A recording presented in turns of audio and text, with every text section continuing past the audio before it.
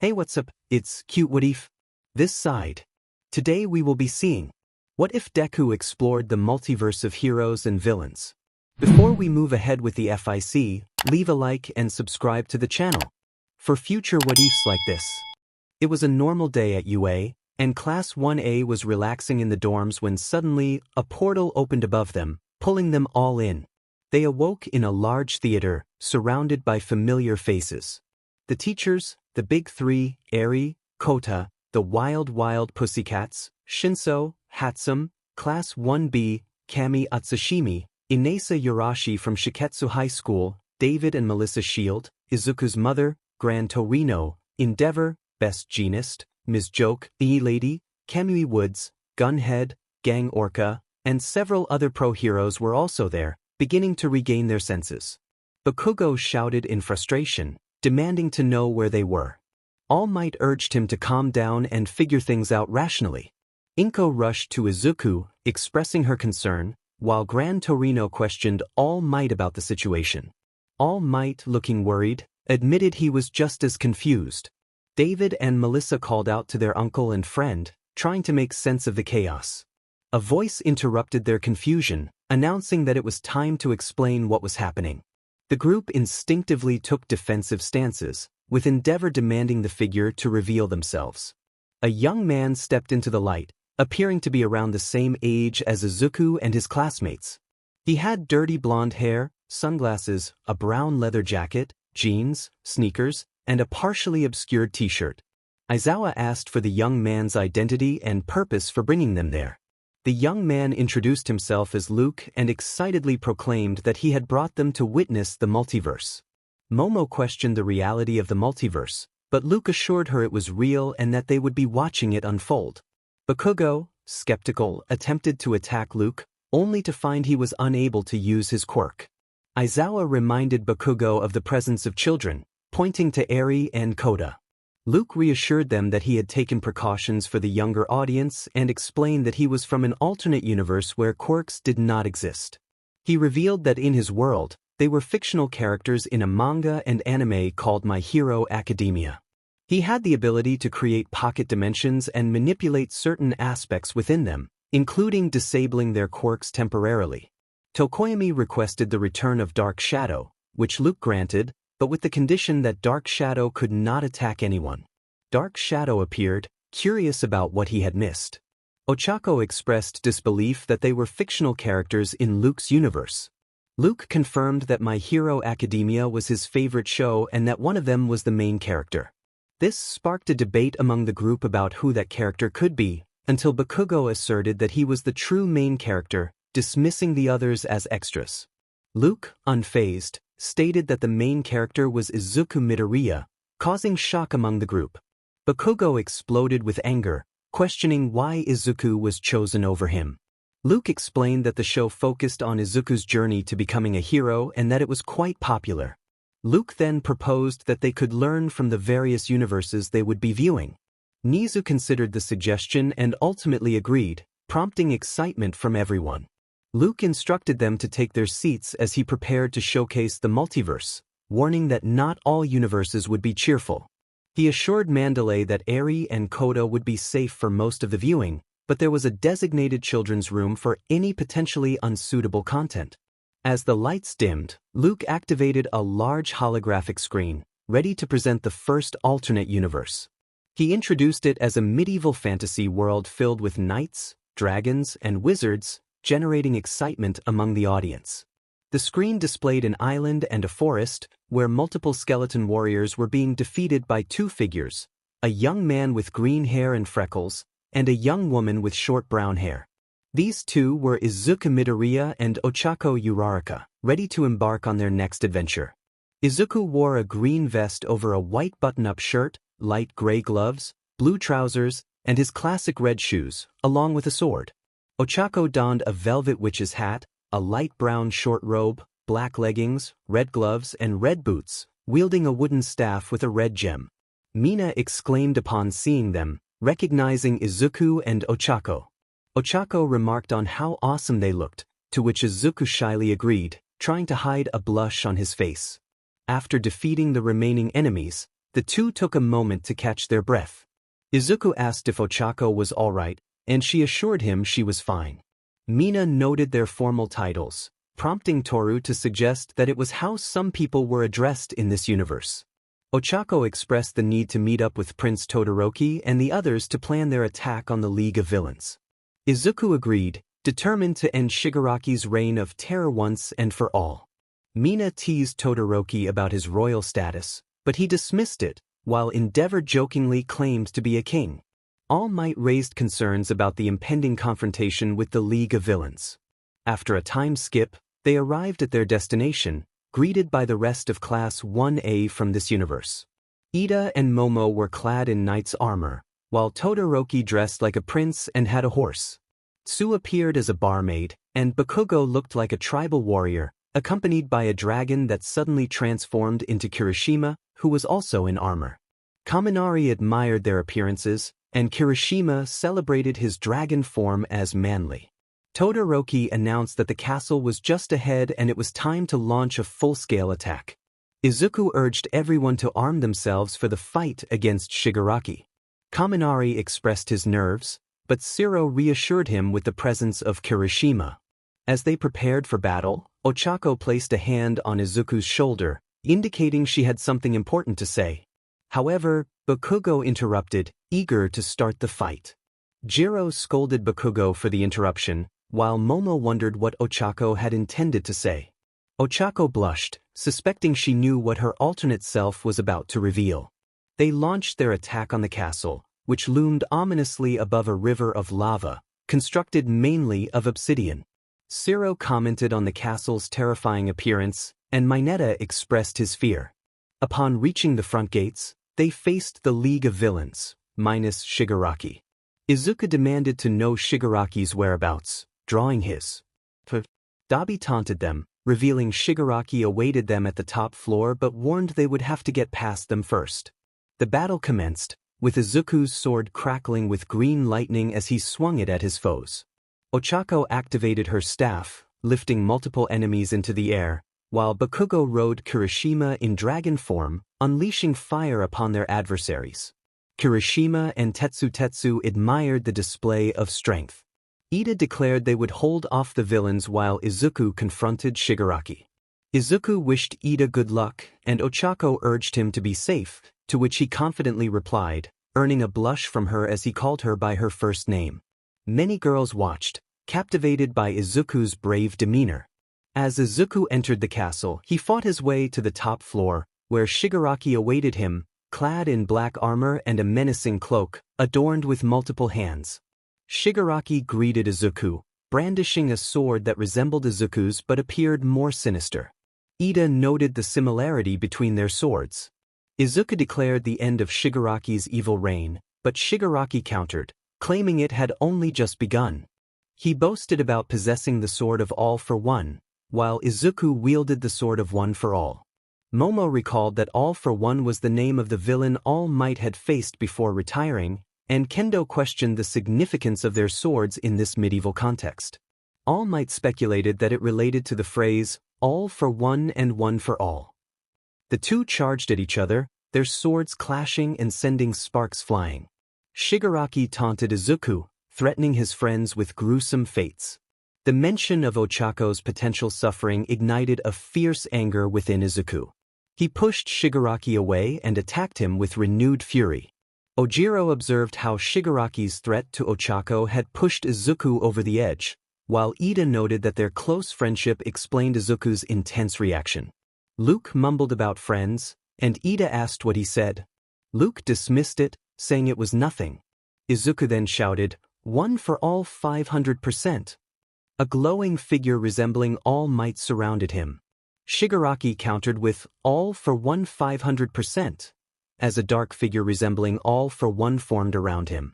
Momo noted that the figure around Midoriya looked like All Might, while Sato pointed out that Shigaraki's figure resembled All for One. Ochako expressed her confusion about the terms, wondering what they meant and how they related to All Might and All for One. Hearing this, Izuku, All Might, Principal Nizu, Recovery Girl, Gran Torino, and Bakugo felt a chill, fearing the truth about One for All might be revealed. The two figures clashed, creating a brilliant flash of light.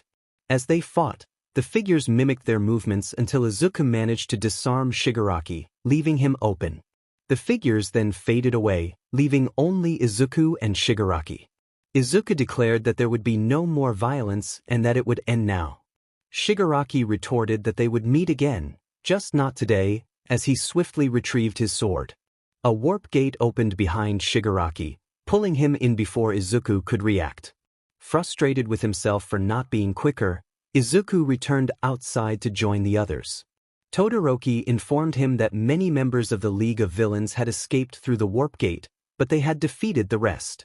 Izuku acknowledged that while Shigaraki had gotten away, they had taken over the castle, which would set the villains back. He urged everyone to celebrate their victory. Kaminari excitedly remarked about having their own castle, while Mineta exclaimed about it being surrounded by lava. Luke interrupted, telling Mineta to be quiet and announcing that this universe was complete, but a sequel would follow.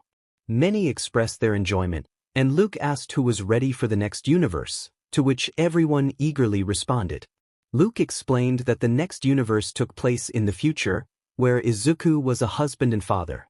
Many girls were curious about who the mother was, while Izuku was shocked to learn he was a dad. The scene opened with the sun rising over Muzudafu City. Inside an apartment, a baby cried. A door opened, revealing a 20-year-old Izuku Midoriya, showing off his toned physique. Kirishima complimented his muscular appearance, and Izuku modestly attributed it to working out more. The girls blushed at the sight, with Ochako even having a nosebleed. Concerned, Izuku asked if she was okay and if she needed recovery girl. Ochako reassured him that she was fine, trying to hide her embarrassment. As Izuku walked down the hallway, he grabbed a t-shirt from the laundry and put it on, much to the disappointment of the girls who wished he would stay shirtless. Entering the baby's room, he approached a crib where a wailing baby, resembling him but with brown hair, awaited. He picked up the baby, soothing him by saying that daddy was there. All Might thought to himself that Izuku had named his son after him. Carrying his son into the kitchen, Izuku placed him in a high chair and started preparing breakfast when footsteps approached. A 10-year-old Eri entered, rubbing her eyes and greeting her father. Izuku asked how she slept, and she replied that it was good and inquired about breakfast. He informed her that he was making bacon and eggs. Eri sat down, playfully ruffling Toshi's curly hair, which made him giggle. The scene melted hearts, with Toru commenting on its sweetness and Mina praising Eri for being a good big sister, causing Eri to blush. Izuku asked Eri to wake her mother, but a familiar voice interrupted, revealing a young woman with round cheeks, brown hair, and brown eyes entering the kitchen. Everyone exclaimed in surprise at the sight of Uraraka, except for Izuku and Ochako, who blushed intensely. Mina teased them about their relationship, while All Might expressed his happiness for Izuku. Ida and Gunhead joined in, celebrating their friend's love. Mineta jokingly lamented how Izuku had won over one of the most popular girls in class, only to be silenced by Momo. Izuku greeted Ochako as she walked over and shared a kiss with him, deepening their blush. The family sat down for breakfast, enjoying bacon and eggs while Toshi had baby food. Eri asked about their plans for the day, and Izuku mentioned Toshi had a playdate, which delighted Ochako as she tickled their son's chin. The adorable scene drew coos from the audience, with Inko expressing her pride in her grandson. Izuku reflected on how grateful he was for a day off to spend time with his family, which shocked everyone when they realized he was the #1 hero. Kaminari exclaimed in disbelief, and Bakugo protested that he should be the one in that position, not Izuku. Bakugo shouted in frustration as Aizawa and some of the other students and teachers attempted to hold him back. All Might felt a swell of pride for his successor, Midoriya, knowing he had accomplished something significant.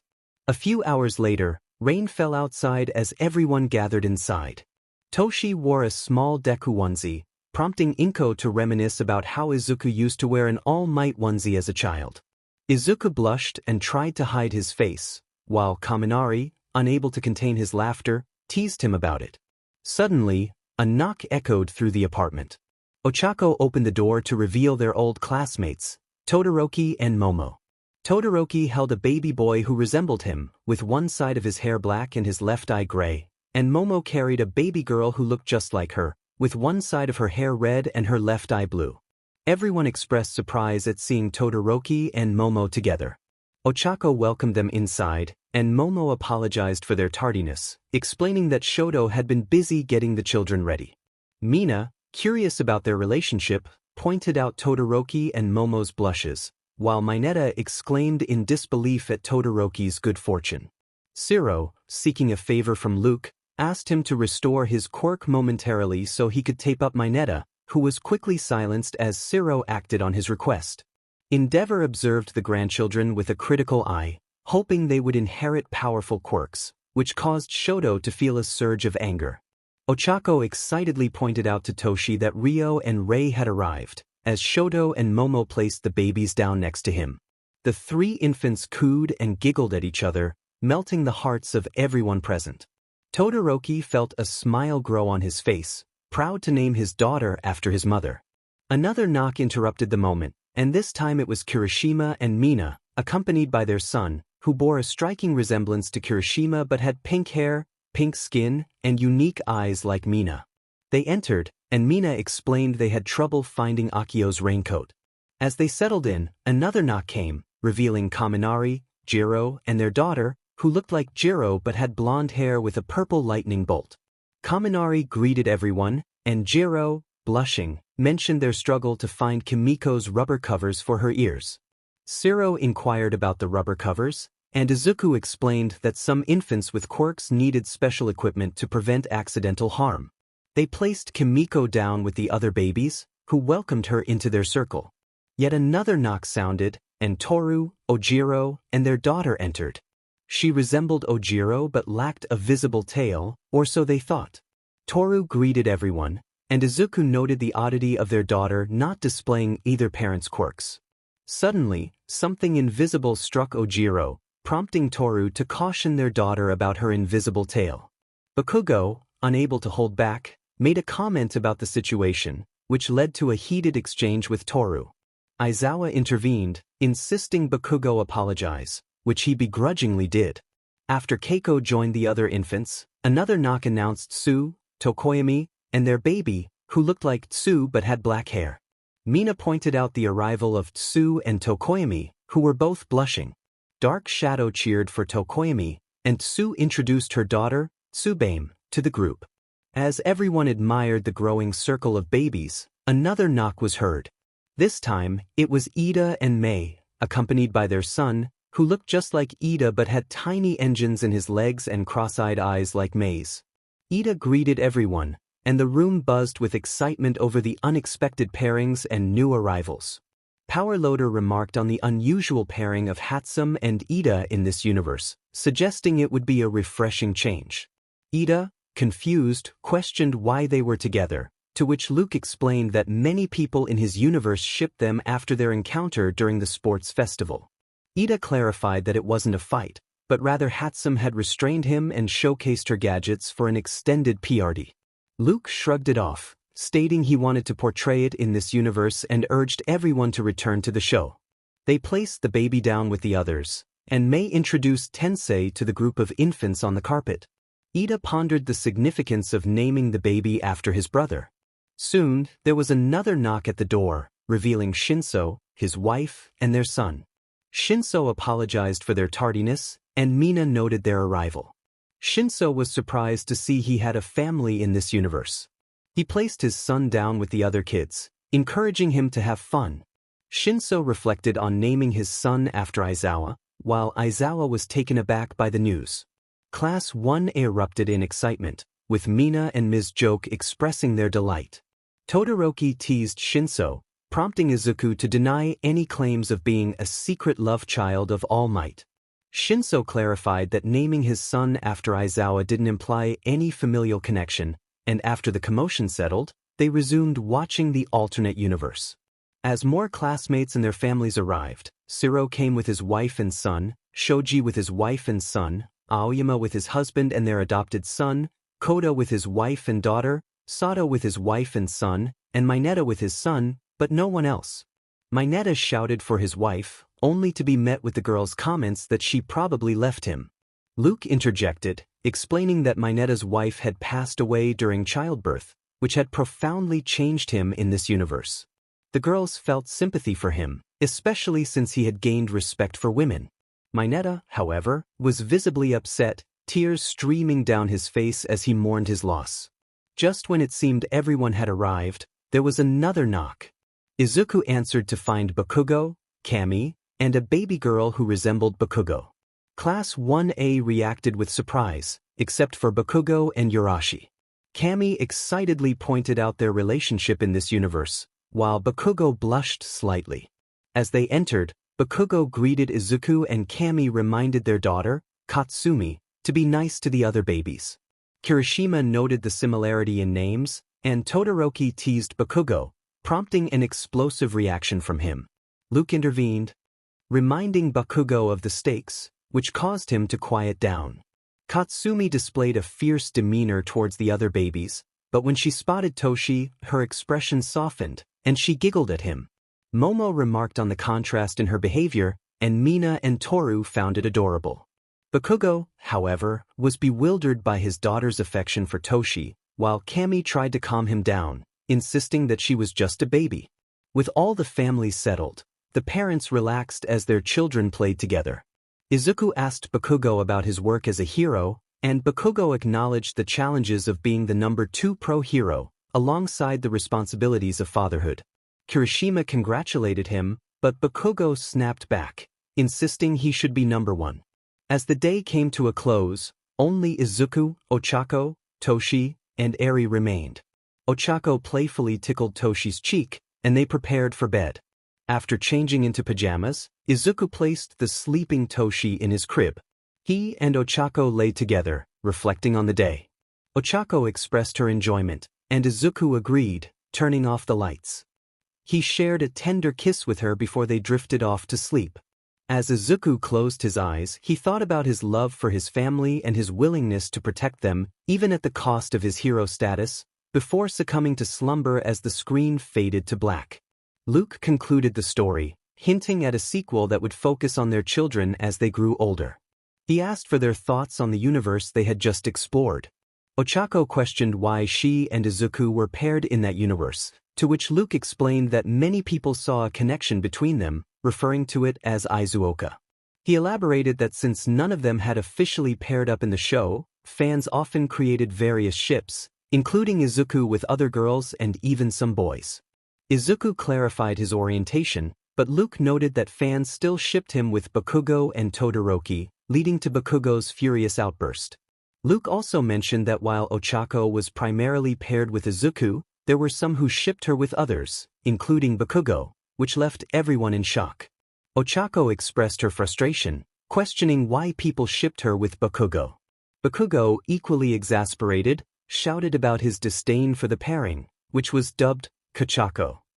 Luke explained that the ship gained popularity after their intense battle during the sports festival, and he shared his annoyance at stumbling upon Kachako fan art while searching for Izuoka art.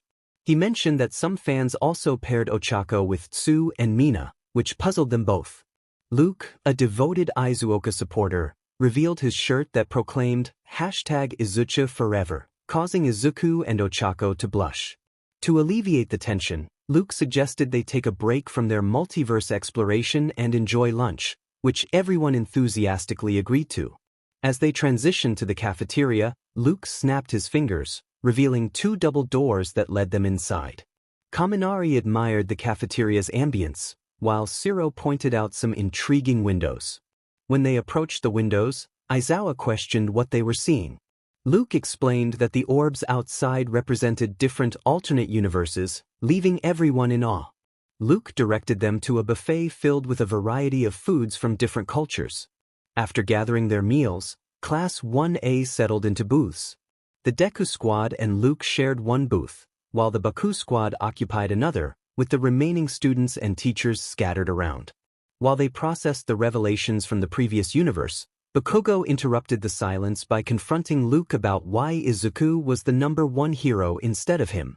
Luke sarcastically acknowledged Bakugo's reminder and clarified that My Hero Academia focused on Izuku's journey to becoming the world's greatest hero, which elicited gasps from the group.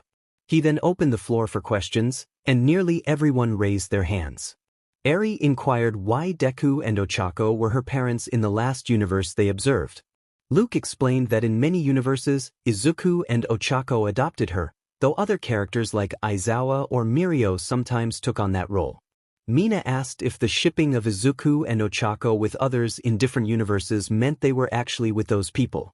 Luke confirmed that the multiverse contained infinite possibilities, including scenarios where Izuku and Ochako paired with others, but reassured them that they wouldn't explore those universes, as he was a staunch Izuoka supporter.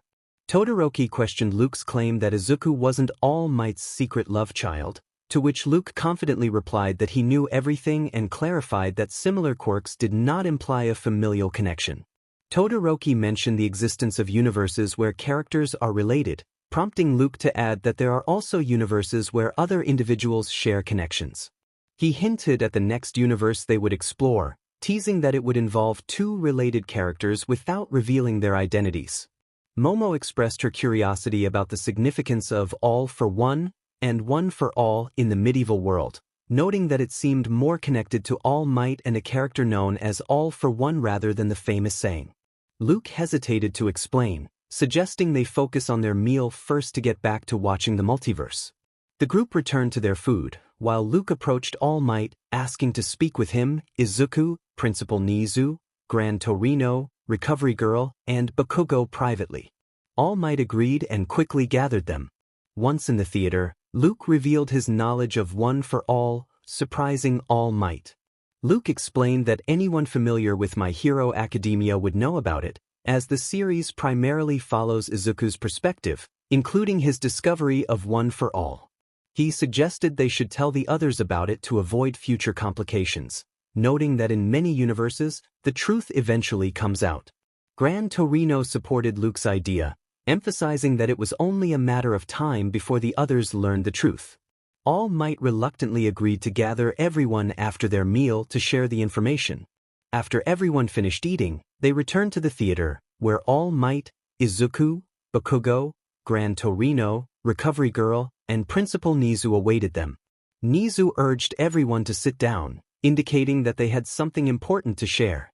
They explained the full story of One for All and All for One, detailing how Izuku had been quirkless until All Might chose him as his successor. The revelation left everyone in shock. Kaminari remarked on the overwhelming nature of the information, while David questioned All Might about why he hadn't shared this sooner. All Might admitted he wanted to protect David and Melissa from the situation. Izuku confirmed he had been born quirkless and had faced bullying, particularly from Bakugo, who had even made a cruel remark about Izuku's worth. Luke provided evidence by activating a holographic display that showed a scene from their world. The footage depicted a young Izuku and Bakugo in middle school, with Bakugo suggesting that if Izuku wanted to be a hero, he should pray for a quirk in his next life and take a dangerous leap from the roof. Ochako and Aizawa reacted with disbelief and anger, while Inko, Izuku's mother, confronted Bakugo about his harsh words. Luke continued to reveal more of Bakugo's past actions, showcasing the bullying Izuku had endured over the years. Inko expressed her sorrow for not knowing the extent of Izuku's struggles, while All Might confronted Bakugo directly, demanding to know why he had treated Izuku so cruelly. Bakugo defensively claimed he was trying to teach Izuku a lesson.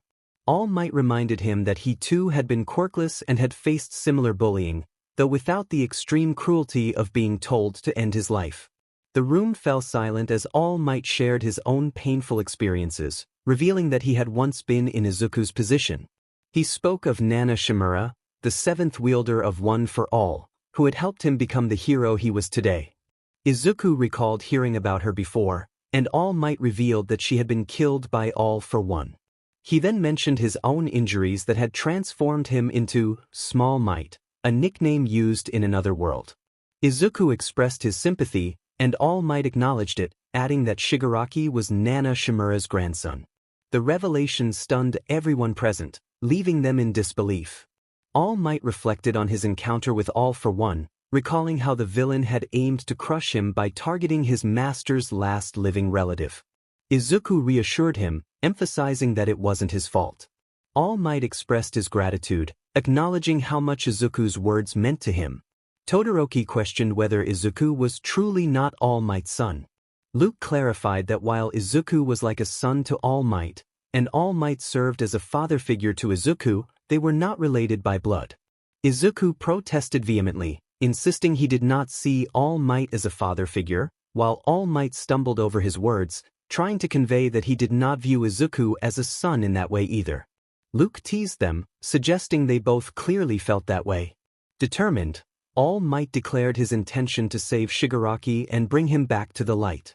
Izuku expressed doubt about whether Shigaraki could truly be saved, but All Might was resolute, stating that he owed it to Nana to find a way.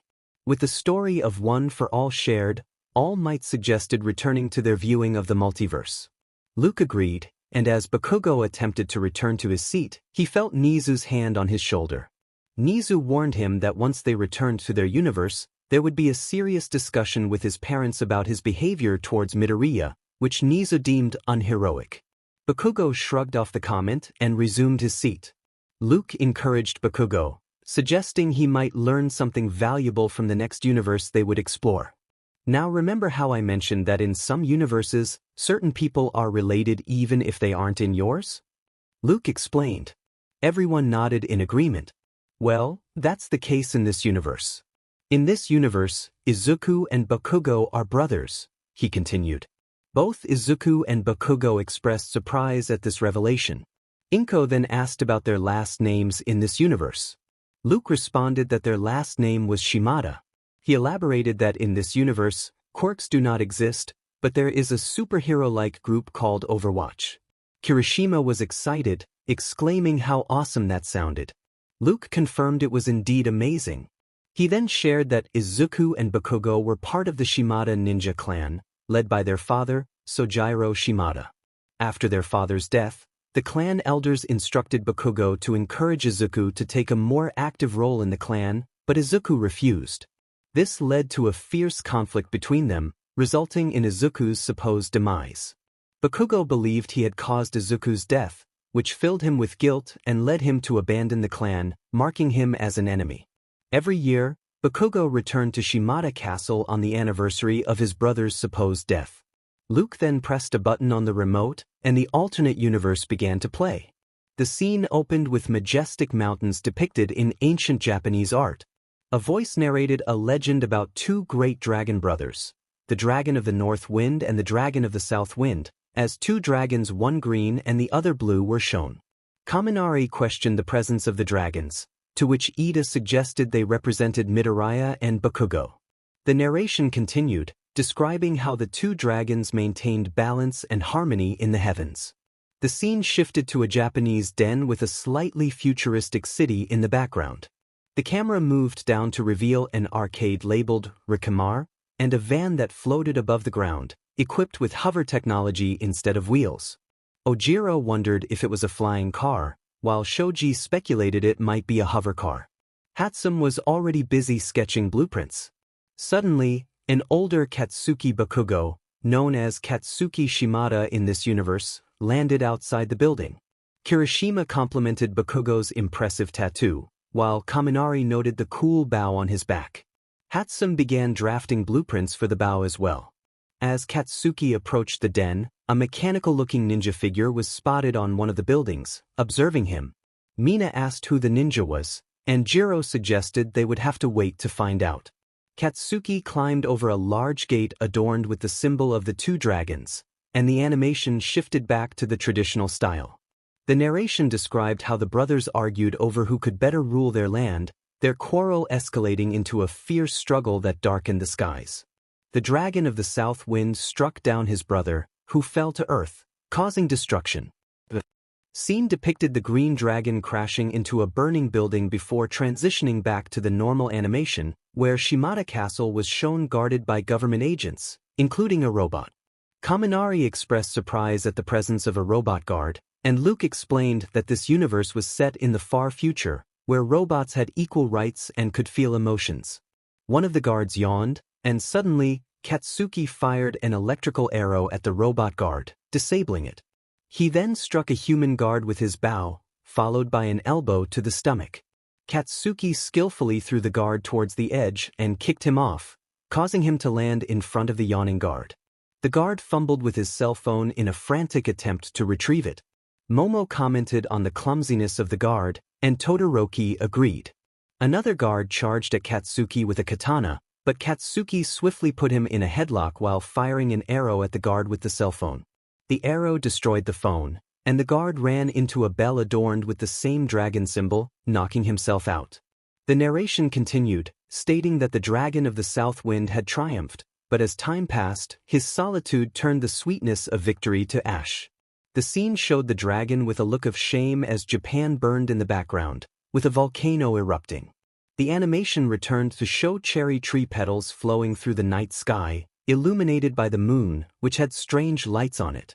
Kaminari questioned the lights, and Luke explained that it was a base on the moon, emphasizing the futuristic setting. Katsuki entered the building, and the mysterious ninja climbed atop one of the buildings behind him, continuing to watch. Katsuki approached a damaged katana on display and a banner with a tear in the corner. The narration described how the bereaved dragon's grief threw the world into discord, leaving him with only bitterness and sorrow. A stranger called out to the dragon, asking why he was so distraught. The dragon confessed that in seeking power, he had killed his brother, leaving him lost without him. The stranger advised him to heal and find value in humility to achieve peace. All Might suggested that Bakugo should consider the stranger's words, as they might help him learn. Bakugo vehemently rejected the idea. The animation shifted back to show Katsuki lighting incense, offering a prayer to Izuku.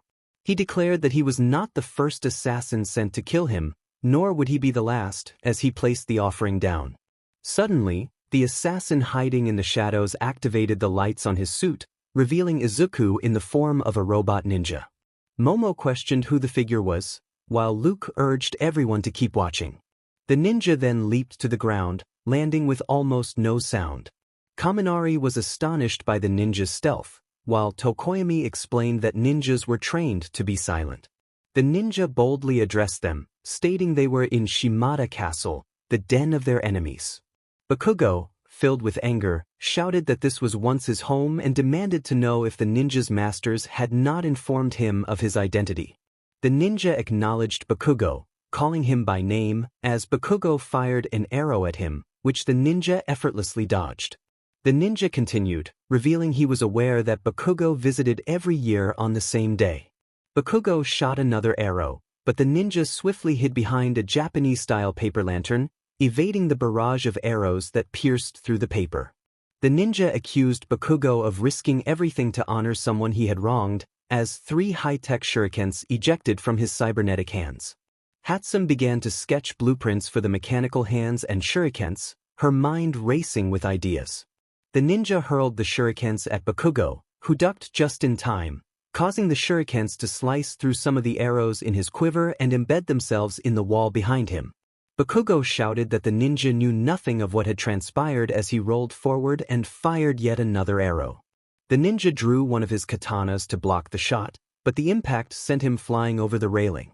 As the ninja attempted to escape, Bakugo unleashed a scatter arrow, which split into multiple projectiles. The ninja skillfully deflected them with his katana before backflipping to the next floor. Sheathing his katana, he dashed out onto the balcony in a flash of green light, moving faster than Ida could. Luke informed the group that not all universes were filled with happiness. The others responded with curiosity, and Luke revealed that in the next universe, Izuku was a villain. The group gasped in shock, and Luke requested someone take Eri and Koda to the kids' room. Mandalay quickly volunteered, leading them away before returning.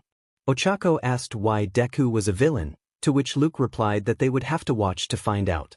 It showed Izuku and All Might standing on top of the building. All Might expressed that, in order to answer Izuku's question, he could not become a hero without a quirk. All Might felt a wave of guilt remembering how he had crushed his successor's hopes and dreams. Ochako, surprised, asked if All Might really told Deku he couldn't be a hero without a quirk, and Luke confirmed it. Aizawa glared at All Might, indicating they would have a serious discussion about this later, causing All Might to sweat slightly. Izuku, only 14 years old, responded to All Might, acknowledging the advice. All Might encouraged him to dream but reminded him to keep those dreams realistic as he got up and left. Izuku stood there, processing the information, feeling worthless. Kirishima urged Izuku not to think like that, while Ochako echoed the sentiment. Izuku recalled what Kaken had told him earlier that day about wanting to be a hero and the drastic measures he could take. He looked over the railing, contemplating Kaken's words. As he climbed over the railing, Izuku thought about how no one believed in him, his mother, the other kids, Kaken, and even All Might. He felt he had nothing to live for and closed his eyes, moving 1 foot forward. Ochako, on the verge of tears, pleaded with him not to jump. Then he fell. Everyone screamed in horror. Izuku tightly shut his eyes, bracing for impact, only to find that he was still suspended in midair, held by strange black and red high-tech tentacles. All Might, witnessing this, questioned what was happening, recognizing the familiar voice that followed. The figure revealed himself to be All For. What? Izuku, confused, asked who he was. All For One flipped him right side up and introduced himself. Izuku, skeptical, questioned if he was a hero since he had no record of him. All For One denied being a hero and, instead, revealed himself as a villain. He inquired why Izuku had attempted to take such drastic action. Izuku shared his pain of being bullied for being quirkless and how All Might's words had crushed his spirit. All Might, filled with shame, regretted his past actions. All For One commented on the selfishness of heroes, and Izuku, feeling the same way, agreed. All For One then proposed that Izuku join the League of Villains, promising him revenge on All Might. Izuku, feeling a sense of belonging, accepted the offer. Fast forward a year and a half later, Izuku had undergone intense training, becoming muscular and strong. He had met Shigaraki, and their relationship was filled with animosity. All For One had shared the full story of his powers and how All Might was once quirkless, deepening Izuku's resentment toward him. While the attack on the USJ occurred without Izuku, he was still focused on his training. The planned attack on the training camp was postponed because All For One had promised Izuku revenge on Bakugo, which required more preparation. One day, All For One informed Izuku of an upcoming attack on UA, where All Might and Bakugo would be present. Izuku eagerly anticipated making them suffer. All For One explained that Izuku would need a boost, offering him a portion of his quirk. Izuku was taken aback by this unexpected gift. Everyone was shocked by the revelation. Ochako questioned why All For One would give Izuku a part of his quirk so soon. Izuku, curious, asked the same question. All For One explained that Izuku reminded him of his brother, the first wielder of One For All, who had also been bullied for being quirkless. He expressed his desire for Izuku to be stronger, placing a reassuring hand on his shoulder. Izuku accepted the offer, and All For One warned him that the process might be painful. Over the following weeks, All For One trained Izuku to harness his new quirk.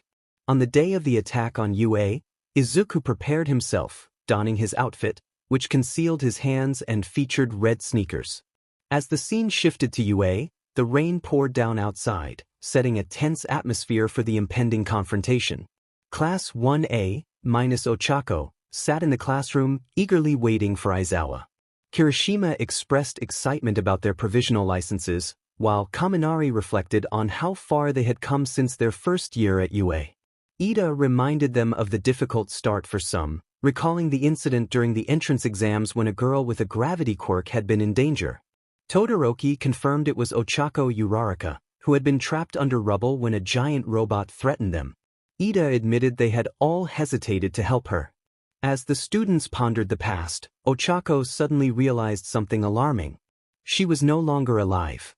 The others reacted with shock, and Nizu explained that in this alternate universe, Midoriya had never attended UA and therefore had not been there to save her. Izuku, filled with regret, apologized for not being there, but Ochako comforted him, reminding him that he had saved her in their universe. Mina and Toru teased Ochako about her feelings for Izuku, which prompted Bakugo to dismiss their concerns with a loud outburst. Mina noted that no matter the universe, Bakugo remained as abrasive as ever, leading to a typical confrontation between him and Aizawa. Suddenly, a loud explosion outside shook the building. Bakugo insisted he wasn't responsible, and Aizawa burst through the door, commanding everyone to put on their costumes as the League of Villains was attacking. The students quickly donned their outfits and rushed outside to join their teachers in the fight.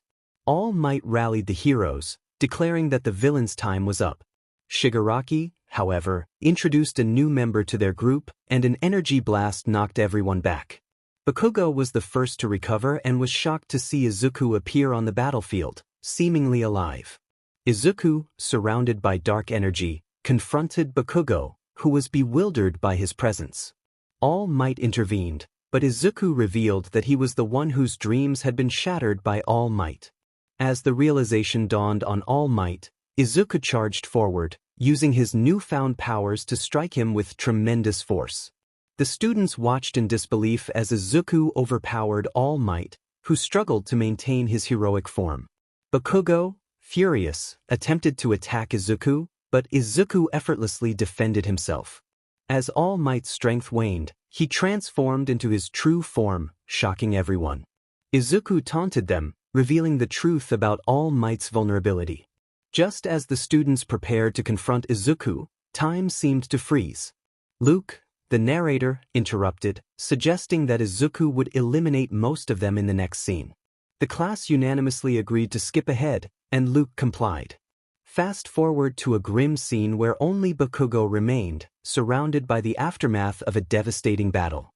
The bodies of his classmates lay scattered, each one a testament to the chaos that had unfolded. Bakugo stood in shock, grappling with the reality of the situation. Izuku acknowledged his actions, challenging Bakugo to respond. Fueled by rage, Bakugo charged at Izuku, but Izuku skillfully evaded his attacks, revealing the depth of his newfound power and the pain behind his motives. All Izuku wanted was to be a hero like All Might, and he felt the weight of Bakugo's hatred for that dream. He expressed his pain, recalling the hurtful words and actions directed at him, including the darkest moment when he had considered giving up on everything. The audience cast disapproving glances at Bakugo, who struggled to regain his composure. Izuku stood firm, voicing his disbelief that someone like Bakugo could be admitted to UA. Aizawa, witnessing the confrontation, offered an apology, but Izuku dismissed it, insisting he was fine. Izuku confronted Bakugo, challenging his claim of heroism. Bakugo, still reeling from the confrontation, attempted to apologize, but Izuku was not convinced. He warned Bakugo that he would not allow him to hinder his path. In a decisive moment, Izuku removed his glove and placed his hand on Bakugo's face, unleashing a surge of energy that caused Bakugo to scream in distress. As the energy dissipated, Bakugo felt no change and lashed out, attempting to use his quirk. However, nothing happened. Panic set in as he realized his abilities had vanished. Izuku revealed that he had taken Bakugo's quirk, declaring that he no longer deserved it. Bakugo's outrage echoed through the arena as he demanded its return, but Izuku merely demonstrated the power he had claimed. Bakugo, infuriated, charged at Izuku, only to be met with a swift punch that sent him reeling. Izuku reminded him of his own words: "A hero cannot exist without a quirk." He restrained Bakugo with advanced technology, ensuring he couldn't escape. Izuku then approached All Might, who was too weak to intervene. He questioned All Might's lack of a smile and, in a shocking act, drew a smile on All Might's face with a knife. The audience gasped in disbelief, realizing the depths of Izuku's transformation. All Might, in a feeble voice, expressed regret, but Izuku dismissed his words, pressing his hand against All Might's chest and unleashing a devastating explosion. The crowd erupted in horror as they witnessed the loss of their hero. Bakugo, in shock, realized the gravity of what had just happened. Izuku, now free from his restraints, confronted Bakugo, slamming him against a wall. He made it clear that Bakugo was not only responsible for his own suffering but also for the destruction around them. The devastation was a direct result of Bakugo's actions, and Izuku held him accountable. Bakugo's fear mirrored the torment he had once inflicted on Izuku. As Izuku demanded Bakugo acknowledge his role in All Might's fate, Bakugo struggled to accept the truth. Eventually, he admitted his guilt, and Izuku released him, warning that any future interference would have dire consequences. Bakugo, now devoid of his quirk, felt lost and helpless. He stepped outside to witness the ruins of the city, collapsing to his knees under the weight of his realization. He had created the monster responsible for this chaos. The scene faded to black, signaling the end of this universe's tale.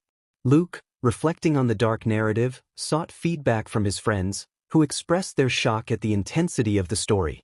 Izuku, burdened by guilt, apologized for his actions in that universe, but Ochako reassured him that it was not his fault. That version of him was different.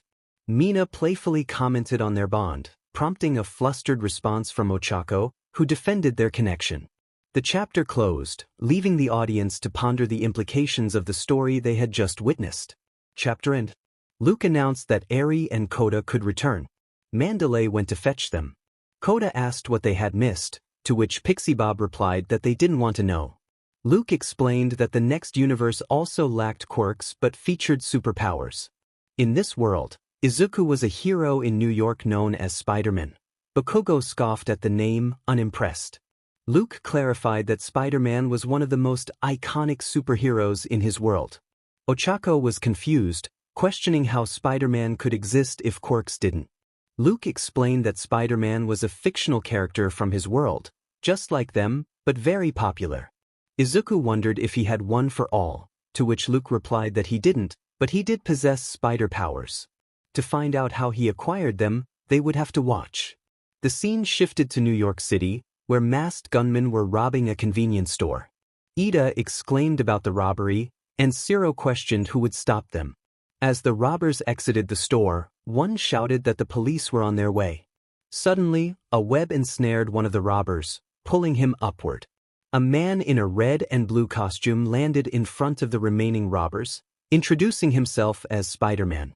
Jiro confirmed that this was Izuku as Spider-Man, and Momo agreed. One of the robbers cursed, realizing they were facing Spider-Man, and they fired their guns at him. Izuku skillfully dodged the bullets, showcasing his acrobatic abilities, which left Ojiro amazed. Using his webs, Izuku disarmed the robbers and restrained them. Just then, the police arrived, aiming their guns at Izuku and ordering him to freeze.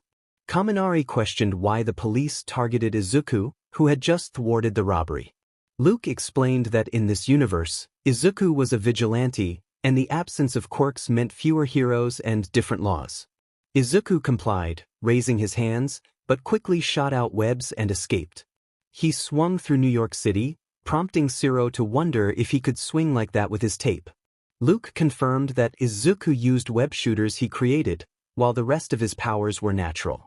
As he swung past a jumbotron displaying a news report from the Daily Bugle, an older Monoma with a mustache appeared on screen. Class 1B reacted in shock, with Monoma proudly claiming his moment of fame. The news report declared that Spider-Man had stopped a robbery but was labeled a menace. Kendo expressed frustration at Monoma's behavior, while Luke explained that Monoma fit the role of a character who harassed Spider-Man in his universe. Izuku, while crawling up the Empire State Building, noted that this was typical for him. Luke confirmed that Izuku had abilities similar to Tsu and Zero combined. Reaching the top, Izuku removed his mask briefly to catch his breath, remarking that it was just another day for your friendly neighborhood Spider-Man. Suddenly, his police scanner alerted him to a situation. Dr. Octopus had escaped from Rikers Island and was attacking Times Square, prompting a call for backup. Izuku groaned, putting his mask back on and diving off the skyscraper. As he leaped, Zero exclaimed about the height of Izuku's jump. Izuku fired a web at a nearby building, swinging toward Times Square, where he encountered a human-looking Shoji with mechanical arms. Class 1A was astonished, and Shoji questioned why he was a villain. Luke explained that Shoji's quirk resembled that of an octopus, hence his role as Dr. Octopus in this universe. The mechanical arms drew further commentary from Kaminari and Jiro, while Mei began sketching designs. Shoji challenged Spider-Man, declaring it was time for New York to bow before him. Izuku countered, asking if they could make it quick as he had a busy day. Luke noted that Spider-Man often made jokes during fights. The two engaged in a battle, climbing to the tallest building in Times Square. Shoji then revealed a bomb, activating the timer, causing Izuku to lunge at him in desperation. Izuku felt a sharp pain as he struggled to stay conscious. Shoji had enhanced his arms, making them stronger and more dangerous. Izuku, weak and losing blood, knew he had to end this quickly. Shoji seized Izuku by the leg with one of his metal arms, holding him upside down. With a smirk, he declared, "So long, Spider-Man," before throwing Izuku off the building. Ochako screamed in horror, calling out for Deku. Inko's voice joined the chorus, desperately shouting for Izuku. The others echoed their concern, but time seemed to slow as a flashback began. 5 years earlier, a group of high school students was on a field trip to a laboratory. Among them were Izuku, Ochako, and Bakugo. Izuku, wearing glasses, was taking in the sights. Ochako called out to her friends, teasing Bakugo about Izuku's nerdy appearance. The tour guide introduced the radioactive spider project, showcasing a glass box filled with red and blue spiders. He explained that Baku Corp aimed to create a new type of super soldier through spider genetics. Kirishima wondered about Baku Corp, jokingly suggesting it was owned by Bakugo. Luke explained that in his universe, Spider-Man had a wealthy best friend whose father ran a company called Oscorp, which also had villainous ties. Bakugo vehemently denied any connection to villainy. The tour guide continued, revealing that they had combined the DNA of 3 different spider species to create the 12 spiders on display. Ochako counted them and noticed one was missing. The tour guide shrugged it off, suggesting the researchers were still working on it. Meanwhile, the 12th spider crawled up a web on the ceiling. Kendo sensed trouble, and Minoma quipped sarcastically. Suddenly, the red and blue spider descended and landed on Izuku's hand. He was too absorbed in taking pictures to notice until it bit him. Startled, he swatted the spider away, unintentionally killing it. Feeling strange, he asked Bakugo if he could go to the bathroom, claiming he felt sick. The tour guide granted permission, and Izuku rushed to the restroom, where he was sickened by the experience. The next day, Izuku awoke to find he no longer needed his glasses. Confused, he looked in the mirror and was astonished to see he had developed a six-pack, prompting a flurry of excitement among his female classmates. Later that day, he discovered his spider sense when a jock attempted to hit him with a paper airplane in class. He realized his super strength when he crushed a soda can during lunch and showcased his agility while defending himself against a bully in the hallways. He even climbed the side of a building in an alleyway, uncovering more of his newfound abilities. Izuku thought to himself that the spider bite must have granted him superpowers. He spotted an advertisement for a wrestling match, promising a cash prize for anyone who could last 3 minutes in the ring. Ida expressed his disapproval, criticizing Izuku for wanting to use his powers for fame.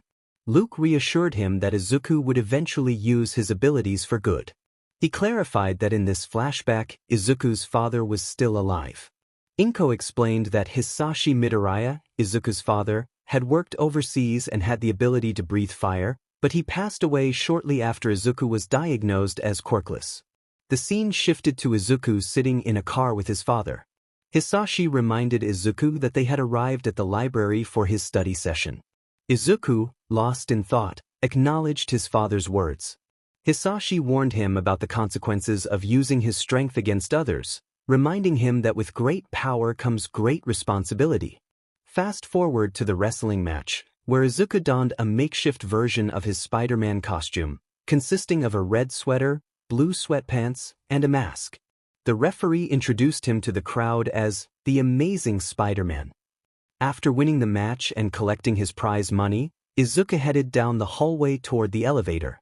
Suddenly, he heard a security guard shout for help, chasing after a thief who had stolen a large sum of money. The thief ran past Izuku, who stood frozen, allowing the criminal to escape. The guard expressed frustration, questioning why Izuku hadn't intervened. Izuku shrugged off the responsibility, insisting it wasn't his problem. Ida confronted him, demanding to know why he would disregard others' troubles. Izuku defended himself, reminding Ida that he would eventually become a better person. Later, Izuku waited on the sidewalk for his father to pick him up, growing anxious as time passed. Noticing a crowd gathered across the street, he walked over to see what was happening. He saw them all huddled around his father's lifeless body. Ochako gasped in shock, while Inko whispered her husband's name in disbelief. Izuku, on the verge of tears, called out for his dad, and Bakugo quietly mourned the loss of his uncle. In a moment of anguish, Izuku crouched beside his father's body, demanding to know who had done this. A police officer informed him that a criminal had shot Hisashi and stolen his car, but they had the suspect surrounded in a warehouse across town. Determined, Izuku changed into his wrestler costume and leapt from rooftop to rooftop until he reached the scene. Police cars surrounded the warehouse, and an officer announced through a loudspeaker that they knew the suspect was inside and demanded him to come out with his hands up. With stealth, Izuku jumped onto the roof, avoiding the officer's attention, and climbed through a window into the dark interior of the warehouse. Suddenly, gunfire erupted, but Izuku skillfully dodged the bullets. The murderer shouted in frustration, and Izuku seized the moment to kick him through the window, shattering the glass. As the dust settled, Izuku recognized the face of the criminal. It was the very man he had let escape earlier. In disbelief, Izuku grappled with the weight of responsibility for his father's death. His mother reassured him, reminding him that he hadn't known and that this was an alternate version of himself. The criminal, cornered, demanded to know what Izuku wanted from him. In a swift motion, Izuku knocked him out and left him for the police to apprehend. Afterward, Izuku found himself sitting atop the Chrysler Building, tears streaming down his face. He felt the crushing weight of guilt, believing that if he had only stopped the criminal, his father would still be alive. Yet, amidst the sorrow, he resolved not to give up. This city needed him, and he would continue to fight for it, even as he overlooked the night skyline of New York. Fast forward to when he crafted his official costume and designed his web shooters. It then showcased all the people Izuku had saved over the years. He saved 2 kids from a burning building, stopped a mugging, halted a runaway train, thwarted supervillains, and shared a moment with Ochako. With great power. The scene shifted back to the present, where Izuku was still falling. He opened his eyes and thought, "Comes great responsibility." He then fired a web, pulling himself back onto the building and kicking Shoji away. He grabbed the bomb with a web and launched it into the air, where it exploded.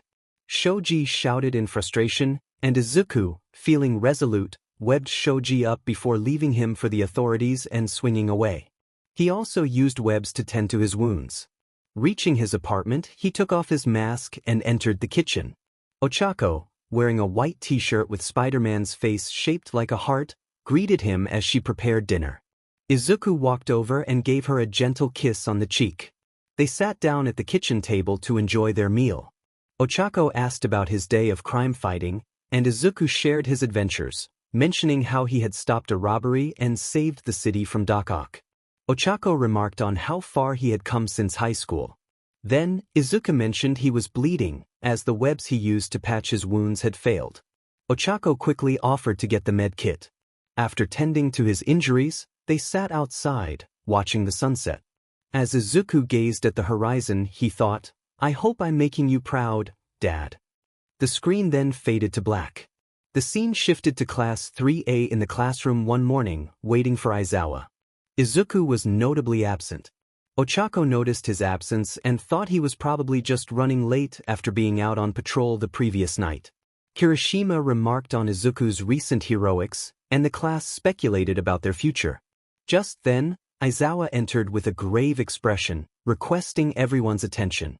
The room fell silent as he delivered shocking news. Izuku was gone. The classroom was enveloped in silence. Ochako whispered Izuku's name, her heart aching, while All Might expressed his sorrow. Eri's innocent question about Izuku's fate went unnoticed as everyone grappled with the loss. Aizawa explained that during a patrol, Izuku had confronted a villain who possessed a powerful quirk.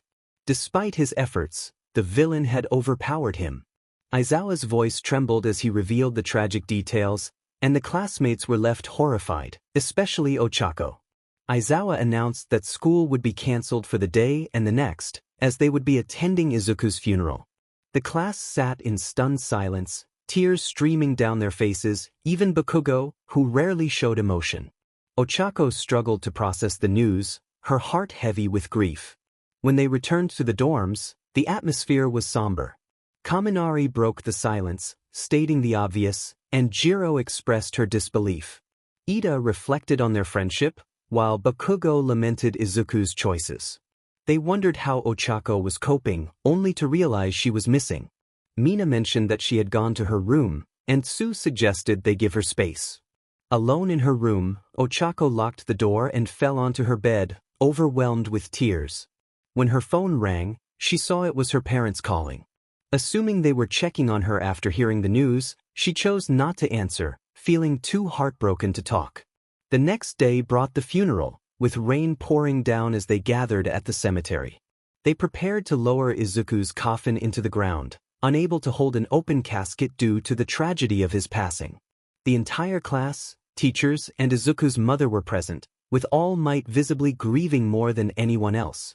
Izuku's gravestone read, "Here lies Izuku Midoriya born, July 15, 2158 died, February 12, 2176 rest in peace." The pastor asked if anyone would like to say a few words. Ida stepped forward first, expressing how Izuku had been one of his closest friends, inspiring him to be stronger and to never give up. Todoroki followed, sharing how Midoriya had helped him confront his inner demons and how he was one of the few friends he had ever known, emphasizing that Izuku did not deserve to die. As others shared their thoughts, it was Bakugo's turn. He reflected on their lifelong friendship, admitting that he had bullied Izuku for years simply because they both aspired to be heroes. Overcome with emotion, Bakugo lamented that he should have been the one to die instead. Mina interjected, teasing Bakugo about his feelings. Bakugo snapped back, affirming that he was upset because he had lost his oldest friend. Finally, it was Ochako's turn to speak. She expressed her regret at never having told Izuku how she truly felt about him, as she had been too focused on her own aspirations of becoming a hero. She had planned to confess her feelings after graduation, but now it was too late, and she collapsed to the ground in tears. Toru remarked on the sadness of the moment as the scene faded to black. Many were still grieving. Luke apologized for the emotional weight of the moment and suggested that Ochako should consider pursuing her feelings for Izuku, as life was unpredictable. Ochako found herself at a loss for words. The narrative shifted to a new universe where Izuku had never received one for all and remained quirkless, yet still aspired to be a hero. Bakugo reacted incredulously, insisting that it was impossible for someone without a quirk to be a hero. All Might intervened, calming Bakugo down. The story began with Izuku walking home after a discouraging conversation with All Might, who had told him that he couldn't be a hero without a quirk.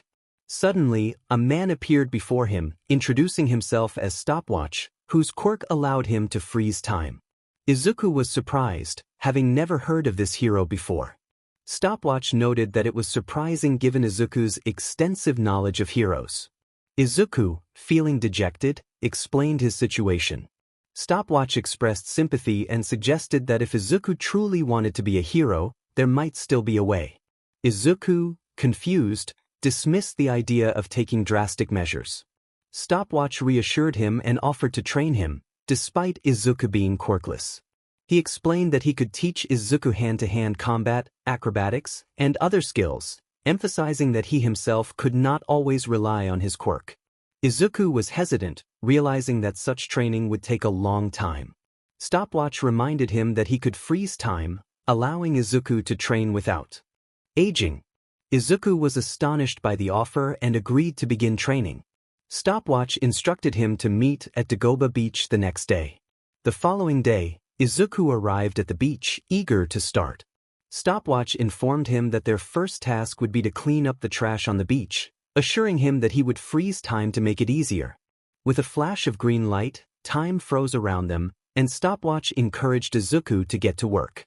A training montage followed, showcasing Izuku cleaning the beach, learning hand-to-hand combat, acrobatics, and parkour. After rigorous training, Izuku felt ready for the entrance exams. Stopwatch encouraged him to do his best. During the entrance exams, Izuku encountered Ochako and others as usual.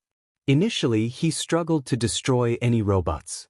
However, when he saw Ochako trapped under rubble, he rushed to her aid, lifting the debris just in time to save her. Jiro pointed out Bakugo's disbelief, and Bakugo could only growl in response. The narrative concluded with Izuku returning home, excited to find a letter confirming his acceptance into UA. Ochako asked the teachers to give Izuku some of her points, but they explained that it wasn't necessary since he already had rescue points.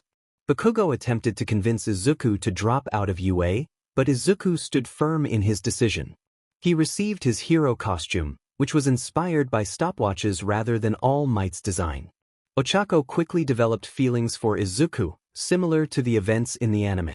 Izuku triumphed over both Bakugo and Todoroki in the sports festival, securing first place.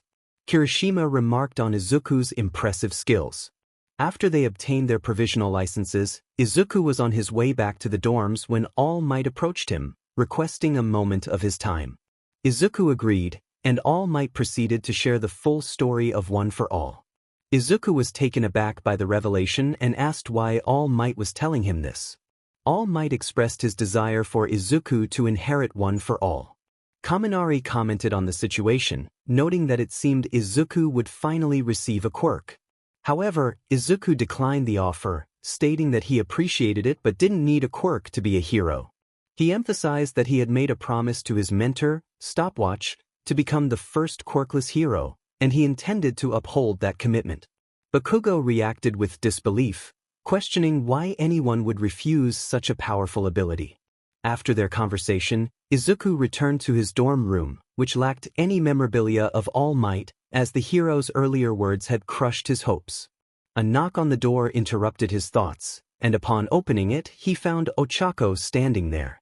She greeted him, and Izuku asked what brought her to his room. Ochako requested to talk, and he invited her in, closing the door behind them. Just as he began to ask what she wanted, Ochako surprised him by leaning in and kissing him. Mina's enthusiastic shout echoed in the background, celebrating the moment. Ochako expressed her feelings, saying she loved him, to which Izuku responded in kind. The scene faded to black, marking a significant moment in their story. Chapter End.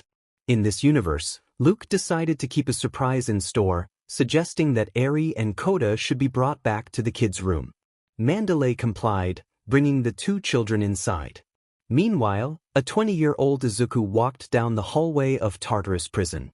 Kaminari inquired about Izuku's location, to which All Might explained that he was in the facility where notorious villains like All for One and the hero Killer Stain were held. Izuku entered a room with a chair facing a window and took a seat. A guard informed him that he had 10 minutes with the prisoner, to which Izuku confidently replied that 10 minutes was all he needed. Momo wondered who the prisoner could be, and Bakugo speculated that it was likely a villain deserving of their fate. Moments later, a guard announced the arrival of the inmate. A chair was pushed forward, revealing none other than Katsuki Bakugo, who had longer hair and wore an eye patch. Silence filled the room until Kaminari remarked that Bakugo was indeed not wrong. Bakugo growled at Izuku, demanding to know why he was in jail and insisting he must have been framed. Kirishima questioned the eye patch, noting it looked manly but wondered about its purpose. Izuku asked Bakugo if it was worth it to become a villain, recalling the destruction he had caused and the harm done to Ochako. The revelation shocked Kirishima, All Might, and Ochako, prompting Momo to urge Ochako to stay away from Bakugo, who insisted that this was another version of himself. Toru warned Bakugo that they would be watching him closely, while Monoma mocked Bakugo's villain status, only to be reprimanded by Kendo. Izuku shared that he and Ochako were getting married, prompting Mina to cheer for their relationship. Bakugo congratulated them, but a moment of silence followed as Izuku questioned how Bakugo had transformed from the Kaken he knew to a villain. Bakugo suggested they needed to go back in time to understand. 5 years earlier, Izuku met Bakugo at a training ground. Bakugo challenged him to a fight without holding back, disregarding the rules. Aizawa intervened, reminding them that fights required permission. Izuku tried to walk away, but Bakugo blocked his path, insisting they would fight. Despite Izuku's protests, Bakugo lunged at him, explosions erupting from his hands. Ochako shouted for Bakugo to leave Izuku alone. Izuku dodged Bakugo's attacks, maintaining that he did not want to fight. Aizawa noted that Izuku was not doing anything wrong, merely avoiding the conflict.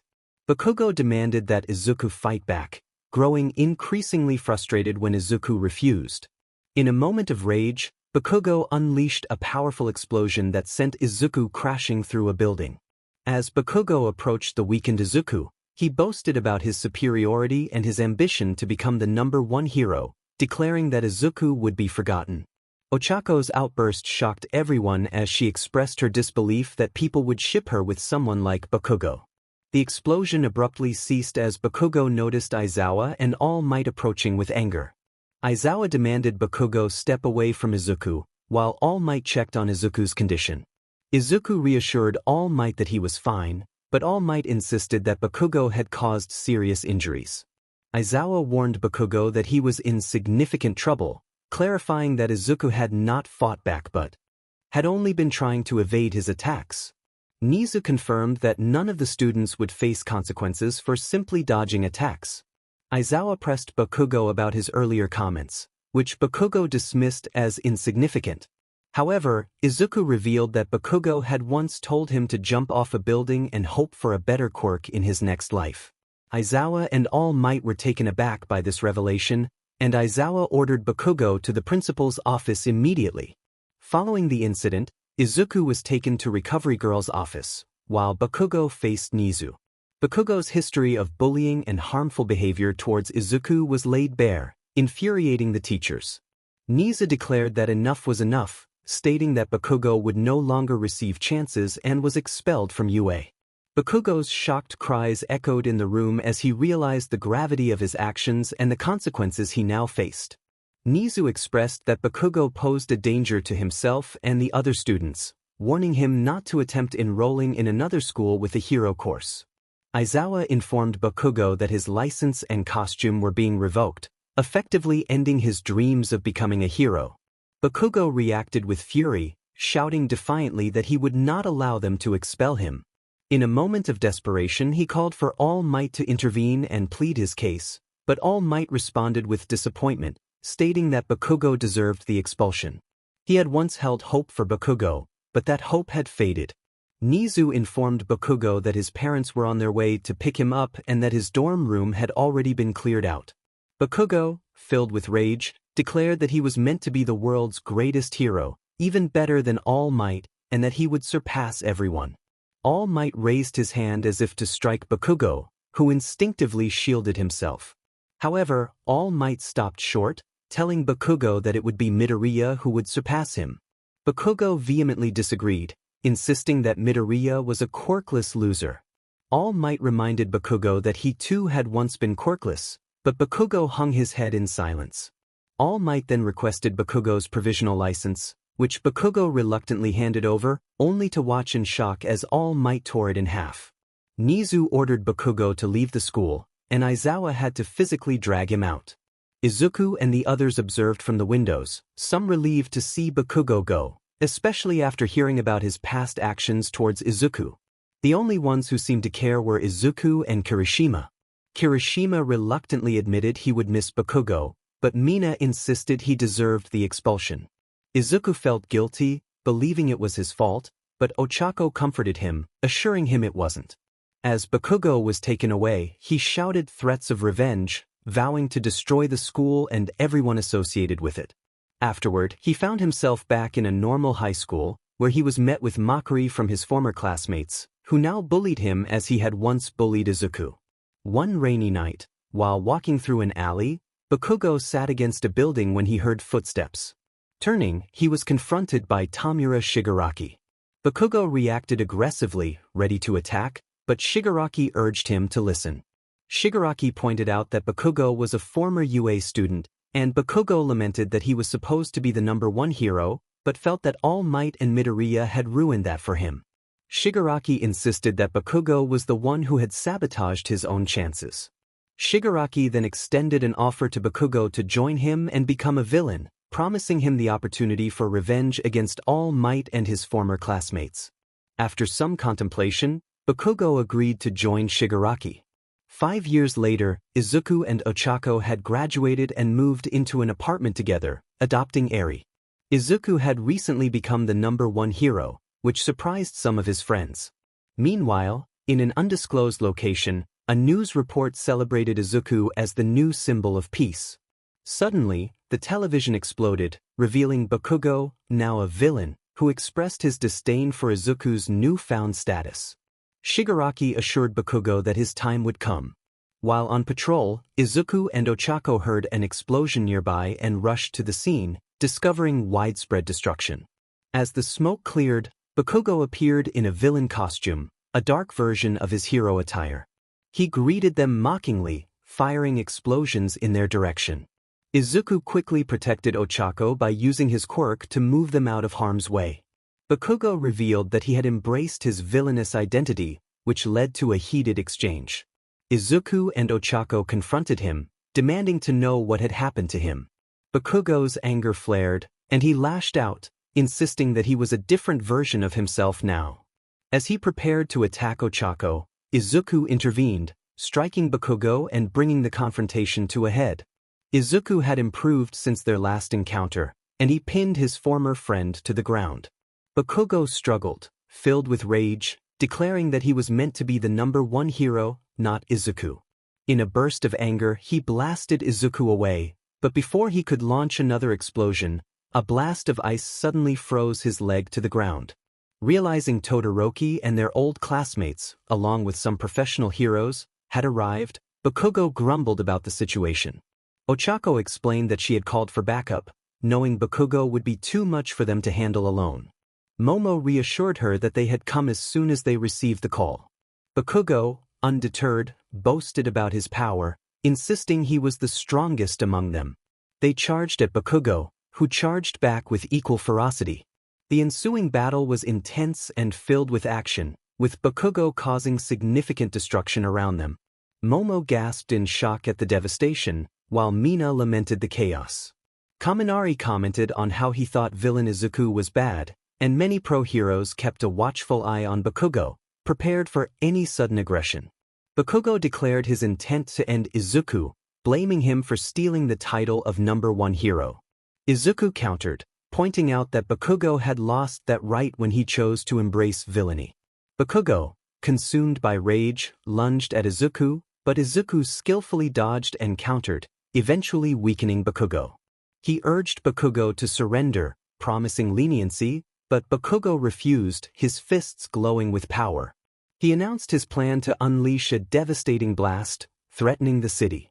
Izuku pleaded with him to reconsider, but Bakugo was resolute in his anger. Just as Bakugo prepared to unleash his attack, Ochako intervened, striking him and momentarily distracting him. Izuku cheered her on, causing her to blush. Bakugo retaliated with a powerful blast that sent Ochako flying, prompting Izuku to rush to her side, tears streaming down his face as he whispered his love for her. Jiro expressed concern for Ochako, while Kaminari reminded them that she had been hospitalized, indicating she was still alive. Ida noted that Izuku seemed unaware of her condition, believing her to be dead. Bakugo taunted Izuku, claiming Ochako was weak, which only fueled Izuku's anger. He declared his love for her, expressing how much she meant to him. Tsu remarked on Izuku's feelings, causing both him and Ochako to blush again. Fueled by emotion, Izuku launched a relentless assault on Bakugo, striking him repeatedly and slamming him against the wall. Bakugo, overwhelmed, begged for mercy as Izuku continued his onslaught. In a desperate move, Bakugo managed to gain the upper hand by putting Izuku in a headlock, boasting about his superiority. However, Izuku retaliated, causing Bakugo to scream in pain. The battle continued, with Izuku gaining the advantage once more. Bakugo, realizing his mistake, begged for mercy as Izuku threatened him. Just then, Momo shouted that Ochako was not dead, but merely unconscious, revealing her beside them. Relief washed over Izuku as he dropped Bakugo, who succumbed to his injuries. After the confrontation, Bakugo was taken into custody, while Izuku accompanied Ochako to the hospital. Hours later, Ochako slowly awoke to find Izuku asleep by her side. She called out to him, and he quickly woke, relieved to see her conscious. She asked if he had defeated Bakugo, and he admitted that he had gone too far, noting that Bakugo now had only one eye. Izuku shared his internal struggle, revealing that he had almost crossed a line he never intended to. In a heartfelt moment, Izuku pulled out a small box and revealed a ring, asking Ochako to marry him. Overjoyed, she accepted, and their friends cheered for them, both of them blushing at the attention. Back in the present, Bakugo reflected on the events, and as the guard announced that time was up, Izuku bid him farewell before leaving. The scene faded to black. In another universe, Luke explained to Ochako that it was the opposite of the quirkless world they had seen, revealing that in this universe, Izuku had been born with a quirk. Deku may have a quirk, but it won't be as powerful as mine, Bakugo thought confidently. Luke, however, pointed out that Bakugo was the quirkless one in this scenario. Bakugo was taken aback, but Luke ignored him and activated a holographic screen. The screen displayed a 4-year-old Bakugo being bullied by some kids. Bakugo shouted for them to leave him alone, but one of the kids taunted him, saying he couldn't be a hero without a quirk. Just as the bullies approached, a wall of fire erupted, cutting them off from Bakugo. A young Izuku, with flames flickering from his hand, stood defiantly. Midoriya? Bakugo thought, astonished. The sight of fire coming from his friend's hand left everyone in shock. Todoroki and Endeavor exchanged glances, impressed by the display. Deku, Bakugo exclaimed, feeling a surge of happiness at seeing his friend. He couldn't understand why Midoriya was defending him, a quirkless loser, when he had such a powerful quirk. Izuku stood protectively in front of Bakugo, declaring that he wouldn't let anyone hurt him. Bakugo reflected on the situation, realizing that even in this universe where he was quirkless, Deku still cared for him. Kaminari noted how Midoriya was different from Bakugo, still the same kind-hearted person they all admired. The bully retorted, calling Izuku trash, but Izuku, angered, yelled back. Kaminari wondered why Deku was so upset, and Luke explained that he got angry when his friends were hurt. Bakugo recognized that Izuku had a valid reason to be angry, unlike him. Luke interrupted their conversation, suggesting they return to their own universe. Izuku then enveloped himself in flames, scaring off the bullies before checking on Bakugo. He asked if Bakugo was okay, and Bakugo admitted he wished the bullying would stop. Izuku reassured him that he would become a hero, even without a quirk, and that he believed in him. Bakugo was touched by Izuku's unwavering faith in him. They fast-forwarded to the end of middle school, where they exchanged goodbyes. On his way home, Izuku encountered the sludge villain but managed to defeat it using his quirk. All Might appeared, praising him for his bravery and inquiring about his quirk. Izuku explained that his quirk, pyrokinesis, allowed him to manipulate fire. Tsu commented on the nature of Izuku's quirk, while Momo noted it seemed to combine elements from both his parents' quirks. Izuku asked All Might to sign his hero journal, explaining that he wanted to be the best hero ever, which was why he kept the notebooks. All Might signed the journal and expressed hope for Izuku's dream. However, when Izuku tried to ask another question, All Might prepared to leave. Izuku insisted he needed to ask about his friend, who was quirkless but still aspired to be a hero. All Might, surprised, explained that without a quirk, it would be difficult for his friend to achieve that dream. Izuku felt disheartened by All Might's words. As he continued home, he wondered how he would explain this to Bakugo. Suddenly, he saw the sludge villain attacking Bakugo and rushed to help. Instead of throwing his backpack, he unleashed fireballs, weakening the villain. Bakugo, struggling to break free, questioned why Izuku was there. Izuku replied that he couldn't let Bakugo be in danger. All Might observed the scene and noted that Izuku's selflessness was what made him a true hero. After All Might defeated the sludge villain, he stopped Izuku to commend his bravery and offered him his quirk. Izuku, however, felt that he wasn't the right person for it. Ochako was baffled by Izuku's decision, while Bakugo wondered why he would turn down such an opportunity. Izuku insisted that the quirk should go to Bakugo, his quirkless friend who wanted to help others. Bakugo was surprised by this thought. All Might considered Izuku's suggestion and decided that if Bakugo was willing to prove himself, he could inherit one for all. The next day, Bakugo asked why Izuku had brought him to Dagoba Beach.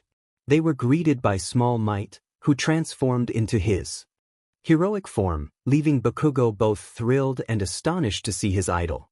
All Might approached Bakugo, expressing his admiration for the young hero. Bakugo, slightly embarrassed, preferred to be called by his name. All Might then shared the story of One for All and how he intended to pass it to Izuku, but Izuku insisted it should go to Bakugo instead. Overwhelmed with emotion, Bakugo found himself in tears, expressing his gratitude to Izuku, who reassured him that no thanks were necessary. Following this moment, Bakugo dedicated himself to training, mirroring Izuku's rigorous regimen. 10 months later, the day of the entrance exams arrived. Both Izuku and Bakugo, now noticeably stronger, stood before the gates of UA. Izuku inquired about Bakugo's experience with All Might's hair, to which Bakugo replied that it was unpleasant but necessary for One for All to manifest. As they conversed, Izuku stumbled, but before Bakugo could catch him, Ochako intervened, using her quirk to help him. Her cheerful demeanor left Izuku momentarily speechless, and Bakugo couldn't resist teasing him about his reaction. Later, Izuku and Bakugo trained in separate areas, reminiscent of their experiences in the anime. During the entrance exam, chaos erupted as students fled from a massive zero-pointer robot. Izuku spotted Ochako trapped beneath debris and rushed to her aid. Channeling his fire, he propelled himself into the air, unleashing a powerful attack that obliterated the robot. The spectators were left in awe of his display of strength, with Kirishima exclaiming how impressive it was. Though Izuku successfully saved Ochako, the exertion from his fire attack caused him to lose consciousness mid-air. Fortunately, Ochako caught him just in time. Afterward, as they walked home, Izuku asked Bakugo about his experience with One for All. Bakugo described the overwhelming power he felt, though he humorously noted that he had broken his arm during training, which Recovery Girl had healed. Fast forward to the sports festival, where tensions rose after Bakugo's intense match with Ochako. Izuku confronted Bakugo about his aggressive tactics, to which Bakugo acknowledged he might have gone too far. He also admitted to being rough with Izuku in their previous encounters, and Ochako accepted his apology. During Izuku's match with Todoroki, he passionately declared that Todoroki should use his own quirk rather than relying on others. As Todoroki activated his ice powers, Izuku skillfully manipulated his fire to counterattack, ultimately knocking Todoroki out of bounds. The final match pitted Izuku against Bakugo, two best friends turned rivals. Bakugo initiated the fight with a flick of his fingers, but Izuku dodged and retaliated with fireballs. The battle escalated until Izuku unleashed a wave of flames, sending Bakugo out of bounds. As they chose their hero names, everyone selected names similar to those in the original story, except for Bakugo, who decided to embrace the nickname Kaken. He reflected on how he had chosen the name given to him by Izuku. The narrative shifted to the training camp attack, where Izuku found himself in a battle against Muscular while protecting Koda. Bakugo was surprised to learn that the villains were targeting Izuku instead of him. After Izuku defeated Muscular and saved Koda, he was unexpectedly pulled into a warp gate. Bakugo, filled with determination, charged at the villains, calling out to Izuku as he disappeared. The scene ended with Bakugo's anguished cry echoing into the night. As the story reached a pause, Ochako expressed her disbelief at the abrupt ending, while Luke assured everyone that a sequel was on the way. The group took a moment to enjoy a light-hearted break filled with My Hero Academia memes, eliciting laughter and playful banter among the characters. Izuku found himself blushing at a particular meme featuring Ochako, while Bakugo and Ochako exchanged teasing remarks about their respective hero names and relationships, adding a touch of humor to the intense atmosphere. Kirishima expressed his frustration, stating he would be just as upset as everyone else. Luke reassured him that the pictures were from scenes that had already occurred in the show, so there was no need for Kirishima to blame himself. Bakugo's reaction was explosive, prompting laughter from many. Mina suggested that Uraraka and Midoriya should just get together already, which Momo found amusing. Kirishima then noticed someone flying nearby and asked who it was. Kaminari informed him it was Peter Griffin from Family Guy. Toru commented that it was likely what would happen if Midoriya tried flirting, causing Izuku and Ochako to blush. Jiro remarked that it was kind of sad. The room erupted in laughter, and Ochako shot a glare at Bakugo, Todoroki, Tsu, and the reader, jokingly. Todoroki confirmed that the facts being discussed were true, which sent Bakugo into a frenzy, demanding to know what he had said.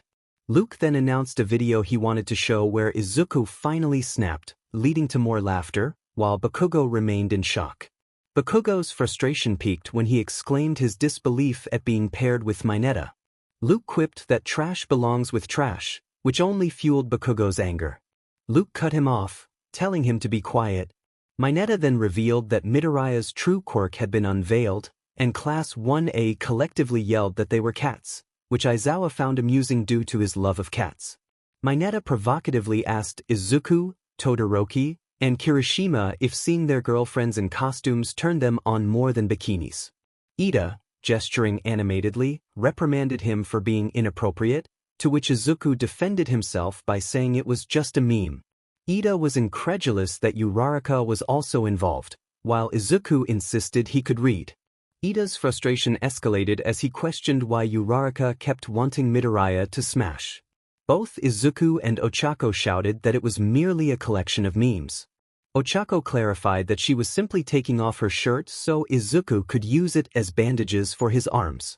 Class 1 exclaimed that Aizawa was now a cat, to which Present Mike humorously added that he was a bird. Ochako angrily confronted Bakugo about his behavior, to which Luke responded that Izuku had a hideous demon above his bed, causing Bakugo to scream in response to the pain from Luke snapping his fingers.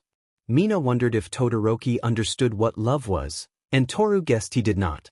Ida chastised Shinso for his actions toward Mineta, but Jiro defended it by saying it was Mineta, after which Mineta lamented his situation with tears in his eyes. Mina announced that they all had dolls of their boyfriends, but Kirishima pointed out that none of them were actually dating yet. Luke optimistically stated it was only a matter of time. Todoroki was bewildered, and Luke shared a fan art of another Izuoka child, leading to more laughter. Mineta questioned if they were talking about him, and Bakugo reacted in disbelief to a meme involving his aunt Inko, who explained it was just a meme. The Baku squad, except for Bakugo, yelled about SpongeBob once again. Mina declared that the perfect couple existed, pointing to two characters, which sent everyone into fits of laughter. Luke concluded that was all the memes he had for now, promising to return to them later. As the story progressed, Luke explained that they were about to revisit the medieval fantasy world, which excited everyone. The heroes arrived at a nearby village, and Sir Deku announced they should celebrate at the tavern. Ida protested that they were underage and shouldn't be drinking, but Izuku suggested that the drinking age might be different in this alternate universe. While the celebration continued, Lady Uraraka approached Izuku, asking if they could talk alone. They moved to the edge of a cliff, overlooking the ocean. Ochako confessed that ever since they met, she had felt a strange sensation in her chest and wanted to spend every moment with him. Mina anticipated what might happen next. Ochako then revealed her feelings, saying she loved him and that it was okay if he didn't feel the same. Izuku, however, pulled down her hood, revealing her hair, and gently caressed her cheek. He confessed his love for her, stating he had been in love with her since they first met and wanted to spend his life with her. Tears of joy filled Ochako's eyes as she heard his words. Afterward, they returned to the tavern, where Kirishima wondered about their whereabouts. Tsu speculated they had rented a room, leading Kaminari to question if they were going to be NTMT. Luke clarified that they were just going to share a tender moment, as they were still minors. The next day, the heroes set off on their next adventure, with Sir Deku carrying Lady Uraraka in a bridal style. Meanwhile, in an unknown location, Shigaraki reported to an ominous figure about losing the castle to Sir Deku and his companions. The figure, revealed to be All for One, assured Shigaraki that their army was nearly complete and they would reclaim the castle and the world. All Might growled All for One's name as the scene faded to black. The next universe was called Sword Art Online, or SAO for short. Luke explained that it was another anime from his world that he loved. In this universe, quirks did not exist, and there was a virtual reality MMO called Sword Art Online, where many people, including Izuku and Ochako, played using a virtual reality headset known as Nerve Gear. However, one day the creator of the game trapped everyone inside, and if a player died in the game, they would die in real life. This revelation shocked everyone, and Luke informed them that the only way to escape was to clear all 100 floors of the game, which meant they would be trapped for 2 years. As Luke pressed a button on the remote to begin the alternate universe, he mentioned that they would watch the intro first, which he loved.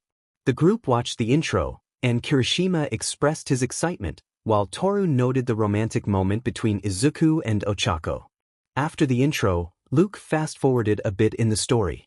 Izuku was now a lone player with the username Deku, wielding a large heavy sword. Although he preferred to work alone, he had formed friendships with players like Kirishima, Sato, Mei, and Ochako, who was part of the largest guild in the game, the Knights of the Blood Oath. Ochako fought with a rapier and had the same username. They met after a month of being trapped in the game when they and others defeated the boss on the first floor.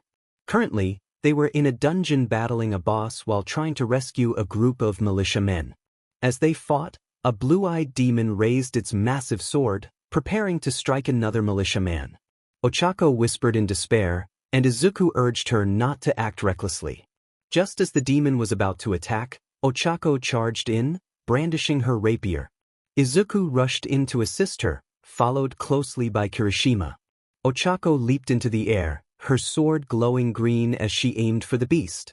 She struck from behind, diverting the demon's attention away from the terrified militiaman. The demon retaliated, swinging its sword at her and knocking her back. Izuku yelled out her name in alarm. As Ochako struggled to rise, the beast prepared to stab her, but Izuku intervened, swinging his sword to protect her. He shouted for her to escape as she leaped into the air. Kirishima and his guild members worked to carry the militiamen to safety, receiving gratitude from one of them. The blue-eyed demon noticed their escape attempt and prepared to unleash a blast of purple energy. Izuku swiftly slashed at the demon's back, engaging it in combat. They exchanged blows, but the demon landed several hits on Izuku, who realized this battle would take a long time.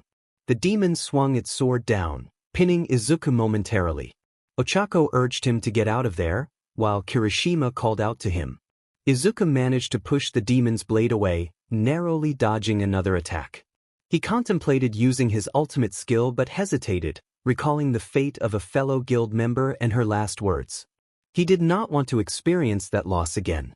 The demon charged at Izuku, but he held his ground, determined to find the skill he needed. He called out to Kirishima and Ochako for support, asking them to keep the demon occupied for 10 seconds. They agreed and charged at the demon together.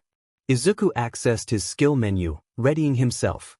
As the demon swung its blade, Izuku and Ochako switched places, and he activated dual wielding, pulling out the sword Mei had crafted for him. He struck the demon's chin, causing it to stagger, and his friends watched in awe as he wielded 2 swords. Izuku felt empowered and shouted out his skill name, Starburst Stream. He unleashed a flurry of strikes on the demon's chest, each hit causing it to scream in pain. His friends cheered him on, marveling at his newfound strength and determination. The demon roared at Izuku, charging at him with a blade. Izuku managed to block the attack with both of his swords. He then sliced at the demon's chest, but the demon retaliated with a punch to Izuku's face. Undeterred, Izuku thought to himself that he needed to move faster. With incredible speed, Izuku swung his arms, almost too fast to see. The demon grabbed one of his swords, preparing to stab him, but Izuku dodged just in time and struck the demon with his other sword, defeating it. The demon exploded into shards as Izuku stood there, catching his breath. He wondered if it was finally over and checked his health bar, noticing he had very little HP left. Zero exclaimed that it had been a close call. Just then, Izuku felt himself fading into darkness. When he regained consciousness, he heard Ochako calling for him. As he opened his eyes, he saw her with tears in her eyes. Izuku groaned about his aching head as he sat up, noticing everyone gathered around him. He asked how long he had been out, and Ochako replied it was just a few seconds. She then scolded him for being reckless, clinging to him and crying into his shoulder. Izuku joked about her grip, saying he might lose the last of his HP. Kirishima stepped forward, informing them that Korvats and 2 of his men were the only ones who hadn't made it. Izuku noted that they hadn't lost a player in a boss fight since Floor Kirishima expressed his frustration, stating that Korvats had acted foolishly and that dying in such a manner was pointless. Mina supported Kirishima's sentiment. Kirishima then confronted Izuku about his recent actions, asking what he had done. Izuku hesitated, saying that Kirishima probably didn't want to know. Kirishima insisted, expressing his curiosity about Izuku's extraordinary skill. Izuku finally admitted it was a skill he had picked up called duel wielding. The group gasped in surprise, and Kirishima checked the info broker's skill list, realizing it was exclusive to Izuku. He teased Izuku for keeping such a unique skill a secret from his friends. Izuku explained that he had discovered the skill about 6 months ago while browsing his skill menu. Kirishima noted that if others found out, they might get jealous, especially since Ochako was still clinging to Izuku. Kirishima encouraged Izuku to keep pushing forward, acknowledging that life's challenges shape a person. Kirishima then asked if Izuku would join them to trigger the warp gate. Izuku declined, stating he needed to rest for a bit. Kirishima wished him a safe trip back as he and the others turned to leave. Before departing, Kirishima expressed his gratitude for Izuku's bravery in rescuing the army members. Izuku then turned to Ochako, who was still holding on to him tightly. She admitted she had been scared and didn't know what she would do if he had died. Izuku reminded her that she had been the one to jump in first. Ochako revealed that she was taking a leave of absence from the guild, and when Izuku questioned her decision, she reminded him that she had promised to team up with him. Izuku's eyes widened as memories flooded back dinner together, saving her from Monoma and all the moments they had shared. He finally agreed to her decision, and she nodded in response. The screen then faded to black. Luke mentioned that this was all he had for now, but there would be more to come later. Mina and Kirishima expressed their excitement about the romantic developments. As Luke prepared for the next segment, he announced a meme break, which excited Mina and Kaminari. The first meme drew reactions from the group, with Toru teasing Momo, who blushed. Bakugo reacted angrily to a comment, but the girls quickly dismissed his bravado. Luke introduced another meme, and the group reacted with enthusiasm. Ochako playfully defended Izuku when a meme suggested he should not feed their future child his hair, leading to a flustered exchange between them. Izuku reflected on how he hadn't realized Ochako's feelings for him sooner. As the memes continued, Izuku whispered to Ochako that he would always have her back, prompting a surprised response from her. Luke teased Izuku about his declaration, and Aizawa, overhearing, hoped his student wasn't implying anything inappropriate. Izuku defended himself, insisting it was just a meme. Midnight commented on All Might's newfound support for Izuku and Ochako's pairing, to which All Might simply responded with surprise. All Might expressed his fondness for Izuku and Uraraka as a couple, and Inko agreed, prompting a surprised reaction from Izuku. Bakugo merely huffed in response, while Ida admonished Kaminari for his reckless behavior. Luke mentioned he had shared all the memes he had for the time being. The scene shifted to a large house where a young man was sleeping in bed. Ochako called out to Toshi from downstairs, urging him to wake up for breakfast. Toshi, a 15-year-old, groaned as he pulled himself out of bed. Ochako noted how he looked just like Izuku, except for his brown hair, which prompted Izuku to agree. Mina remarked on Toshi's resemblance to Izuku, while All Might clarified that Toshi was short for Tashinori. Mina was curious about how All Might knew this, but he simply stated he just did. Toshi joined his family at the breakfast table, which included Izuku, Ochako, and their 4 children. One was a 13-year-old girl who looked like Ochako but had green hair. The twins, around 11 years old, included one who resembled Izuku but had brown eyes and Ochako's blush marks, while the other looked like Ochako but had green eyes and freckles. Finally, there was an 8-year-old boy with brown hair streaked with green eyes, and permanent blush marks like his mother. Kirishima exclaimed about the number of children, and Inko joyfully declared how many grandchildren she had. Kaminari asked how busy they had been. Toshi greeted everyone as he sat down, and his sister Nanako teased him for being late. Toshi apologized, explaining he had been training late into the night. Mina took notes on the names of the children, while Ochako expressed surprise at their plans for fanfiction. Siko, the girl with brown hair and green eyes, expressed her feelings about Toshi moving out to the dorms at UA, and Akito, the boy with green hair, echoed her sentiments. Toshi reassured them that he would miss them too, but it was time for him to start his journey to becoming a hero. Mina noted the names of Akito and Siko for her notes. Izuku, the youngest, asked if Eri would visit that day, but Ochako explained that Eri and Kodo were busy with hero work. The two children excitedly proclaimed their roles as heroes, and Mina noted their relationship, revealing that they were dating in this universe. Toshi demonstrated his quirk by making the butter float into his hand, prompting Inko to question if he had her quirk. Luke indicated that there was more to see.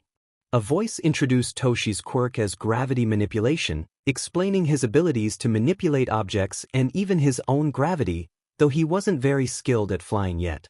If he overused his quirk, he could feel nauseous. Ochako expressed amazement at his abilities, and Izuku noted the similarities to both Ochako's and his own quirks. Present Mike was surprised to learn he was still alive in 20 years. Toshi donned his UA uniform and stepped outside, where Izuku, filled with pride, expressed his joy for his son. Toshi responded with determination as he headed to UA. Upon arrival, he entered the Class 1A room, where he was greeted by friends from his childhood. Kirishima recognized the kids but was curious about one tall boy with black hair who looked just like Yurashi. Shota Shinso welcomed Toshi, who was excited to be there. Junpei Yurashi introduced himself, and Kami noted the resemblance between him and Yurashi. Luke explained that Toshi had gotten into UA just like his father had, and clarified that Toshi had no vendetta against any students at Shiketsu High. Momo inquired about the past between Todoroki and Yurashi, but Todoroki kept his head down in shame. As the scene continued, a familiar voice called out to Toshi, revealing his childhood best friend, Katsumi Bakugo. Toshi greeted her nervously. Bakugo's father was surprised to see his daughter, and Mineta made an inappropriate comment, only to be swiftly dealt with by Bakugo.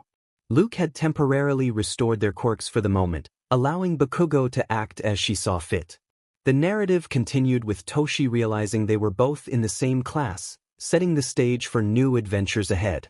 Just like their fathers, Katsumi and Toshi were trying to maintain their composure. Toshi decided to check something and moved Katsumi slightly to get a better view. He spotted a man in a sleeping bag on the floor, characterized by gray hair and a few slight wrinkles. Aizawa welcomed them to UA's hero course, casually sipping a juice pouch from his bag. There was a moment of silence before Aizawa exclaimed in disbelief that he was still teaching after 20 years, prompting laughter from present Mike and Ms. Joke. Izuku inquired if Aizawa usually slept in the hallway or if it was just for new students. Aizawa confirmed it was the latter. Katsumi asked Toshi how he knew Aizawa would be there, to which Toshi explained that his parents had mentioned Aizawa's habit on their first day at UA. Ochako and Izuku chimed in, recalling similar stories. Soon after, the rest of the students arrived and took their seats. Toshi settled into his father's old desk while Katsumi found her place. Aizawa addressed the class, warning them that he had taught their parents and that they had been the most stressful class he'd ever had. He made it clear that if they were anything like their parents, he wouldn't hesitate to expel them, sending shivers down everyone's spines. Toshi's voice echoed in the background, marking the beginning of his journey to become the #1 hero, just like his father. Meanwhile, Bakugo expressed his disbelief that Izuku's son could also become the #1 hero, while Izuku felt immense pride for Toshi. In another scene, Luke introduced a new story about Ochako, revealing that in this universe, she never attended UA because her parents had never faced financial struggles. Ochako explained to her classmates that her parents ran a construction company that was struggling, which motivated her desire to become a hero to help them. Monoma mocked her, calling her a peasant, but Izuku quickly intervened, defending Ochako with a fierce determination. He confronted Monoma, demanding an apology, and after a tense moment, Monoma complied, leaving Izuku to warn him against any future disrespect towards his classmates. Luke continued explaining the alternate universe where Ochako never had a reason to become a hero. He teased the group with a glimpse of the future, showing an 18-year-old Izuku at a coffee shop. Inko recognized the place as where she had met Izuku's father. As Izuku entered, he accidentally bumped into a young woman with a brown bob cut, spilling her coffee. He apologized profusely, offering to buy her another drink. The woman, Ochako, initially declined but eventually accepted his kind offer. They sat together outside, where Izuku complimented her, causing her to blush. Their conversation flowed naturally, and Izuku learned about Ochako's quirk, which allowed her to make things float by touching them with all 5 fingers. Intrigued, he encouraged her to consider becoming a hero, but she admitted she had never had a reason to pursue that path. As their relationship blossomed over the following months, one evening, after a lovely date, they stood outside Ochako's house. Suddenly, a villain appeared, attacking Izuku. He shouted for Ochako to get away, knowing the danger posed by the villain. Izuku prepared to fight, unleashing his power with a fierce determination. The villain taunted him, but Izuku was ready to defend himself and protect Ochako at all costs. Ochako thought to herself that All Mighty was the #1 hero. Bakugo questioned the hero name, wondering why it wasn't Deku. Luke explained that in this universe, they had never met, so Ochako never told Izuku that the name Deku sounded cute, and therefore he never adopted it as his hero name. Ochako realized that All Mighty sounded unoriginal and asked Izuku if that was the name he had considered before she suggested Deku. Izuku admitted that he couldn't think of anything else. Suddenly, Ochako decided to run back, questioning her own decision to help Izuku. When she returned, she found the villain pinning Izuku to the ground, repeatedly striking him. The villain declared it was time for All Mighty to die, to which Izuku calmly replied that he was about to give up his job anyway. Ochako wondered what he meant by that. Just as the villain was about to deliver a final blow, he began to float, startled to see Ochako had touched him. Izuku called out her name, and the villain, enraged, aimed energy blasts at her. Fortunately, Izuku managed to get up and moved Ochako out of the way, but the blast struck her house, causing it to explode. Ochako screamed in despair over the loss of her home. Izuku ultimately defeated the villain but collapsed from his injuries. Pros and medics arrived promptly, taking Izuku to the hospital and the villain to the police. Ochako rode in the ambulance with him. Hours later, Izuku woke up in the hospital. The nurse informed him that he had been unconscious for a few hours and would be able to leave that night. She mentioned that Ochako, who was in the waiting room, had been worried about him. Izuku acknowledged that they had been dating for a few months and asked if she was okay. The nurse reassured him that she was fine but had been crying all night. Izuku requested to see her, and the nurse agreed to bring her in. In the waiting room, Ochako was on the phone with her parents, assuring them she was fine and that Izuku had saved her. After hanging up, the nurse entered and told her that Izuku was awake. As soon as Ochako entered the room, she embraced Izuku tightly, and he jokingly warned her to be careful. She expressed her worry for him, and he reminded her that she could have been killed by going back. Ochako insisted that he would have been killed if she hadn't. Izuku pleaded with her not to take such risks again, concerned for her safety. Ochako mentioned her house, and Izuku apologized for not being able to save it. She reassured him that it was fine, as she could stay with her parents until they built her a new one. She explained that her parents ran a successful construction company. There was a moment of silence before Ochako asked why Izuku hadn't told her he was All Mighty. He admitted he was worried she wouldn't believe him and that he might put her in danger. He apologized for not being honest, but before he could finish, Ochako kissed him deeply. Surprised at first, Izuku soon melted into the kiss, which lasted a full minute before they broke apart for breath. They both confessed their love for each other. Izuku suddenly realized that Ochako might be in danger. He explained that the villain he fought was part of a group called the League of Villains, which could mean they would come after her now that they knew she was his girlfriend. Ochako panicked, unsure of what to do. Izuku suggested that she might not be safe at her parents' place, but she could stay at his house. He quickly added that it was fine if she didn't want to, but she agreed to stay with him. After checking out of the hospital, they went to Izuku's house, which was more like a mansion.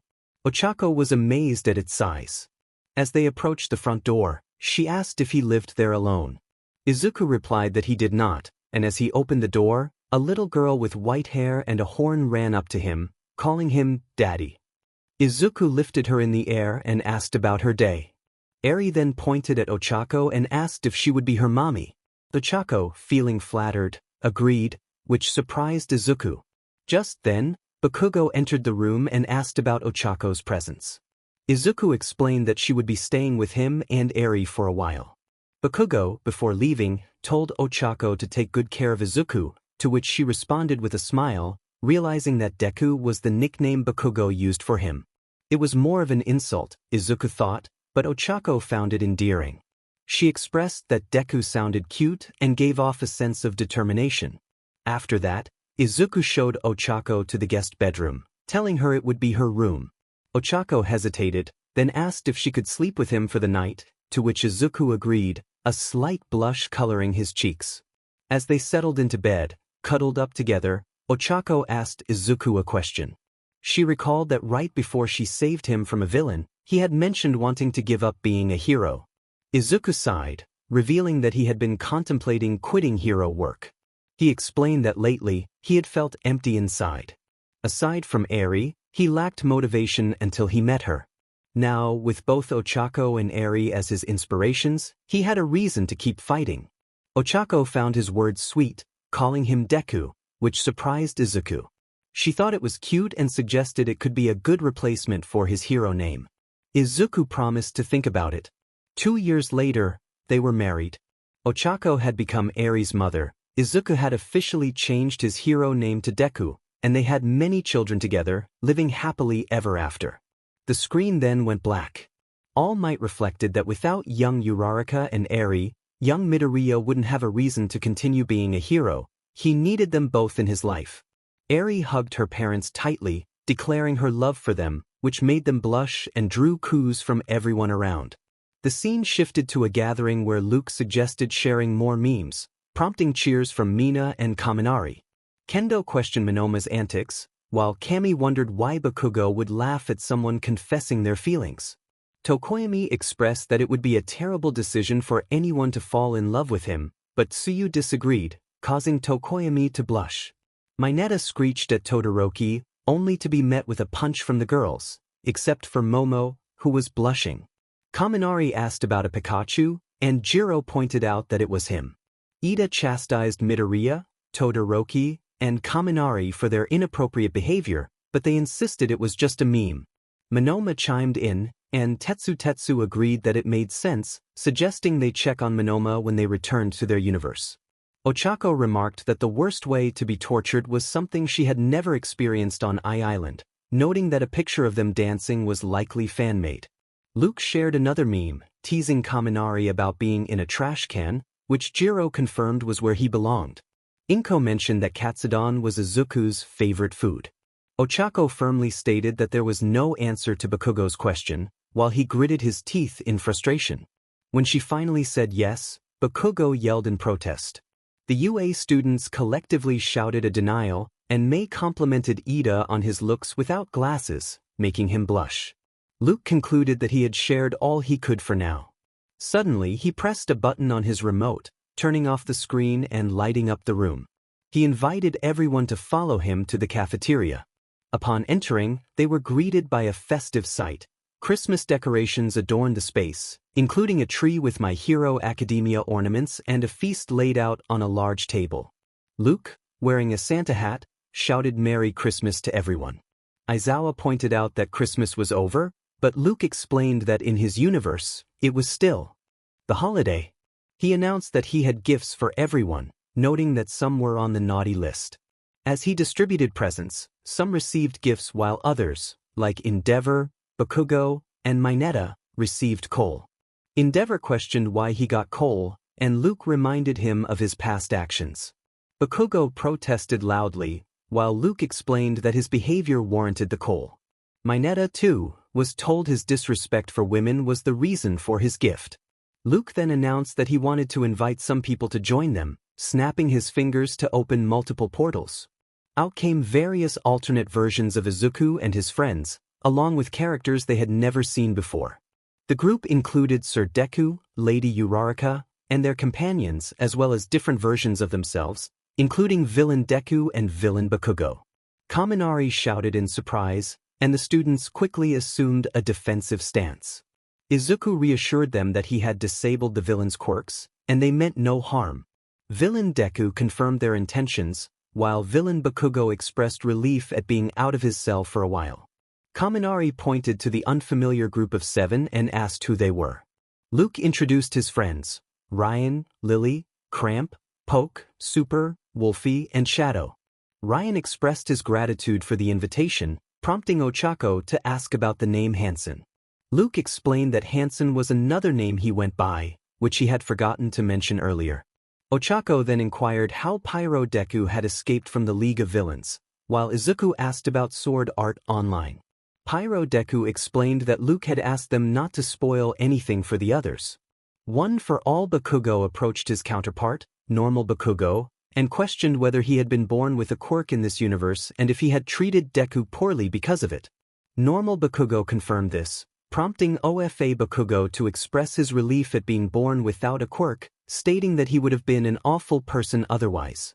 Toshi, Nanako, Akito, Siko, and Izuku approached their parents and Eri, greeting them enthusiastically. Izuku responded with a casual hello, while Nanako and Siko admired Eri's cuteness and hugged her tightly. Eri gasped for breath, prompting them to apologize and release her. Inko joyfully embraced her grandchildren, only to be reminded by Toshi that they needed air. All Might joined the family and asked if they were young Midoriya's and young Uraraka's children. The kids stared at him in disbelief, recognizing him as the hero who had died in their universe. Toshi clarified that their mother's last name was now Midoriya, but they were indeed their kids. All Might expressed his confidence that they would become great heroes. Toshi then requested a moment alone with All Might, who agreed. Once in the theater, Toshi revealed that All Might had died in their universe. All Might acknowledged this, and Nanako was surprised that he already knew. He explained that Night Eye had foreseen his death at the hands of a villain. The children shared that they wanted to inform him of the identity of his killer to help him prevent it. Toshi revealed it was Shigaraki, and All Might was taken aback. Akito detailed how Shigaraki had pretended to turn back to the light during a fight, only to betray All Might in a devastating moment. Toshi urged All Might not to attempt to save Shigaraki next time they met, as there was no good left in him. All Might agreed, though he was puzzled by the request to take care of Grandma Inko. Returning to the cafeteria, they found everyone enjoying themselves. Eri and Koda were playing with Deku action figures, while others feasted on Christmas food. Izuku conversed with his alternate selves, and Ochako watched him from across the room. Her alternate selves encouraged her to pursue a relationship with him, sharing their regrets about missed opportunities. Ochako decided to approach Izuku. As they neared each other, Ochako asked what he was doing, and Izuku replied he was about to walk over to her. They both realized they had the same intention. Izuku began to express his feelings, but Ochako interrupted him, asking him to call her by her first name. He agreed, but only if she called him Izuku. She complied, adding that she preferred the nickname Deku. Izuku then confessed his feelings, stating it was clear he loved her. Ochako reciprocated his feelings, and the room filled with a collective awe. They noticed everyone watching, with Mina even filming the moment. Luke playfully reminded them to look up, revealing mistletoe hanging above them. They acknowledged the tradition and leaned in closer.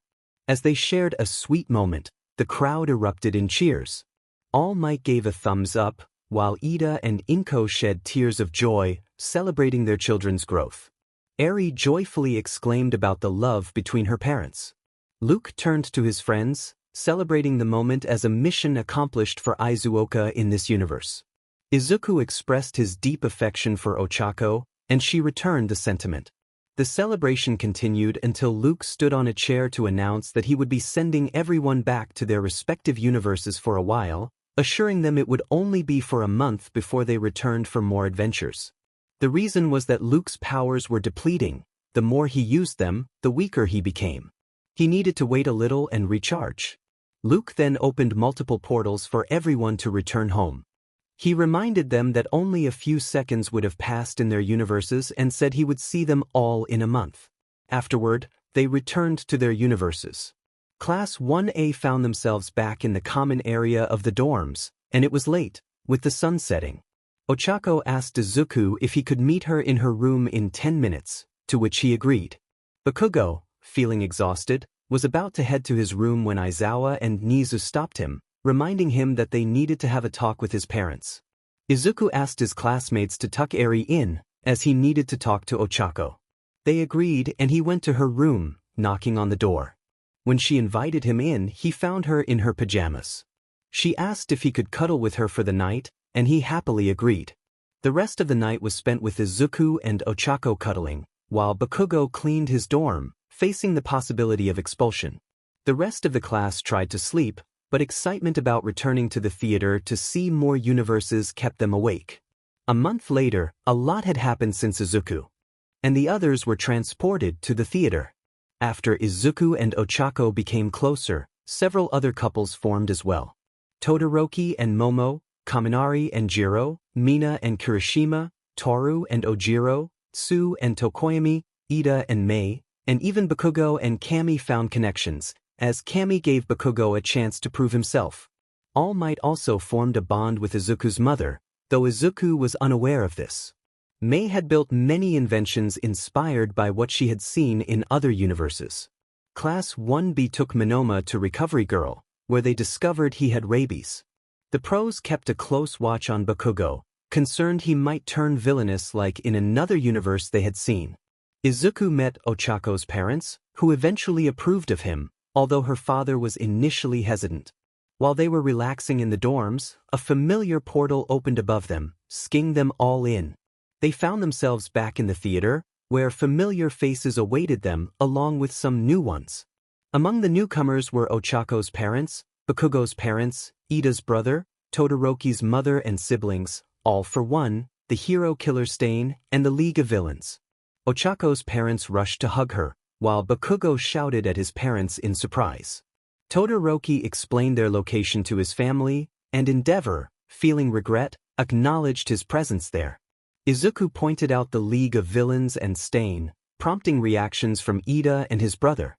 All Might transformed into his heroic form upon seeing All for One, who expressed confusion about their situation. Suddenly, Luke appeared on stage, dressed in different clothes. He greeted everyone and confirmed that his powers were recharged and ready to go.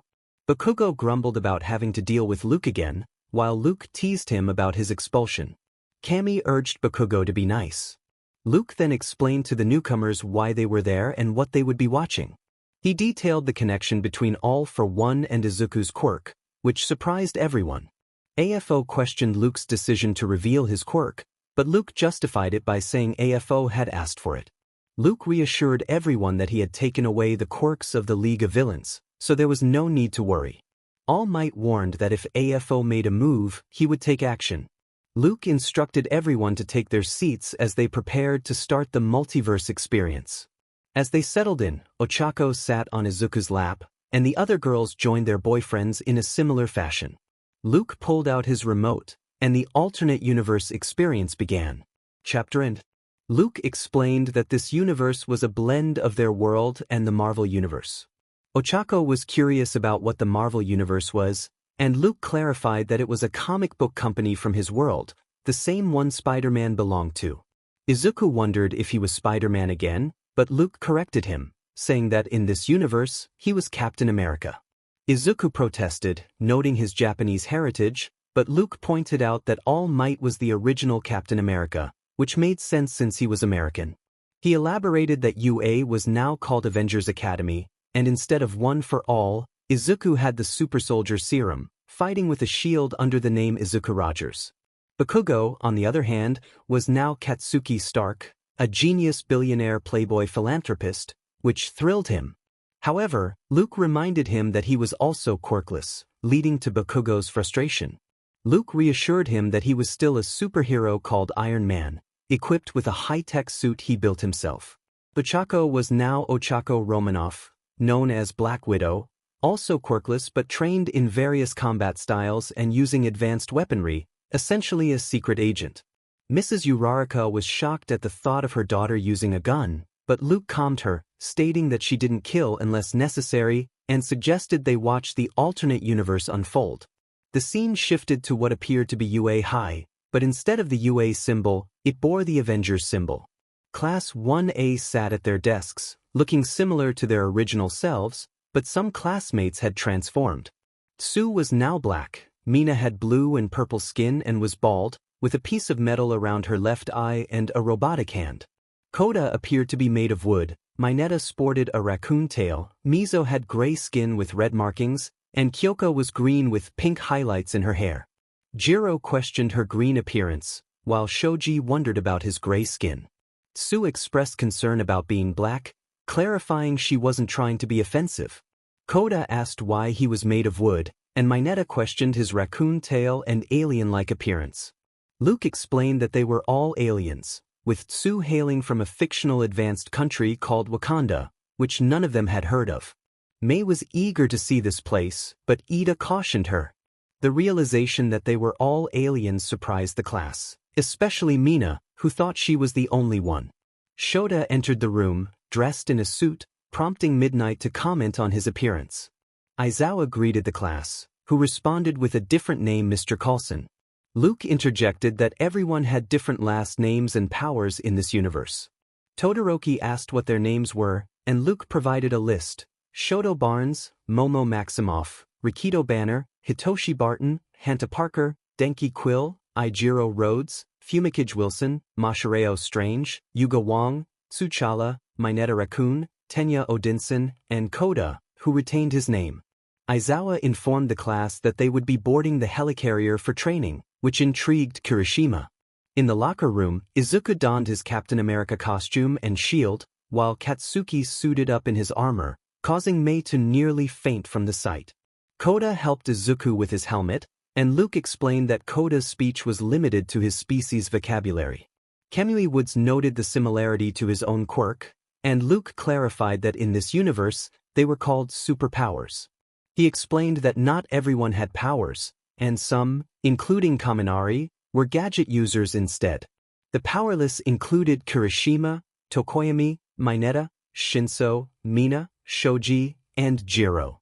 Ijiro was also in armor, which was bulkier and equipped with machine guns.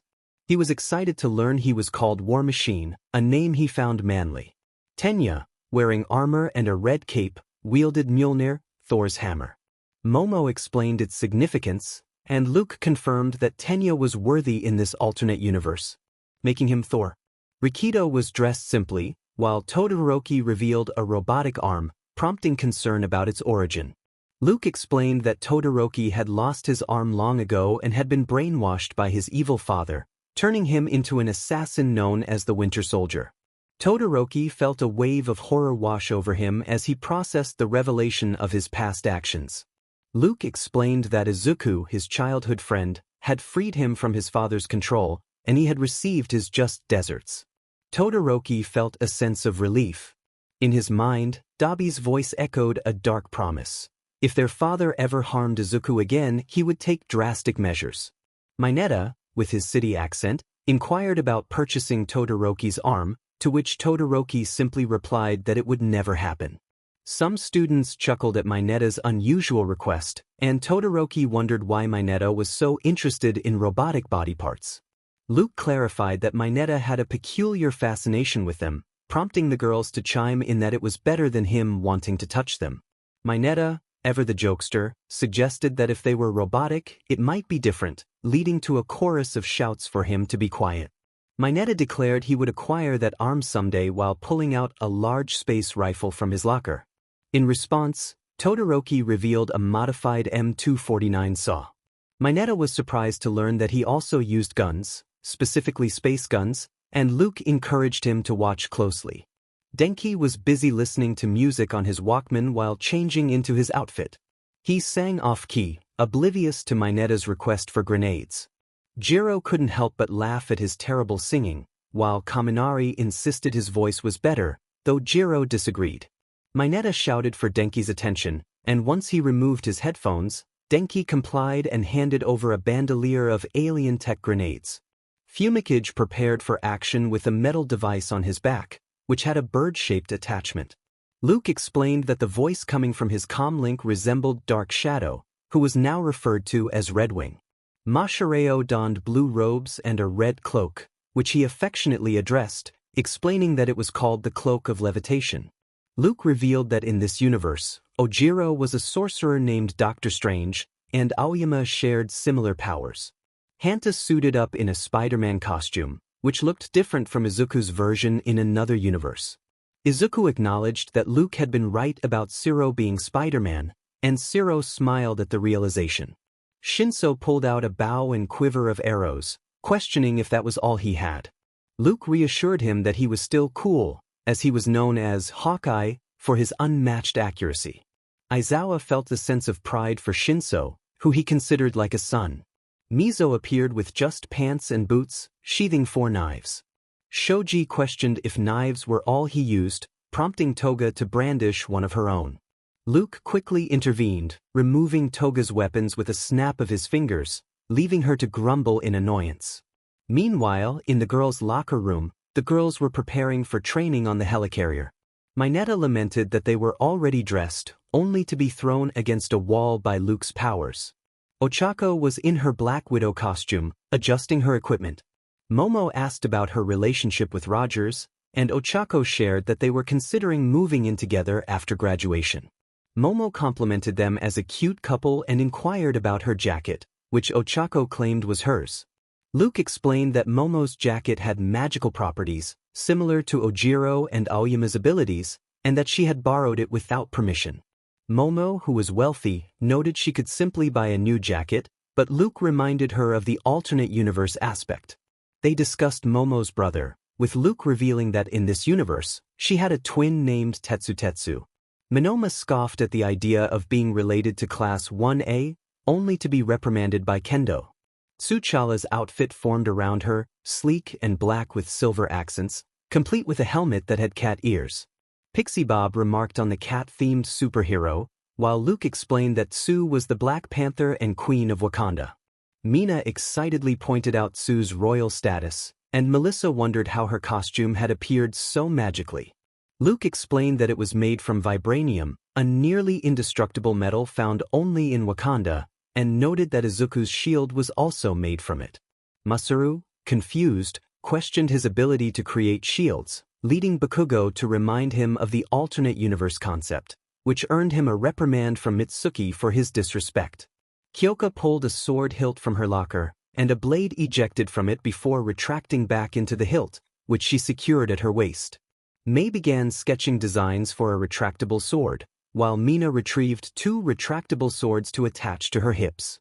Kyoka asked her sister how she had been doing, to which Mina replied that she was good. Mina and Jiro were surprised when Luke revealed that they were adopted daughters of All for One in this universe. They both exclaimed in disbelief, and All for One pointed at them, acknowledging their new roles. Luke explained that most of the League of Villains were also their adopted children in this reality. Jiro questioned why they were at UA, now referred to as the Avengers Academy. Luke clarified that they had met Kaminari, Mineta, Koda, and Shoji, and switched sides to form a group called the Guardians of the Galaxy. Toru, who was also an alien, later joined them, and they traveled the universe on various adventures. Mina had been sent to eliminate Jiro but ended up turning good and joining their team. They had come to Earth because it was Kaminari's home, and Aizawa convinced them to enroll in Avengers Academy to become an official hero team.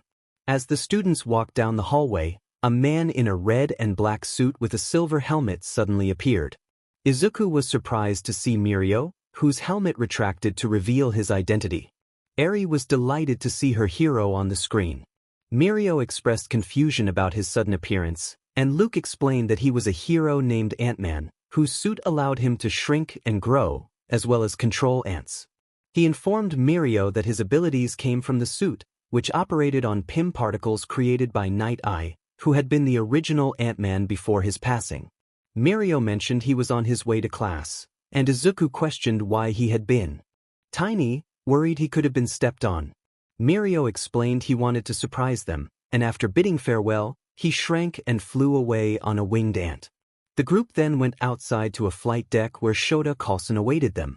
He instructed everyone to board Quinjet 5 for their trip to the helicarrier. Ochako expressed curiosity about the helicarrier, while Kaminari pointed out an orange and blue ship resembling a bird, asking why they couldn't take the Milano. Shota explained that they weren't taking Kaminari's ship due to its smell and past flying mishaps.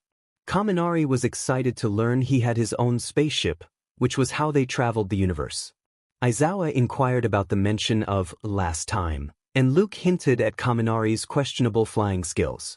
Once aboard the Quinjet, the pilot prepared for takeoff.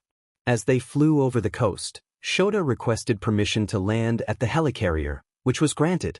Suddenly, a massive ship with large turbine engines appeared, astonishing the students. Mei was particularly overwhelmed by the sight of the enormous airship. The Quinjet landed in a hangar, and the group made their way to the command bridge, where they were greeted by Nizu, who wore a black trench coat and an eye patch.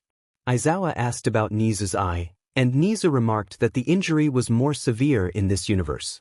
Nizu acknowledged Shota's presence and confirmed that Training Room 3 was available for their use.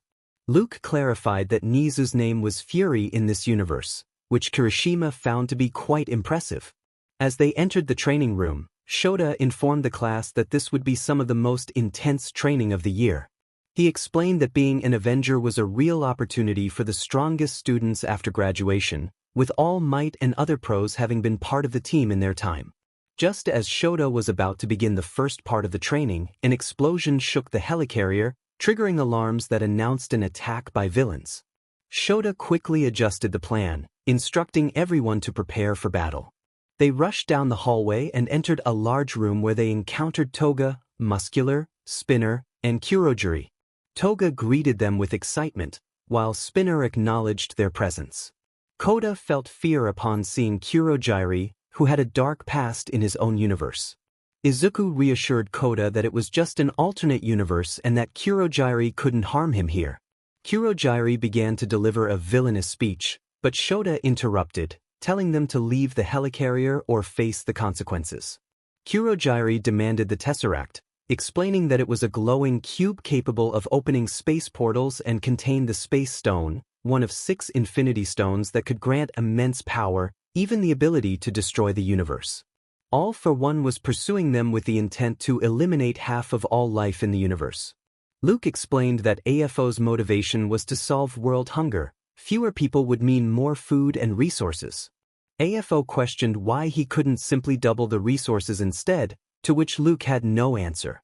Kurojiri commanded the villains to attack as they charged at Shota and his students. Shota instructed his students on what to do, and Izuku rallied them with a call to action, raising his shield high. Kirishima expressed excitement, declaring it was time to fight. The clash began as students and villains collided. Katsuki unleashed his repulsor blasts, Hitoshi shot arrows, and Ochako released electric blasts from her wrist gadgets. Shoto, Denki, Fumikage, Mina, Mineta, and Ijiro fired their weapons at the villains, while Izuku threw his shield, which ricocheted off walls, striking multiple enemies. He wondered how his shield could deflect like that, and Luke explained that vibranium could absorb kinetic impact and ricochet with minimal loss of speed. Bakugo humorously remarked that Izuku was essentially fighting with an oversized metal frisbee. Suddenly, Fumicage's gear activated, revealing metal wings that allowed him to soar into the air. Tsu noted the purpose of his equipment, and Luke confirmed that Tokoyami was a hero named Falcon in this scenario. Meanwhile, Sato began to transform, his body growing larger and his shirt tearing apart. He was bewildered by the change, and Luke informed him that it was his power manifesting. Sato, now resembling the Hulk, roared and declared his strength. The Hulk picked up a nearby fighter jet and hurled it at the enemies, but Muscular intercepted it and threw it back. The two charged at each other, engaging in a fierce struggle. As the battle continued, Izuku had a realization. He called out to Tenya, suspecting that Tenya's brother might be trying to obtain the Tesseract. Tenya was startled but quickly acknowledged the urgency of the situation. Luke clarified that Tenya's brother did not exist in this world, as Ida had an adopted brother instead. The group needed to hurry to stop the threat. Izuku rallied his teammates Ochako, Katsuki, Momo, and Mashireo, and they raced down the hallway while the others held off the villains. They arrived at a chamber where a figure with a horned helmet and a green cape was retrieving the Tesseract. The figure turned, revealing Monoma. Silence fell over the group until Tetsu broke it, questioning Monoma's self-pity. Monoma erupted in outrage, unable to comprehend why he was tied to Class 1A. Luke quickly intervened, dragging Monoma through a portal while assuring the others they would return shortly. After a brief interlude, Luke returned with Monoma, who was now tranquilized and unconscious. He placed Monoma back in his seat and resumed the alternate universe's events. Nito greeted his brother, Tenya, but refused to relinquish the Tesseract, claiming he had promised All for One to deliver it. Using the Tesseract, Nito opened a portal and stepped through, leaving everyone in dismay. Kurogiri, Toga, Spinner, and Muscular also escaped through portals, leaving Shota to lament that they had lost the Tesseract. Meanwhile, in space, Nito presented the Tesseract to All for One, who appeared imposing and powerful. After crushing the Tesseract to reveal a blue stone, All for One placed it in a gauntlet already adorned with a purple stone, reveling in the power coursing through him. He noted that he had 2 stones and 4 more to collect, as the scene faded to black. Luke concluded that this was the end of that universe. Before moving on to the next universe, Luke summoned Overhaul, causing a startled reaction from Izuku and the others. Eri, frightened, hid behind Izuku, while Overhaul assured them he meant no harm, having been threatened by Luke. Luke explained that he wanted Overhaul to witness universes where he faced consequences for his actions. Luke then teleported Eri and Koda to a safe room, explaining that they were returning to the villain Deku universe, which elicited groans from the group. Shigaraki inquired about this universe, and Luke recounted how Izuku had joined the League due to the hardships he faced, including being told by All Might that he couldn't be a hero without a quirk. And All for One chose Izuku as his successor, granting him the All for One quirk. He and the League then launched an attack on UA, resulting in the tragic loss of most of Class 1, including Aizawa. Luke explained that their daughter was already gone, as Izuku had not been there to save her from a giant robot during the entrance exam. Izuku had taken Bakugo's quirk and defeated All Might, forcing him to witness the devastation. He spared Bakugo, intending for him to live with the knowledge that all those Izuku had harmed were lost because of him. Mitsuki expressed her horror at the situation, and Luke suggested they watch the alternate universe unfold. The scene opened with Japan in ruins, with destroyed buildings and remnants of a once thriving city scattered everywhere. Nizu remarked on the devastation, while Aizawa noted it was worse than before. All Might pondered if this was truly what would have happened had he not chosen Midoriya as his successor, to which Luke responded that it was likely, or that Izuku might have turned to vigilante justice instead. Amid the destruction stood Bakugo, dressed in a scavenger's outfit rather than his UA uniform. He walked through the remnants of the city until he reached an abandoned high school, recognizing it as the school where their old classmates attended. Bakugo noted that he now went to school there too, and it was where Izuku would have gone had he not entered UA.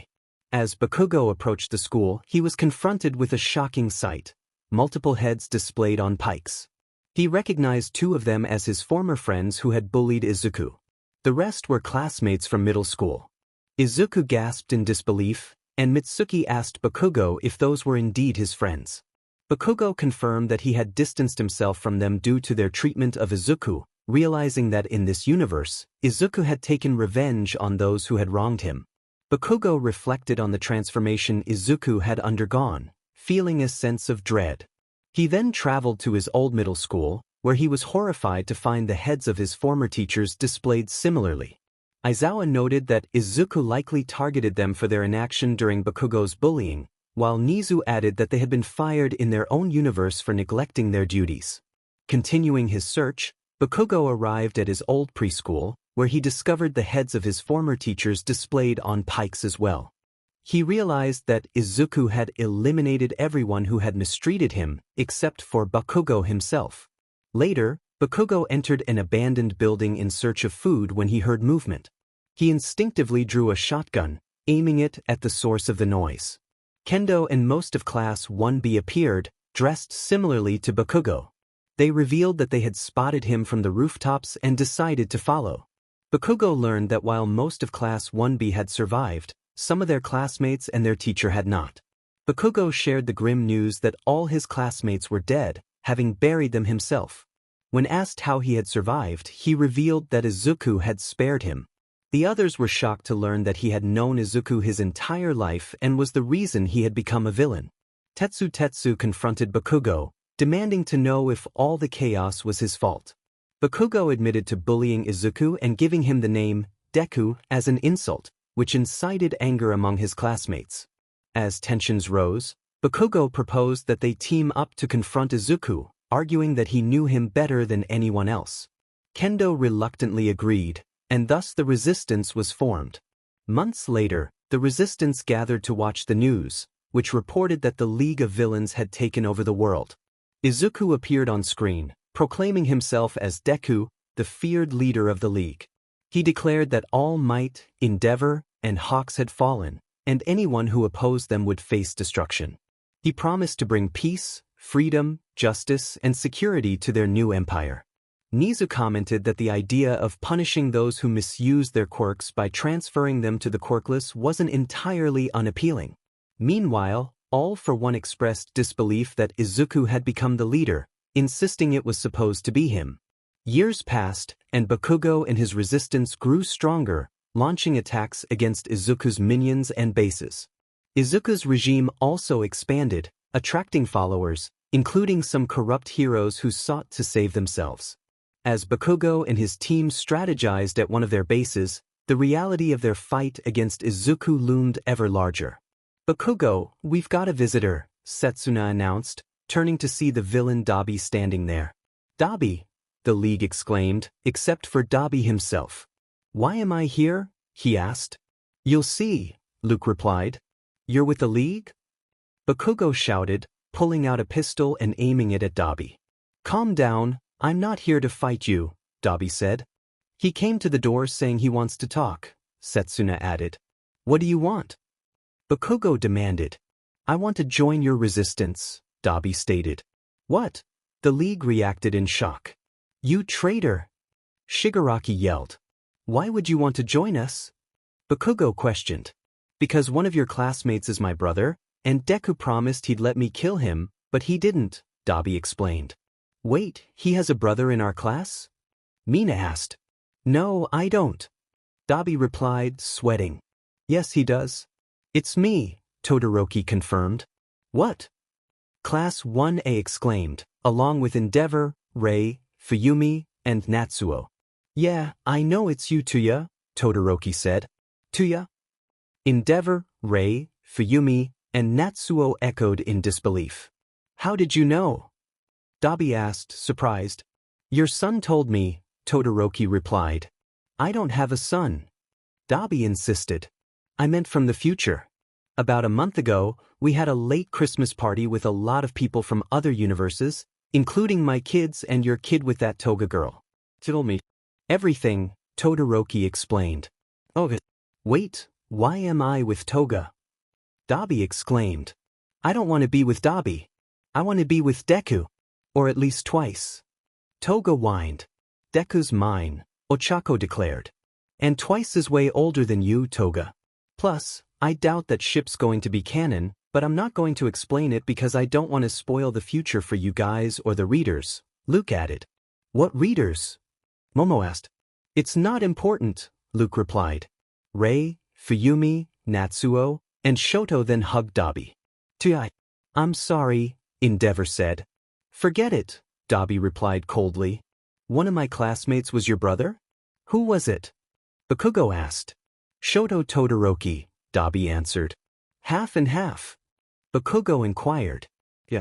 We both have fire-based quirks.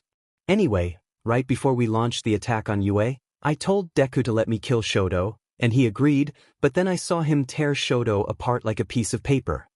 He said he'd let me kill Endeavor to make up for it, which I did, but he still broke his promise.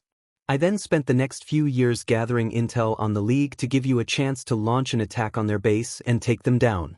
Here it is on this flash drive," Dabi said, handing Bakugo the device. "All right, fine. Welcome to the resistance, Bakugo accepted. A few days later, Bakugo was in his quarters gearing up. As he stepped into the hallway, Tetsutisu approached him. Bakugo, listen. We're risking a lot launching this attack, Tetsutisu warned. I know. But if this succeeds, we'll finally be able to end Deku's reign of terror once and for all, Bakugo replied. But what if it fails? We'll lose everything we've fought for and all the people we care about, Tetsutisu cautioned. Yeah, I get it. Don't think I don't know about you and Kendo, Bakugo teased. Tetsutisu and Kendo turned a deep shade of red at this. Another ship to add to my list. Mina exclaimed. Yeah, Tetsutisu. Get some bro. Kirishima cheered. And I have Kami too, and I can't bear to lose her, Bakugo added. Oh, I'm also in this? Kami asked. Yeah, you and Windy Boy joined the resistance not long after Izuku and the League took over the world, and eventually, you and Bakugo fell in love, Luke explained. After that, they stood outside Izuku's fortress, which resembled a building. Impressive architecture, all for one remarked.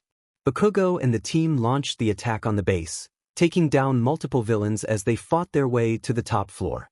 However, they soon found themselves outnumbered, surrounded by Nomus and villains who were ready to strike. Stop, a voice commanded. Bakugo and the others turned to see Izuku standing there, wearing a suit similar to All for One's. Deku! Bakugo exclaimed.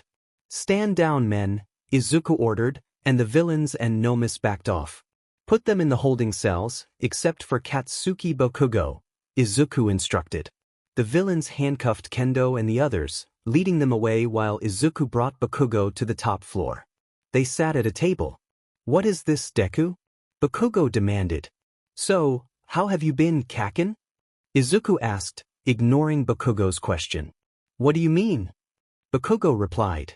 How have you been? It's been what?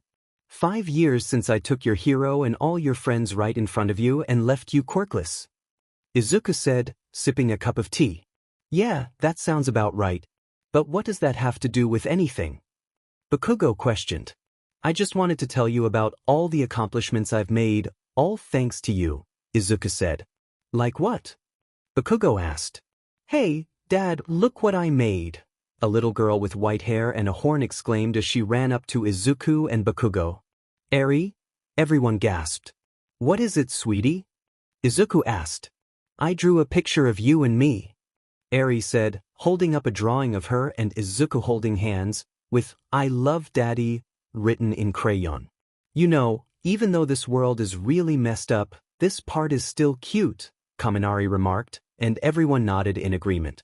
Thank you, sweetie, Izuku said, ruffling Eri's hair as she giggled. You have a daughter? Bakugo exclaimed. She's not biological. You see, not long after we last saw each other, I met with the leader of the Yakuza, a man named Kai Chisaki, also known as Overhaul. He was using Eri's quirk to create bullets that could destroy quirks, since her quirk can rewind things. But Overhaul was torturing Eri. When I first saw her, she was strapped to a chair with cuts all over her arms and legs. I wasn't going to let that happen anymore. I may be a villain, but even I have standards. I immediately freed her from the chair, but then Overhaul tried to attack me. Right before he could, I took away his quirk and defeated him. His quirk has come in handy multiple times since then. After that, I took down the rest of the Yakuza and destroyed their entire facility, Izuku said, smiling as he recalled the events. Bakugo mentioned seeing a news report about a house owned by the Yakuza that had been completely destroyed. Izuku responded that he had eliminated the remaining Yakuza in Japan. Overhaul was shocked, exclaiming in disbelief at Izuku's actions, to which Luke simply acknowledged the situation. Izuku continued, explaining that Eri needed a new home after her father had died and her mother abandoned her. Her grandfather was in a coma due to Overhaul's actions, and Izuku had made the difficult decision to pull the plug on him for having taken Overhaul in. He had adopted Eri and was training her to be his successor when she grew older. However, he expressed his concerns about her becoming a villain who would harm others and rule the world. Bakugo questioned how Izuku could consider becoming a villain, recalling that Izuku had always wanted to be a hero. Izuku explained that after their last encounter in middle school, He had been attacked by a sludge villain. All Might had saved him, but when Izuku asked if he could be a hero without a quirk, All Might had told him it was impossible and left him feeling hopeless. Following that, Izuku had taken Bakugo's advice and jumped off a building, only to be caught by his predecessor, who had given him a fraction of his quirk. Eventually, Izuku had taken over the world, and when Bakugo inquired about his predecessor, Izuku revealed that he had eliminated him, feeling it was unfair for him to do all the work while his predecessor ruled.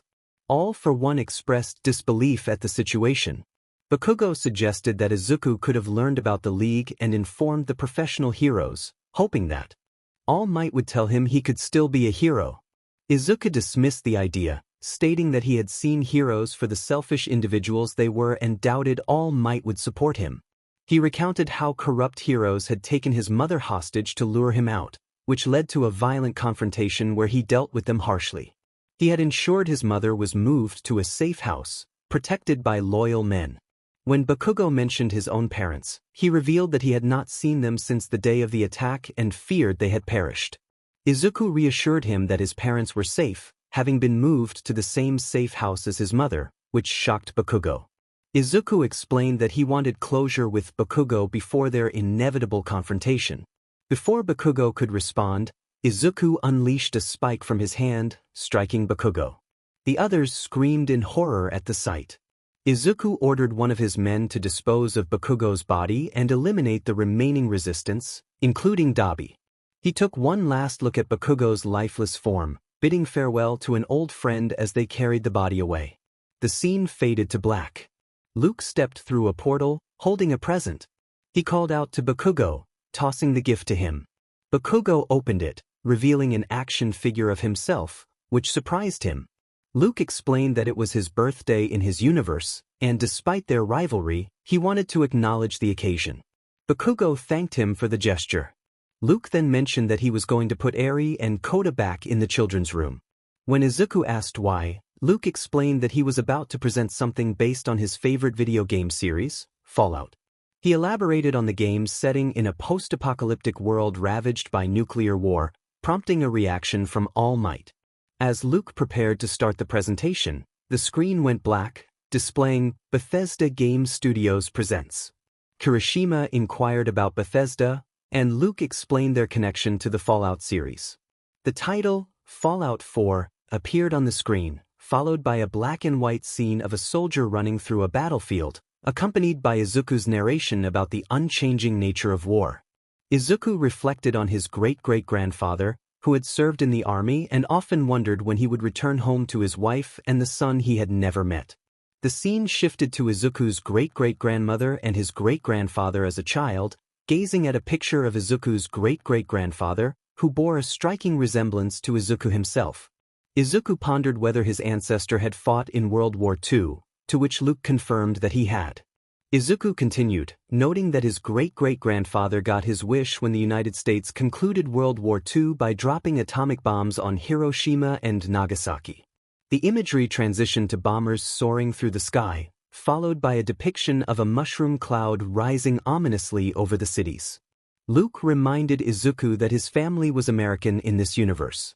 Izuku then described how the world had braced for destruction, but instead, something miraculous occurred.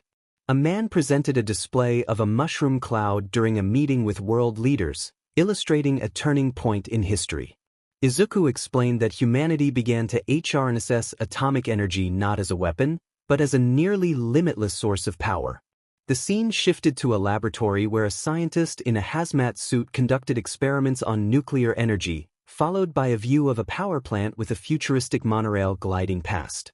He elaborated on how people enjoyed luxuries once thought to be the realm of science fiction, showcasing a peculiar floating robot with 3 eyes and robotic arms trimming bushes, which he identified as domestic robots. An advanced-looking car passed by, powered by fusion, and a man in a lab wore a device on his wrist displaying Pip-Boy 1.0, which Izuku referred to as a portable computer. However, Izuku noted that by the 21st century, people began to awaken from the American dream. The scene depicted 2 boys fighting in a crater in the middle of a road, followed by a crowd rushing toward a power plant engulfed in flames. Izuku explained that years of consumption had led to shortages of every major resource. Kaminari expressed confusion about the situation, prompting Jiro to point out the obvious. Shiro suggested that Yaoyorozu could create resources for everyone, but Momo firmly stated that she wouldn't be making supplies for the entire planet. Izuku continued, describing how the world unraveled, showing a Chinese soldier walking through Anchorage, Alaska, as hundreds of American soldiers parachuted into the area. He remarked that peace had become a distant memory, illustrating this with a soldier clad in a massive high-tech suit of armor, engineers working to repair it, and another soldier carrying a heavy weapon. The expression on the armored soldier's face conveyed a sense of sadness. Kaminari admired the soldier's impressive armor, prompting Luke to explain that it was called power armor, specifically the T-60 model from the Fallout games, while Mei began sketching blueprints. As the narrative progressed, Izuku stated that it was now the year 2077, and humanity stood on the brink of total war. The scene depicted military vehicles equipped with enormous missiles traversing a neighborhood, flanked by soldiers. Izuku felt a deep sense of fear for himself, his wife, and his infant son as he looked at a picture of Ochako. He donned futuristic military armor and held a sleek rifle, walking down a road alongside a group of fellow soldiers. Because if my time in the army taught me one thing, it's that war never changes, Izuku reflected as he tucked away a picture of Ochako and walked down the road alongside his fellow soldiers. That's actually a pretty cool saying. War never changes. Can I get it on a shirt? Kaminari asked. Luke snapped his fingers, and a shirt with that phrase materialized in front of Kaminari. Thanks, Kaminari said, putting it on. The scene shifted to an adult Izuku looking in the bathroom mirror, the world around him vibrant with color once more. War never changes, he said to himself. Ochako stood behind him, encouraging him with a smile. You're going to impress everyone at the Veterans Hall tonight, Han. You think? Izuku replied, a hint of doubt in his voice. Absolutely. Now get ready and stop hogging the mirror, she urged. Izuku smirked and nodded. After shaving, Izuku entered the kitchen. Ah, good morning, sir. Your coffee is brewed to perfection at 173.5 degrees Fahrenheit. And today's newspaper has just arrived, said a robot resembling the one they had seen earlier, speaking with a British accent. Thanks, Codsworth, Izuku said, taking the mug from the robot's hand. Of course. Codsworth replied cheerfully. We have one of those robots too? Ochako inquired. Yeah. His name is Codsworth. He's a Mr. Handy robot, Luke explained. Izuku took a sip of his coffee and glanced at a comic book on the counter. Grognak the Barbarian and the Jungle of the Bat Babies. My favorite, he said. What's Grognak the Barbarian? Bakugo asked, puzzled. A comic book hero, Luke clarified. Izuku then opened the fridge to find several rocket-shaped bottles labeled Nuka-Cola. Nuka-Cola. Ice cold, he remarked. Wait, do I mean Coca-Cola? Izuku pondered aloud. Yeah, but it's called Nuka-Cola here, Luke replied. He picked up the newspaper and scanned it. HM. More of the same, he noted. Izuku walked over to a law degree displayed on a shelf. I'm so proud of her, he said, thinking of Ochako. You're a lawyer in this world, Ochako, Luke reminded her. Suddenly, a baby began to cry. Ah, sounds like someone needs attention. I shall attend to young Toshi, Codsworth announced as he floated down the hallway. Oh, Toshi's in this too? Tako asked, surprised. Well, of course, Luke answered. Ochako chuckled. You know, I was nervous at first, but Codsworth is really good with Toshi, she said while reading the newspaper. Izuku settled on the couch, watching the news when the doorbell rang. Can you get that? It's probably that salesman. He comes by every day, Ochako said. Izuku opened the door to find a salesman waiting. Good morning. Vault-Tec calling, the man announced. What's Vault-Tec? Momo asked. Well, the world is anticipating a nuclear war, so in America, there's a company called Vault-Tec that has built 122 advanced shelters known as vaults across the country, Luke explained. You and your family live in Massachusetts, which is now called the Commonwealth. Your community is Sanctuary Hills, located near Boston. Anyway, let's get back to watching, he added. Whatever you're selling, I'm not buying, Izuku said firmly. Oh, no worries, sir. I'm not selling anything today, the Vault Tech representative assured him. You can't imagine how happy I am to finally speak with you. I've been trying for days. It's a matter of utmost urgency, I assure you, the rep continued. Maybe I don't want to talk to you, Izuku replied. Oh, the rep coughed nervously. You do. Now, I know you're busy, so I won't take up much of your time. Time being a precious commodity, I'm here to inform you that because of your family's service to our country, you have been pre-selected for entrance into the local vault. Vault 111. Vault 111, huh? That's a lot of ones, Kaminari commented. Go away, Izuku said, not in the mood for a salesman so early in the morning. This sounds kind of important. Shouldn't Midoriya take this more seriously? Momo asked. He's had a long night with Toshi and preparing his speech. It's still early and he's not exactly in the mood to talk to a salesman, Luke explained. It won't take but a moment.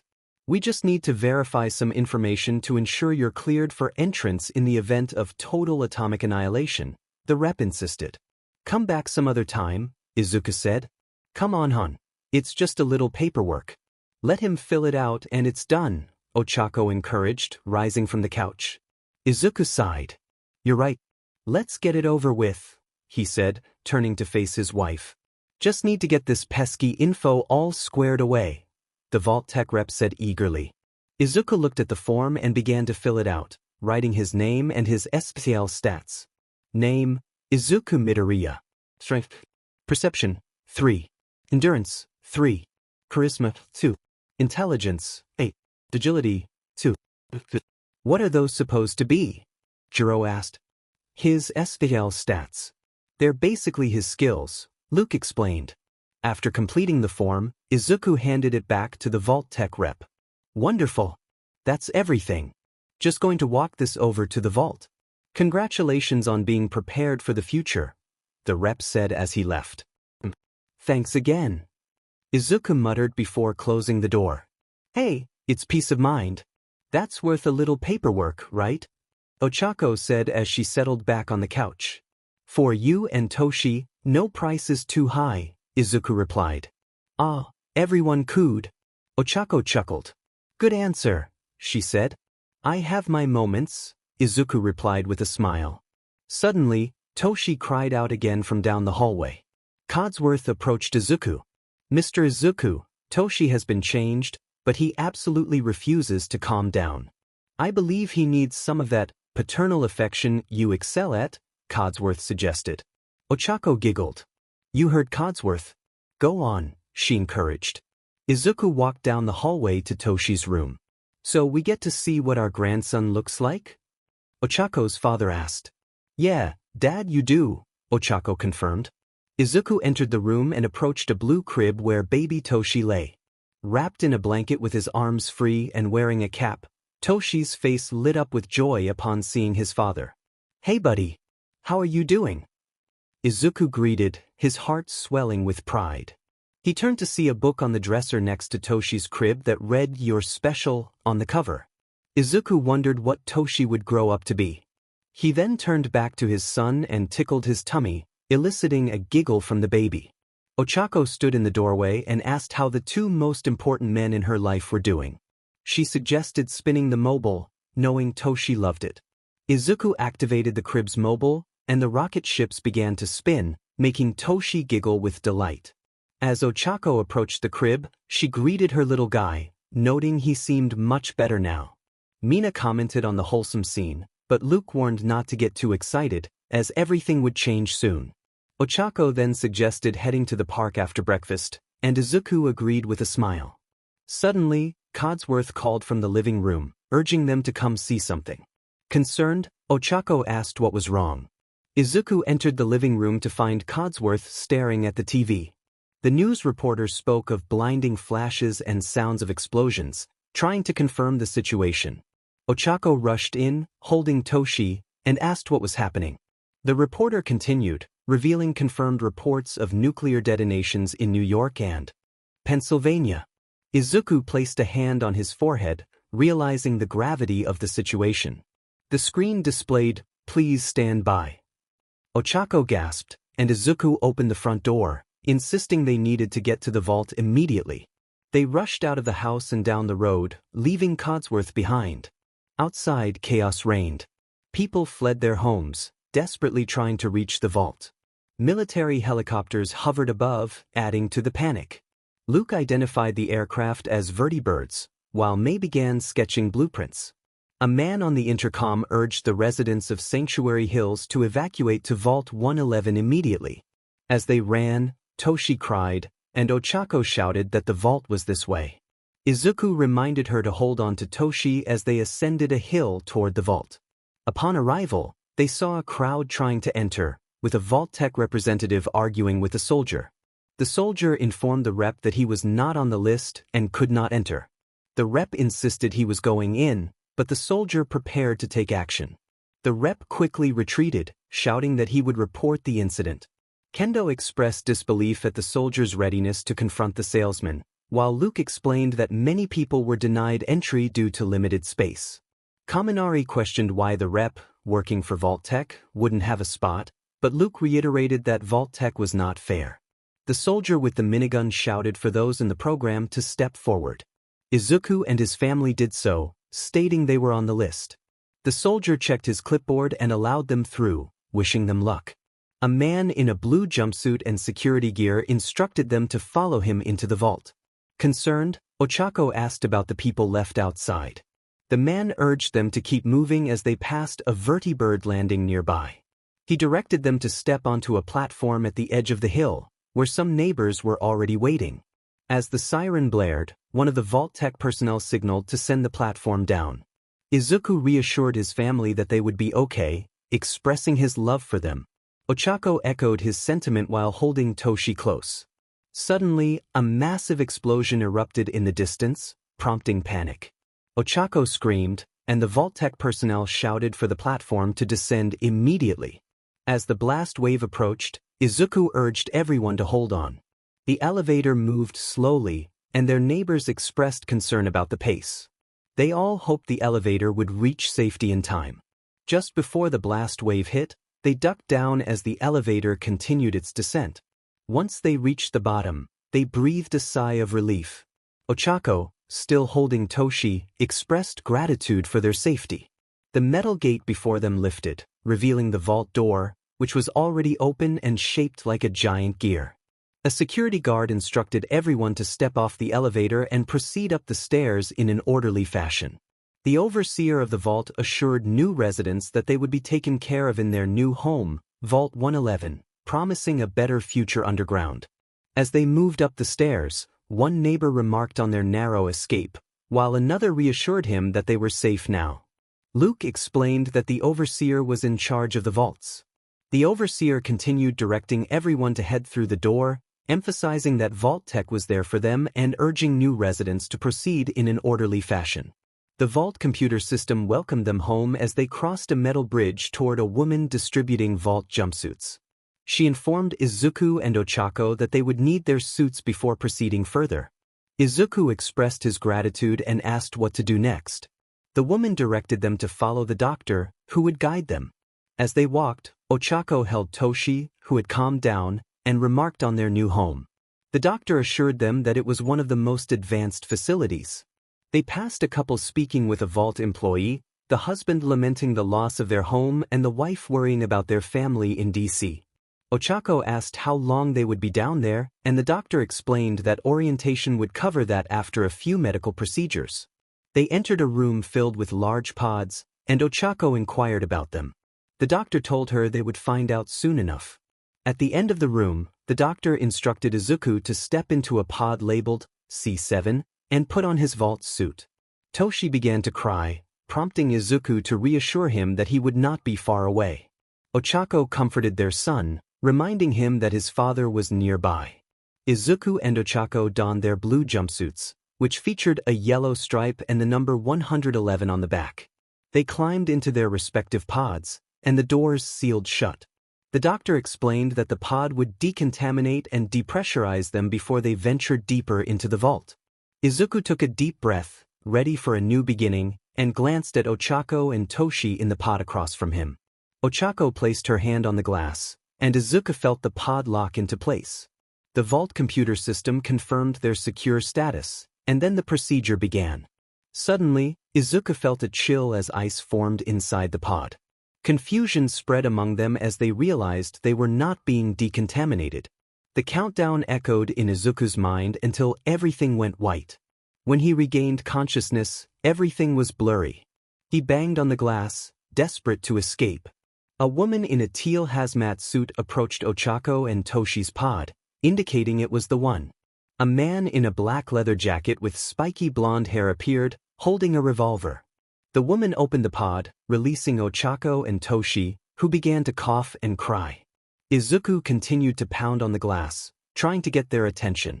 The woman attempted to take Toshi, but Ochako refused to let go, filled with concern for her son.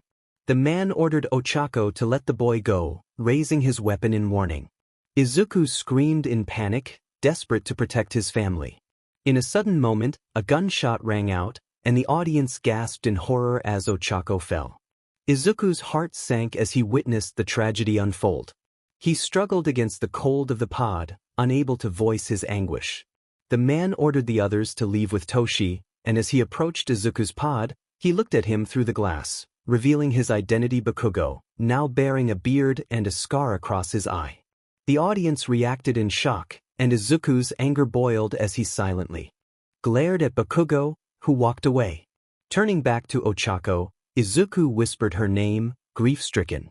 The vault computer system announced the reinitialization of cryogenic stasis, and everything faded to white once more. When Izuku was unfrozen again, he coughed violently and banged on the glass, but it was futile. The computer system declared a critical failure and instructed all residents to evacuate. The pod door finally opened, and Izuku fell to the ground, drenched. He quickly regained his footing and rushed to Ochako's pod, desperate to reach her. Izuku desperately attempted to open Ochako's pod, his heart racing as he spotted the control panel beside her. He flipped the switch, urging it to respond. As the door to Ochako's pod finally opened, he placed his hand on her cold, still face, pleading for her to wake up. He whispered softly, hoping for a miracle, but the silence was deafening. Moments later, the harsh reality struck him: his beloved wife was gone. He sank to his knees, tears streaming down his face as he mourned her loss. After a while, he composed himself, realizing he needed to take action. He carefully removed Ochako's wedding ring from her lifeless finger, vowing to find out who was responsible for this tragedy and to bring Toshi back. He closed the pod door, promising to return for her and give her a proper farewell. Izuku tried to open the other pods, but each attempt was met with a frustrating honking noise and a message from the vault's computer system indicating a malfunction. He approached the terminal next to the pods to check the life functions. The readings were grim, stating that the cryogenic array and life support were offline due to system failures. When he checked the occupant status, he found most of the pods marked as deceased, their cause of death listed as asphyxiation from life support failure. Izuku's heart sank further as he saw that for Ochako and Toshi, the status was unknown, with the pod door manual override engaged. His own status was also marked as unknown, with a remote override engaged. As he processed this information, he felt a surge of anger and confusion. Someone had unfrozen him remotely, and it wasn't an accident. He wondered aloud if Vault Tech was responsible or if it was Bakugo and the woman in the hazmat suit. Determined to uncover the truth, he moved down the hallway and entered another room filled with more pods. Again, he faced the same malfunction when trying to open them. Frustrated, he returned to the hallway, only to find the emergency exit door locked. The computer system informed him that he needed to contact a maintenance representative for assistance. Nearby, Izuku noticed a cart with a toolbox. He grabbed a screwdriver, deciding to take a different route. As he walked down another hallway, he passed a window but didn't look at it. He heard a noise from the window but, upon turning to investigate, found nothing. Continuing on, he stumbled upon a small office and decided to explore. Inside, he discovered a terminal filled with security instructions and operations protocols. One document caught his eye, revealing that Vault 111 was designed to test the long-term effects of suspended animation on unaware human subjects. Security staff were instructed to maintain the integrity of the installation and monitor the activities of the science staff. It was clear that deviation from assigned duties was strictly forbidden, and security personnel were authorized to use lethal force if necessary. Izuku was shocked to learn that the vault was merely an experiment. He had always believed the vaults were safe havens, but they were actually social experiments sanctioned by the government. Each vault had its own unique experiment, some benign and others horrific.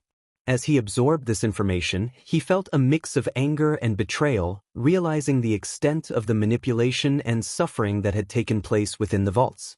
Vault 92 was home to musicians, but the staff introduced a white noise device that drove the inhabitants to madness, leading them to turn on one another.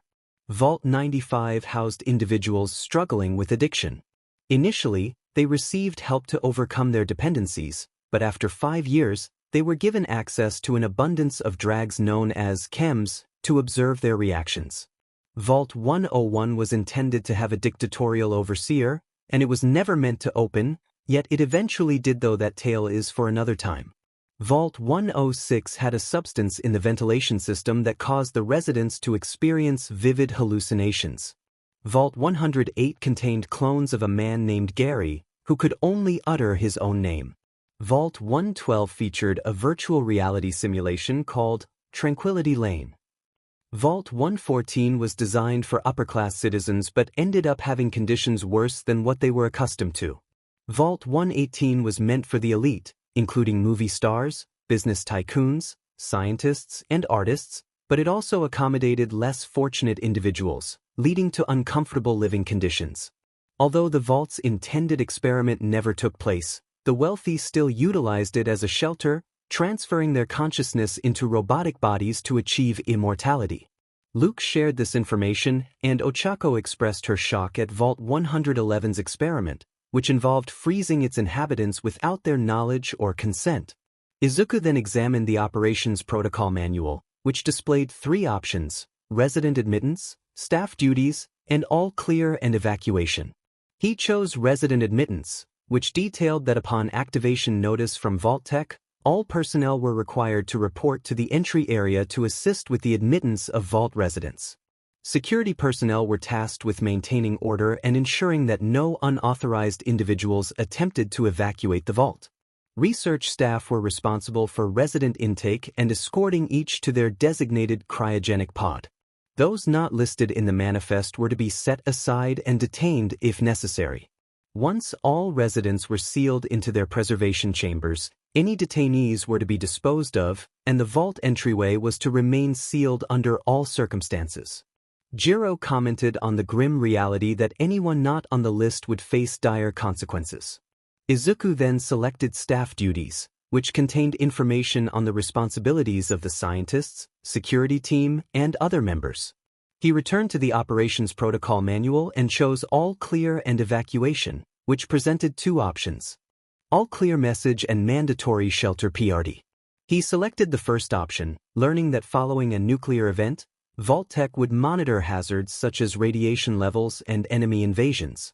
Once conditions were deemed safe, the terminal would receive an all-clear notice, allowing for evacuation at the overseer's discretion.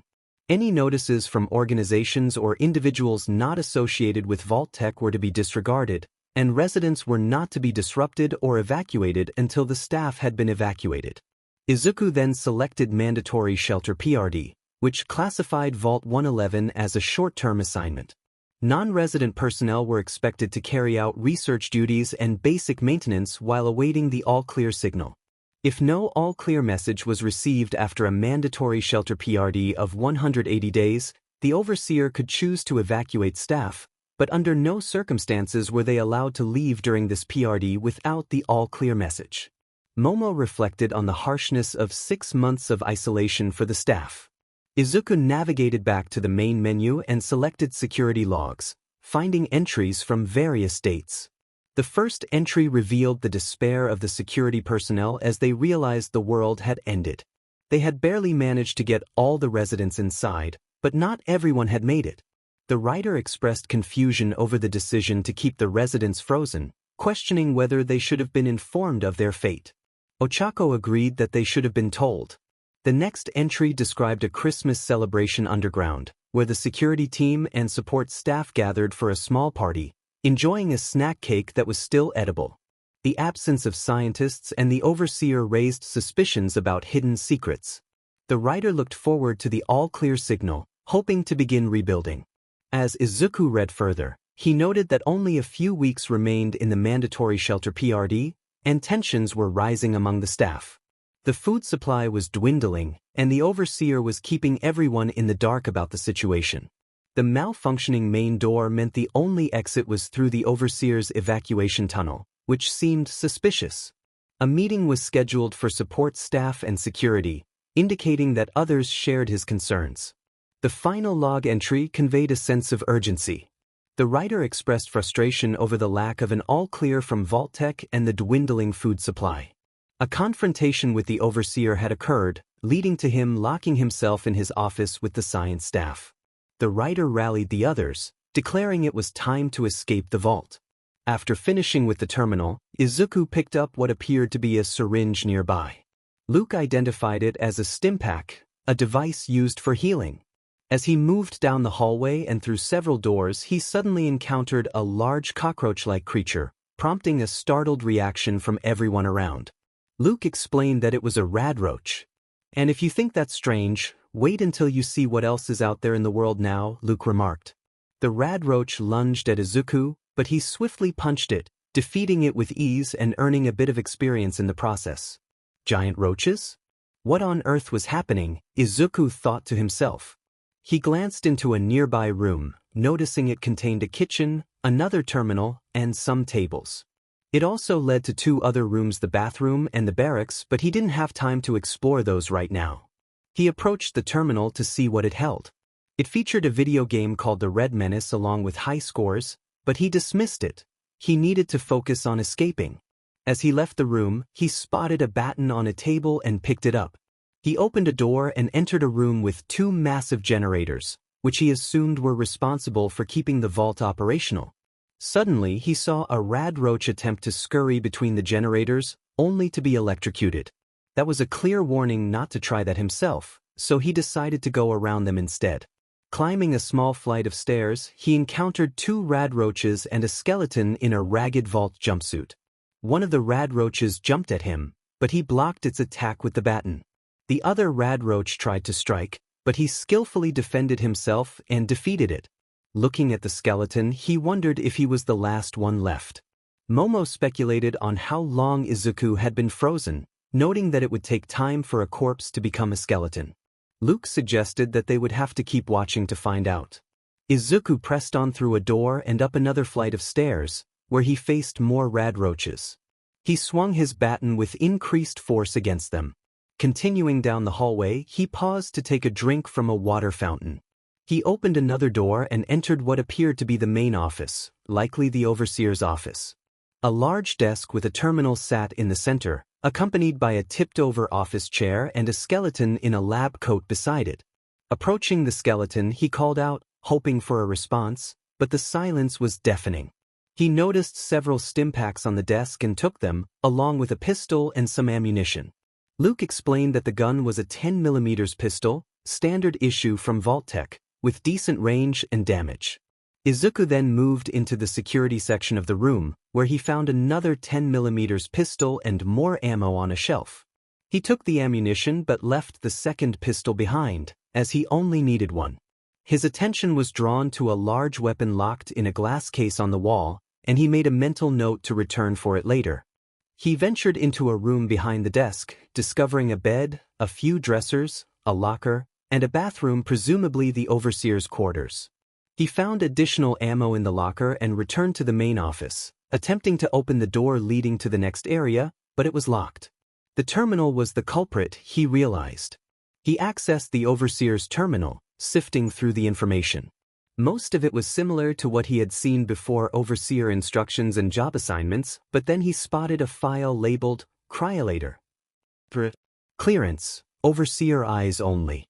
I have long dreamed of making cryogenic freezing available in a portable, on-demand form. The cryolator is my latest attempt. Thankfully, we have no shortage of the chemicals and components needed to tinker with the prototype. It's a nice way to occupy time as we wait for the all-clear signal. Izuku realized that the object on the wall was the cryolator. Todoroki commented sarcastically about Vault-Tec trying to replicate his abilities, but Luke quickly dismissed him. Izuku continued reading the Overseer's log entries. The first entry detailed the completion of staff orientation and the enrollment of residents from Sanctuary Hills and Concord. The vault was ready to open, and the Overseer expressed a desire to witness the wonders awaiting the residents. The next entry revealed that they had sealed the entrance just in time, with only one resident missing. The admission process had gone smoothly, and the residents seemed too overwhelmed to question the cryogenic pods. The following entry mentioned a strange issue with one of the pods, which had nearly malfunctioned and started thawing a subject. The Overseer suspected a glitch in Vault-Tec systems. In the next entry, the Overseer expressed concern over the lack of an all-clear signal as the 180-day mandatory shelter parody approached its end. Supplies were running low, and doubts among the residents were growing. The Overseer felt trapped, unable to open the vault, and worried about the consequences of leaving too soon.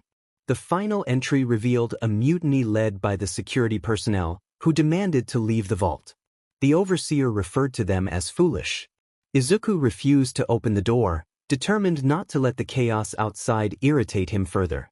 He was busy consolidating the remaining supplies and putting the staff on lockdown, knowing they had to prioritize who deserved the little food they had left. He realized he had been too generous with the rations. If anyone had a problem with it, fewer mouths to feed would be a benefit. Nizu observed that the Overseer had to make tough choices. Izuku opened the evacuation tunnel and entered a dimly lit hallway, spotting several radroaches at the far end. He aimed his 10mm pistol and fired multiple rounds, taking them down with precision, a testament to his army training. Reloading his gun, he moved through a series of doors until he reached the large vault door, where he found more skeletons and another radroach pecking at one of them. Bullet marks were scattered across the walls. Sneaking up on the radroach, Izuku struck it down with his gun. Just then, another radroach emerged from under the stairs, but he swiftly eliminated that one too. He gazed at the skeletons, wondering if anyone had managed to escape. Approaching the vault door control panel, he noticed another skeleton lying in front of it.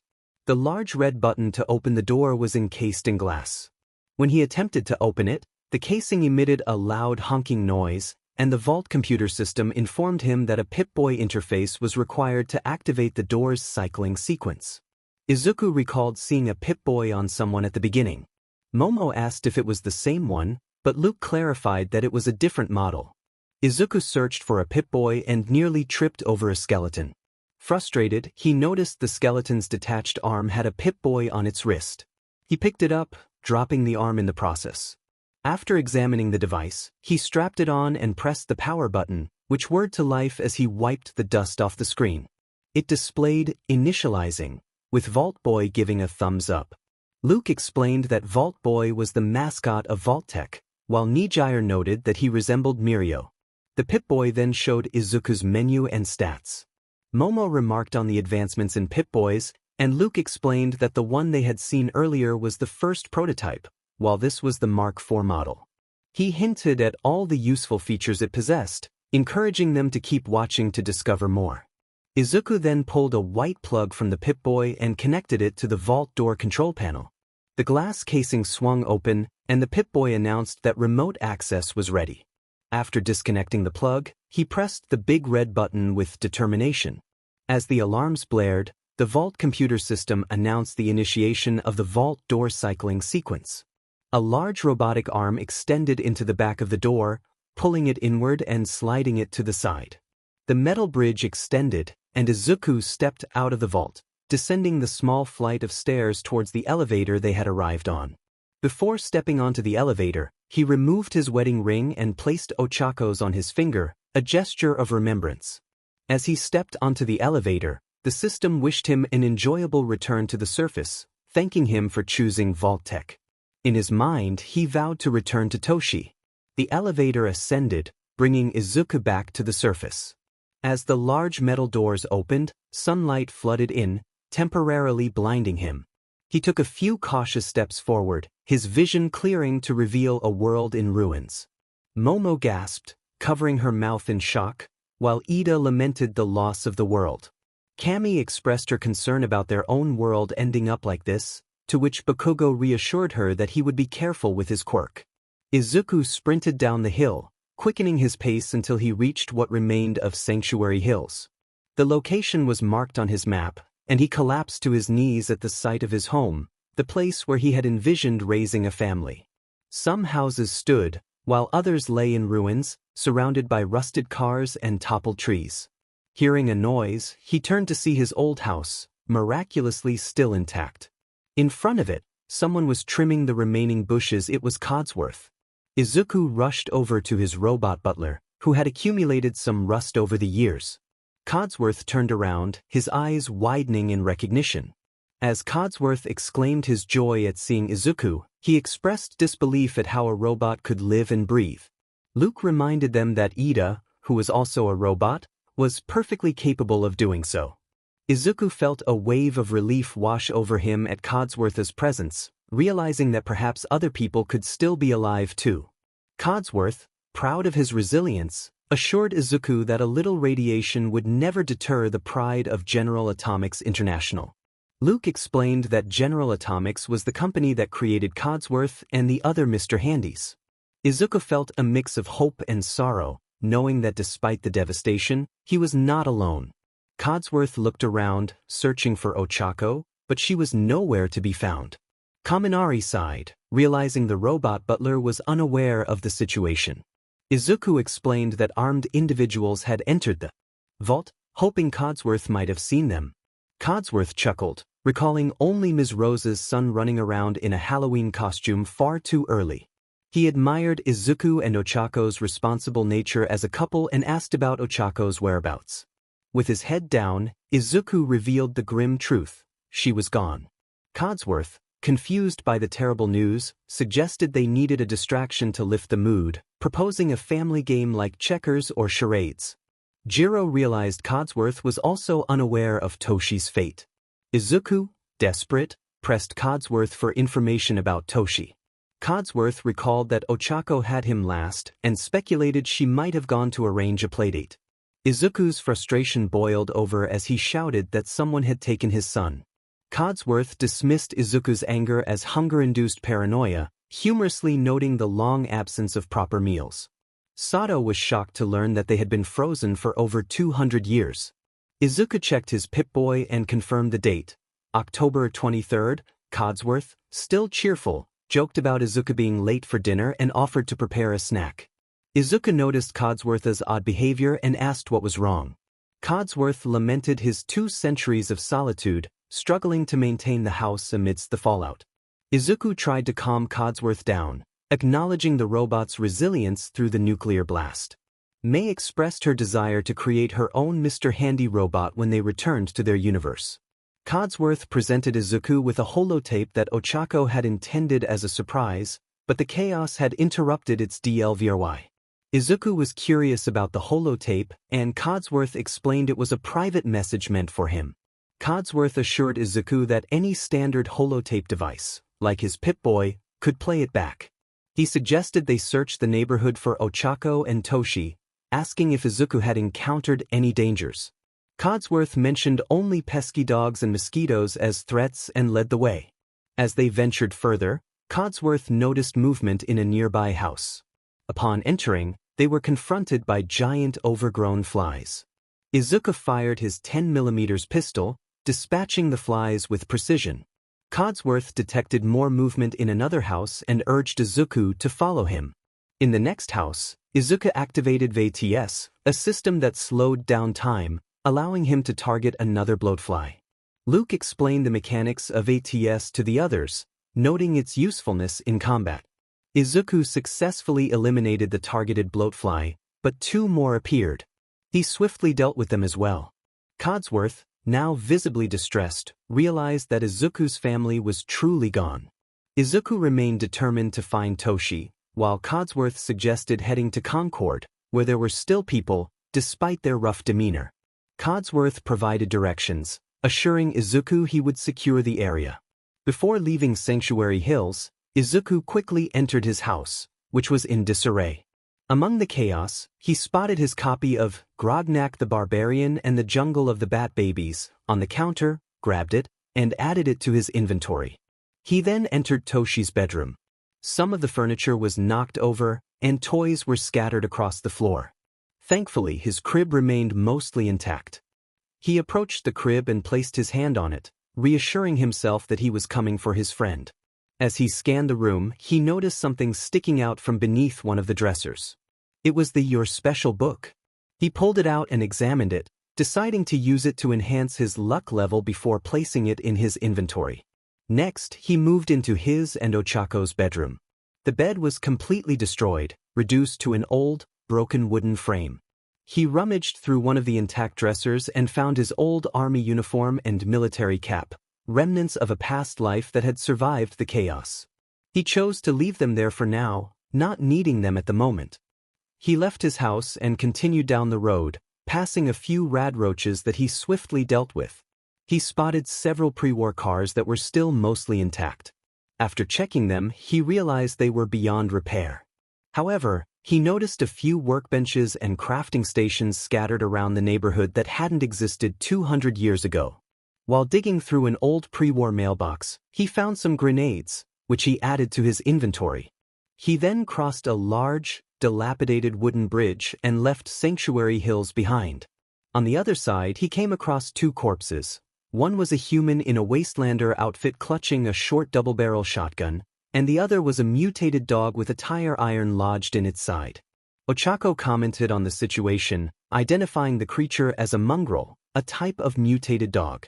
Izuku looted the shotgun, some shells, and stimpaks from the wastelander, and pulled the tire iron out of the mongrel, adding both weapons and the ammunition to his inventory. Ida expressed his disapproval of looting the bodies, but Luke reminded him that in a post-apocalyptic wasteland, supplies and weapons were essential for survival. As Izuku walked past a large statue of a Revolutionary War soldier, he noticed a duffel bag beside it.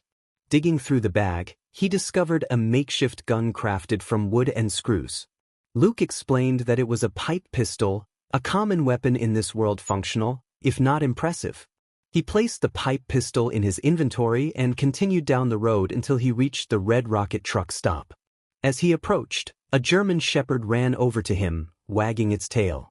Excitedly, everyone reacted to the dog's presence. Izuku knelt down to greet the dog, wondering if it had lost its owner. Realizing he could use all the help he could get in the wasteland, he decided they would stick together. Inside the truck stop, Izuku searched for supplies and found stimpaks, tools, and a few other items. A working radio played classical music in the background. He explored what appeared to be an office, where he discovered a terminal with information about vehicles needing repairs. He also found a metal container filled with bottle caps, which he added to his inventory, knowing they served as currency in this new world. Afterward, he ventured to the back of the truck stop and found an old Nuka-Cola machine still containing a drink. He took a swig, appreciating the refreshment after so long. With his new canine companion, he continued down the road and encountered a dead two-headed cow with giant mosquitoes feeding on it. Luke identified the cow as a Brahmin and the mosquitoes as blood bugs. Izuku quickly dealt with the blood bugs before they reached Concord. As soon as they crossed the sign marking, "Entering Concord," the location was automatically marked on his Pip-Boy and he leveled up. While traveling through Concord, they passed a flock of crows that took flight as they approached, a reminder that some animals still roamed the land. Suddenly, they heard gunshots in the distance and made their way toward the old Revolutionary War Museum, where a vertibird had crashed onto the roof. A group of people was firing at someone standing on the museum balcony, dressed in leather armor and other rugged clothing. Izuku approached the two closest individuals, trying to get their attention. However, they turned and opened fire. He dodged the bullets and retaliated, while the rest of the group began to attack him and his dog. Realizing these individuals were not friendly, Izuku fought back, using his weapons while his dog helped take down the attackers. A voice called from the balcony, drawing Izuku's attention. It was Ida, who informed him that he had a group of settlers inside and that the raiders were almost through the door. Ida urgently pointed to a lifeless body on the ground, next to a peculiar rifle. He called for Izuku to grab the laser musket and help them. Izuku picked up the weapon and, accompanied by his dog, entered the building. Inside, they spotted several raiders on the upper floors, firing at Ida, who was defending himself from an open window with his laser musket. Izuku aimed his weapon and fired, disintegrating one of the raiders. Zero expressed his amazement at the sight, while Luke explained that laser weapons could reduce a target to ash. Izuku attempted to open a locked metal gate leading to the stairs but decided to take a longer route. As they moved down a hallway, they heard a peculiar voice proclaiming, "No more British occupation." Confused, they entered the next room and discovered old Revolutionary War mannequins with a working speaker. The following room featured a Boston Tea Party exhibit, where the speaker exclaimed, "Have your tea back, you troublemakers." Suddenly, they were ambushed by another raider. A bullet grazed Izuku's shoulder, but he retaliated by shooting the raider in the face with his laser musket. After injecting a stimpack, his wound healed, prompting Nizu to comment on the similarities to Recovery Girl's quirk. Recovery Girl expressed her desire to develop stimpaks for their world, while Izuku defended himself, claiming he didn't break bones as often anymore. After looting some stimpaks and ammo from the fallen raider, Izuku ascended the remaining stairs. He spotted a switchblade on a table next to a skull and picked it up. As he and his dog moved down another hallway, they crouched to overhear two raiders discussing their situation. One raider suggested leaving, while the other insisted they stay and wait for backup. The tension escalated when one threatened the other for even considering an escape. Seizing the moment, Izuku and his dog sprang from their hiding spot. He fired his laser musket at one raider while his dog swiftly took down the other. They passed a large mural depicting American soldiers through the years and climbed the stairs to the top floor. One of the raiders shouted threats as he struggled to open a door, intent on attacking Ida and the others. Another raider tried to convince him to focus on more pressing matters. Just then, Izuku and his dog appeared, with Izuku aiming his laser musket at them. He confidently declared his intent before pulling the trigger, disintegrating one raider. The remaining raider charged at him with a tire iron, but Izuku defended himself by striking him repeatedly with the stock of his weapon until he fell. Suddenly, the door opened, revealing Ida. He beckoned Izuku and his dog to join him. Inside the room, Ida stood alongside a few others. He wore an outfit reminiscent of the Revolutionary War, complete with a tan duster, brown gloves, boots, and a militia hat. He also carried an upgraded laser musket and bore several scars on his face. Ida introduced himself as Tenya Ida of the Commonwealth Minutemen, acknowledging that their timing was impeccable. Bakugo scoffed at the mention of Minutemen, questioning the game's violent nature. Luke reassured him that it was indeed a violent game, urging him to keep watching. Izuku expressed confusion about time travel, to which Ida explained the Minutemen's purpose: to protect people at a moment's notice. He shared that he had joined to make a difference, but things had fallen apart, leaving him as the last Minuteman standing. Shoji interrupted, noting that Ida had not been asked for his life story. Izuku pointed out the others in the room, prompting Ida to explain that they were simply people seeking a new home. He recounted their journey, mentioning how they had been driven out of Lexington by ghouls and how their numbers had dwindled from 20 to 5. Izuku was shocked to see Night Eye sitting on the couch, while Ida introduced Maijima, who was focused on hacking a terminal. Power Loader acknowledged his presence but remained preoccupied with his task. Izuku inquired about ghouls, and Ida explained that while most ghouls were just people affected by radiation, some had become feral and dangerous. Kaminari expressed hope that they wouldn't encounter any ghouls, but Luke ominously assured him that they would. Ida then shared their plan to settle in Concord, only to be thwarted by raiders. He revealed that they had an idea to fight back, prompting Izuku to ask if it would be enough to stop the raiders. Maijima informed them about a crashed vertibird on the roof, suggesting it could be their ticket to safety. It reminded Pony of home back in America. Power Loader pointed out that one of the passengers had left behind an impressive goodie, a full suit of Cherry T-45 power armor, military issue. Izuku noted that it provided serious protection, recalling the brutal war machines that soldiers in power armor had been back in the pre-war era. Power Loader continued, explaining that if they could get the suit, they could detach the minigun from the vertibird, ensuring the raiders would face dire consequences. Izuku grinned at the thought of the minigun. However, Power Loader revealed a hitch: the suit was out of power, likely dry for 100 years. It could be powered up again, but they were currently stuck. Ida chimed in, explaining that they would need an old pre-war fusion core, a long-term nuclear battery used by the military and some companies long ago, and they knew exactly where to find one. Power Loader expressed his concern about accessing the core, as it was locked behind a security gate in the basement. He admitted that bypassing security wasn't his strong suit, but encouraged Izuku to give it a try. Izuku felt confident and assured them he would see what he could do. With a sense of hope, Ida encouraged him, believing that once Izuku connected the core to the power armor and secured the minigun, the raiders would regret their choices. Izuku picked up a magazine titled Ropco Fun from a nearby table, which included a holotape called Atomic Command. He added both to his inventory, recalling that Ropco was the company behind the Pip-Boy and various other gadgets, while Atomic Command was a game he could play on his device, though it was merely a parody of Missile Command. He approached Night Eye, who was still seated on the couch. Night Eye acknowledged Dogmeat's knack for finding help, and Izuku expressed curiosity about the dog. Night Eye clarified that Dogmeat was not his dog but a free spirit who chose his friends and would stick by them. Izuku raised an eyebrow at Night Eye's cryptic abilities, prompting Luke to explain that Night Eye could still see into the future, albeit differently in this context. Night Eye elaborated that the chems he used granted him the sight, allowing him to glimpse what would be, and what was currently happening. He sensed something approaching, drawn by the noise and chaos, and it was angry. Todoroki wondered what it could be, while Izuku vowed to stop it. Night Eye wished he could assist but warned that the sight wasn't always clear, urging Izuku to focus on his task. Izuku then turned to Marcy Long, who was pacing anxiously.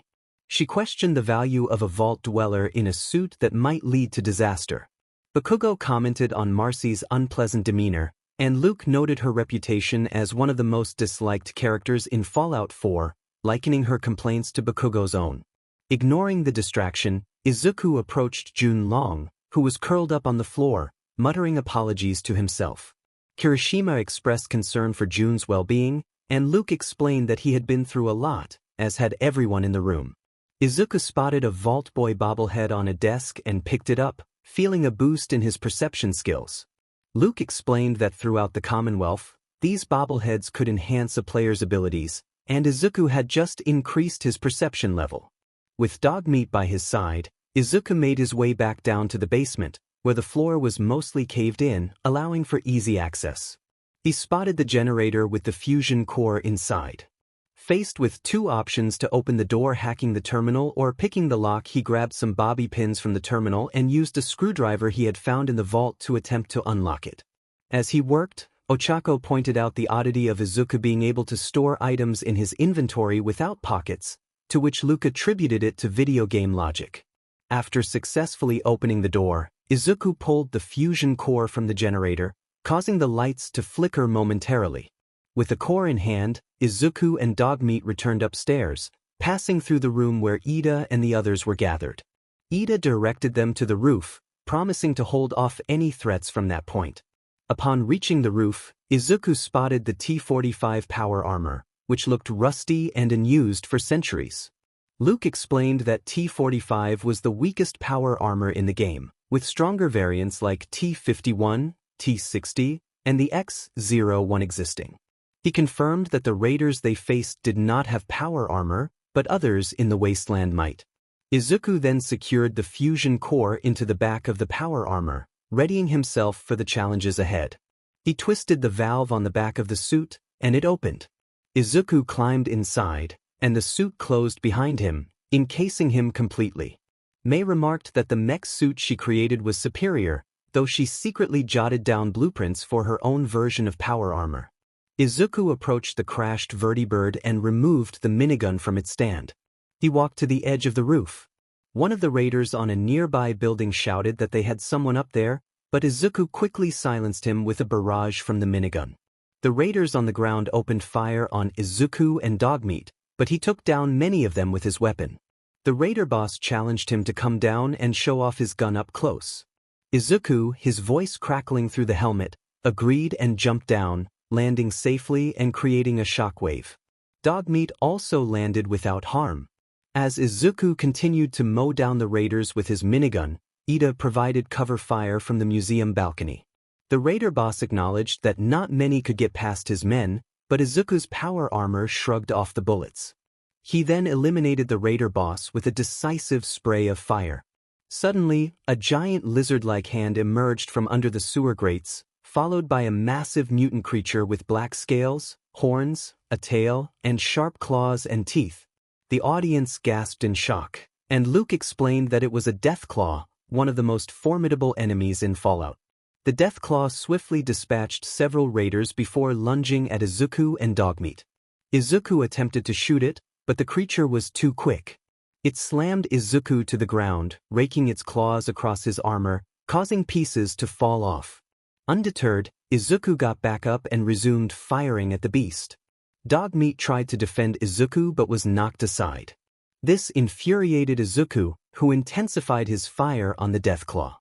He noticed the creature was near a car that looked ready to explode. Izuku aimed for the vehicle, igniting its engine, and the car erupted, injuring the Deathclaw. He finished it off with a few more shots. When the fight concluded, Izuku's power armor was significantly damaged, with parts missing from one arm and leg. He dispatched the remaining raiders with his laser musket and 10mm pistol before rushing over to check on Dogmeat. Though hurt and whimpering, Dogmeat was soon healed with a stimpack. They returned to the museum to speak with Ida, finding him and the others resting on the main floor. Ida asked if Izuku was alright, to which Night Eye assured him he was fine and to stop worrying. Izuku exited his power armor, and Ida complimented his impressive display of skill, expressing gratitude for having him on their side. Concerned, Izuku asked if they would be okay now. Ida confirmed they could move to a safer location and recalled their earlier conversation about the Minutemen, emphasizing their commitment to helping friends. He handed Izuku some bottle caps and ammo as thanks. Izuku inquired about what would happen next. Ida explained that Papa Sasaki had a vision of a place called Sanctuary, an old neighborhood they could restore. He invited Izuku to join them, stating they would need his strength for what was to come. Night Eye added that Izuku had a greater destiny ahead, sensing the energy of his son, Toshi, who was alive. Izuku, filled with relief, demanded to know where Toshi was.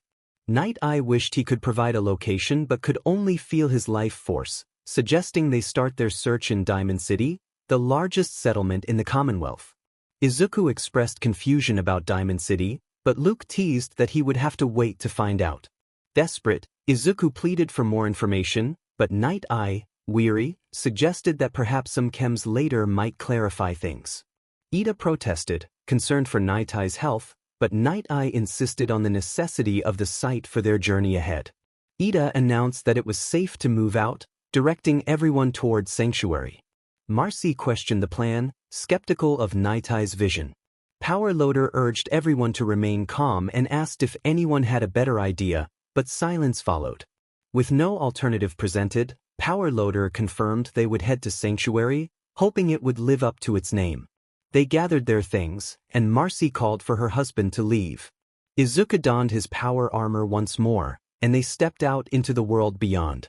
Ida took the lead and urged everyone to stick close as they made their way up the road. Izuku scavenged a few pieces of leather armor from the raiders he had encountered earlier, adding them to his inventory. A few minutes later, they arrived back at Sanctuary. Ida marveled at the Minutemen statue, recognizing it as a monument to the original Minutemen.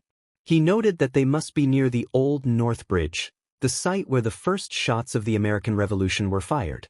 He considered it a promising sign since they had left Quincy.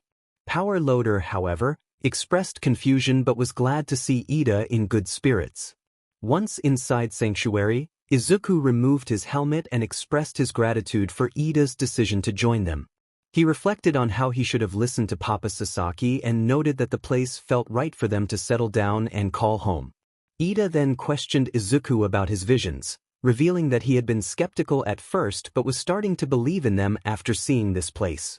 Izuku shared that he had lived there over 200 years ago but had been frozen for most of that time. Ida was taken aback, likening Izuku to one of the old pre-war ghouls, and inquired if anyone else had escaped with him. Izuku revealed that his son had been taken away while he was trapped, and he had been searching for him ever since. Ida expressed sympathy and offered his help in any way he could. Ida then mentioned a settlement that needed assistance, hoping to show people that the Minutemen were still out there. He asked Izuku if he could help, but Mina reminded Ida that Izuku was busy searching for his son. Ida insisted that helping others in the wasteland was important, and Izuku agreed to lend a hand. Curious about the nature of the help needed, Izuku learned that the settlement was dealing with raiders. He was eager to assist and felt optimistic about the Minutemen needing more people like him. Ida suggested that if Izuku wanted to help around Sanctuary, he should speak to Maijima, who would appreciate the support. Izuku approached the settlers and was greeted by Jun, who thanked him for the help in Concord. Jun shared the hardships they had faced, including the loss of his son, Kyle. Izuku empathized, revealing that he too had lost someone dear. They both recognized the importance of moving forward for the sake of their loved ones. Next, Izuku met Night Eye, who acknowledged his connection to Sanctuary. Night Eye mentioned that he had seen Izuku leave the ice and offered to help him with the site, but he needed some jet to do so. Izuku was curious about jet, a substance that enhanced perception but was warned by Mirio about its dangers. Despite the risks, Izuku felt compelled to find his son and considered Night Eye's offer. Later, Izuku approached Power Loader, who asked if he was willing to help with some work. Power Loader explained that they needed proper beds, as they had been sleeping on the ground for too long. Izuku readily agreed to assist and was directed to a workbench nearby. Izuku then spotted Codsworth and greeted him. Codsworth expressed his hope that Izuku had found assistance in Concord and offered to accompany him throughout the Commonwealth if needed. Izuku welcomed the offer, and Codsworth confirmed he would follow. As Dogmeat whimpered nearby, Codsworth reassured him that his master was in good hands. Izuku noted the peculiarities of the situation, realizing that Codsworth and Dogmeat could not accompany him simultaneously, a quirk of their world. Afterward, Power Loader taught Izuku how to use the workbench, and he set to work cleaning up Sanctuary. He cleared away the rubble and debris from the destroyed houses and repaired the furniture in his own home, making the place feel more like a sanctuary once again. He prepared beds for everyone, planted some crops, set up a water pump and purifier, and established defenses. He dismantled his old bed and replaced it with a smaller one. Afterward, he took Dogmeat and sent Codsworth to the Red Rocket truck stop, where they would set up shop. He exited his power armor and placed it in the repair station to fix it. Once repaired, he and Dogmeat quickly went to assist the settlement. Ochako expressed her concern, reminding Izuku that their son was more important than helping a random settlement. Luke reassured her that many players had engaged in various activities in the game instead of solely focusing on finding their son. After completing a settlement mission, Izuku and Dogmeat returned to Sanctuary as the sun began to set. He approached Ida, who had good news about the settlement he had helped. They had decided to join the Minutemen. Ida praised Izuku for his efforts and handed him a flare gun, explaining that it could be used to signal for help from nearby Minutemen. Izuku was curious about Ida's past and asked if he was truly the last Minuteman. Ida clarified that while there were likely former Minutemen who had given up after the Quincy massacre, he was part of the last active group. He recounted the tragic events of the Quincy massacre, where a mercenary group had attacked, and the Minutemen were the only ones who responded to the call for help. Ida expressed his frustration that other groups had abandoned them during that crisis. He shared that only a few had survived, and he had taken charge of the remaining members. Unfortunately, they had never found a safe place to settle, leading to a series of disasters. Izuku empathized, sharing that he understood the feeling of being the last survivor.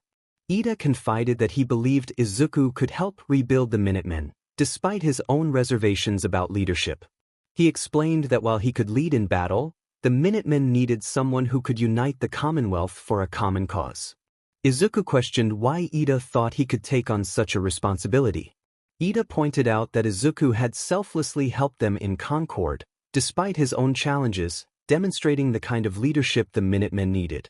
Curious about the Minutemen's purpose, Izuku learned they were citizen soldiers dedicated to protecting the Commonwealth and determining their own future.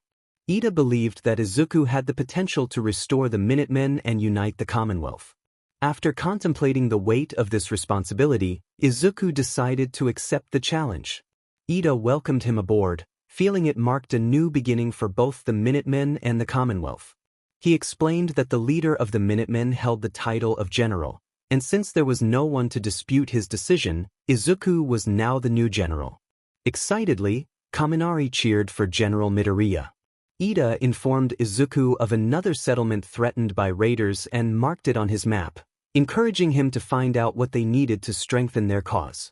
As Izuku prepared for the next step, he reflected on his priorities, acknowledging that he still needed to find his son. After a long day, he went to bed, hoping to wake up from what felt like a dream. However, when morning came, the reality of his situation remained.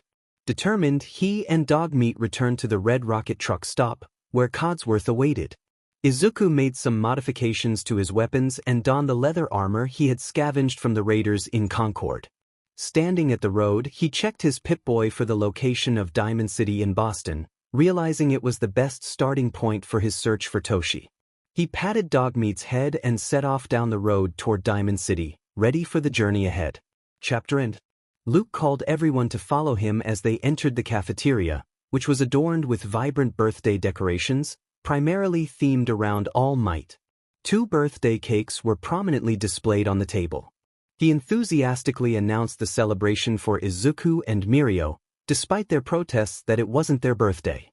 Luke explained that in his universe, it was indeed their special day, and he was determined to celebrate it fully. With a snap of his fingers, Mirio's parents appeared, adding to the festive atmosphere. The party was filled with laughter and joy as they played games, enjoyed delicious food, and exchanged gifts. When it was time to sing, everyone gathered around the table to celebrate the 2 birthday boys.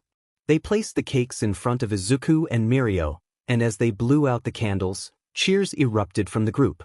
Ochako gave Izuku a gentle kiss on the cheek before presenting him with a gift. As he unwrapped it, he discovered the limited edition All Might figure he had been eagerly anticipating. Izuku expressed his gratitude, stating that he already had the best gift, Ochako herself, which elicited a collective "ah" from the others. Melissa approached Mirio with a carefully wrapped box, revealing an updated version of his costume. She explained that it was a prototype suit designed to help him mimic his quirk temporarily. Mirio was grateful, feeling a renewed sense of hope that he could be a hero again. With the celebration winding down, Luke suggested they return to the multiverse, thankful for the opportunity to create a special birthday chapter for Izuku and Mirio. Chapter End. Luke announced the next segment, preparing to send Eri and Koda to the kids' room once more. Aizawa inquired about the content, but Luke only smiled and indicated that they would find out soon enough. He activated the remote, revealing Eri fleeing from Overhaul down an alley. Izuku, noticing Eri's distress and the bandages on her arms, stepped in to help. Overhaul attempted to assert control, but Izuku, now equipped with a katana, took decisive action to protect Eri. The tension in the air was palpable as Izuku confronted Overhaul, who was caught off guard. After a swift and intense moment, Izuku emerged victorious, ensuring Eri's safety. He comforted her, assuring her that she was safe now. Eri expressed her gratitude, finding solace in Izuku's presence. Mirio soon arrived on the scene, initially misunderstanding the situation. However, Eri quickly clarified that Izuku had saved her. Mirio, acknowledging Izuku's actions, still insisted on taking him in due to his vigilante status, which surprised his friends. Luke then took a moment to explain the backstory behind Izuku's actions, revealing the events surrounding Bakugo's kidnapping and the lengths Izuku and his friends went to rescue him. He emphasized the importance of keeping this information confidential, adding a layer of seriousness to the revelation. As the story unfolded, the audience was drawn into the complexities of heroism, friendship, and the challenges faced by the characters in their quest to protect one another. Monoma remarked that Class 1A wasn't as virtuous as they appeared. Nizu explained that while they had technically broken the law, they decided to overlook it this one time. However, in this alternate universe, the 5 students were expelled for their actions, despite having saved Bakugo's life. Todoroki, Momo, Kirishima, and Ida transferred to Shiketsu, but Izuku had different plans. The only law they had broken was saving Bakugo without a license, which seemed unreasonable. Luke expressed his frustration with the system, noting that in his view, if someone's life is in danger, one should be able to use their quirk to help, rather than being forced to stand by. The only time Izuku and the others had technically broken the law was when they acted to save Bakugo from the League, yet they faced expulsion for it. This led Izuku to conclude that the system was corrupt, prompting him to take on the role of a vigilante. Ida interjected, insisting that it was still illegal, but Luke dismissed him and continued with the story. Mirio was about to confront Izuku when Izuku dropped a smoke grenade, obscuring his escape. When the smoke cleared, Eri and Mirio found Izuku had vanished, only to look up and see him leaping onto the rooftops. Izuku called out to Eri, hoping they would meet again, before sprinting away. Mirio activated his earpiece, reporting that he had spotted the mysterious hooded vigilante running across the rooftops and that he was with a child who appeared to have been harmed by a villain. As Izuku continued his escape, he was suddenly struck in the face. He turned to find Todoroki and Momo, now clad in Shiketsu-themed hero costumes, standing before him. Yurashi complimented their outfits, while Kami echoed the sentiment. Izuku acknowledged them, and when Todoroki asked if he recognized them, he confirmed that he did. Both Todoroki and Momo assumed fighting stances, and Izuku expressed his reluctance to engage but made it clear he would defend himself if necessary, drawing his katana. The two charged at him, but Izuku skillfully dodged their attacks, careful not to reveal his quirk. Todoroki fired an ice blast at Izuku, who skillfully dodged it, causing the ice to freeze Momo instead. The lights returned, and Izuku teleported Eri and Koda back into the theater. Luke gathered everyone and led them back to the cafeteria, which was adorned with birthday decorations once again. He enthusiastically announced Eri's birthday celebration, and the room filled with cheers. Everyone was puzzled by the time and space difference, but Luke explained that from his perspective, Eri's birthday had been 5 days ago, while the others had celebrated their birthdays months earlier. Now, it was Ochako's turn to celebrate, and they were determined to make it special. The birthday party was filled with games, laughter, and joy. Ochako shed tears of happiness, finally experiencing the birthday celebration she had always dreamed of. In her previous life, her family had struggled to afford such festivities, but now, in Luke's pocket dimension, she could enjoy a real celebration. After singing Happy Birthday, Ochako blew out the candles on the cake, and everyone presented her with gifts. Eri excitedly handed her a wrapped present, which revealed a painting of the 3 of them holding hands. Although it was clear Eri had created it herself, Ochako cherished it deeply. She expressed her love for the gift with a gentle kiss on Eri's horn, making the little girl giggle. Izuku then presented Ochako with a small box containing a bracelet he had asked Luke to make. Overwhelmed with emotion, Ochako began to cry, but when Izuku worried she didn't like it, she reassured him that her tears were of joy. She showered him with kisses, expressing her gratitude and love. After the celebration, Luke suggested they return to the theater, noting the coincidence of 2 birthdays in 1 month. As they settled back in, Luke announced a meme break, which excited Mina and Kirishima. The League of Villains reacted with confusion while the others laughed at the memes. Luke translated a meme, prompting Izuku to question its meaning, while Todoroki observed the group. They shared amusing moments, with Izuku reflecting on how he sometimes looked in old-school anime style. The group continued to joke and share stories, with Aizawa and All Might chiming in about their own experiences.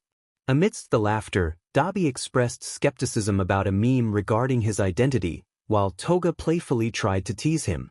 Luke showcased a creation of his own, which Ochako admired, while All Might humorously warned Izuku against using a gun. The atmosphere was lively, with laughter echoing as they enjoyed each other's company, even as Overhaul remained disgruntled in another room. In the midst of the fun, Luke reminded everyone of the importance of friendship and celebration, ensuring that each moment was filled with joy and connection. It did not go well, thought twice, while his other personality chimed in with enthusiasm, claiming it had gone great. Mitsuki agreed, affirming the positive outlook. Bakugo reflected on the sleepless nights he endured after discovering Deku had a quirk, adamantly denying any implications about his state.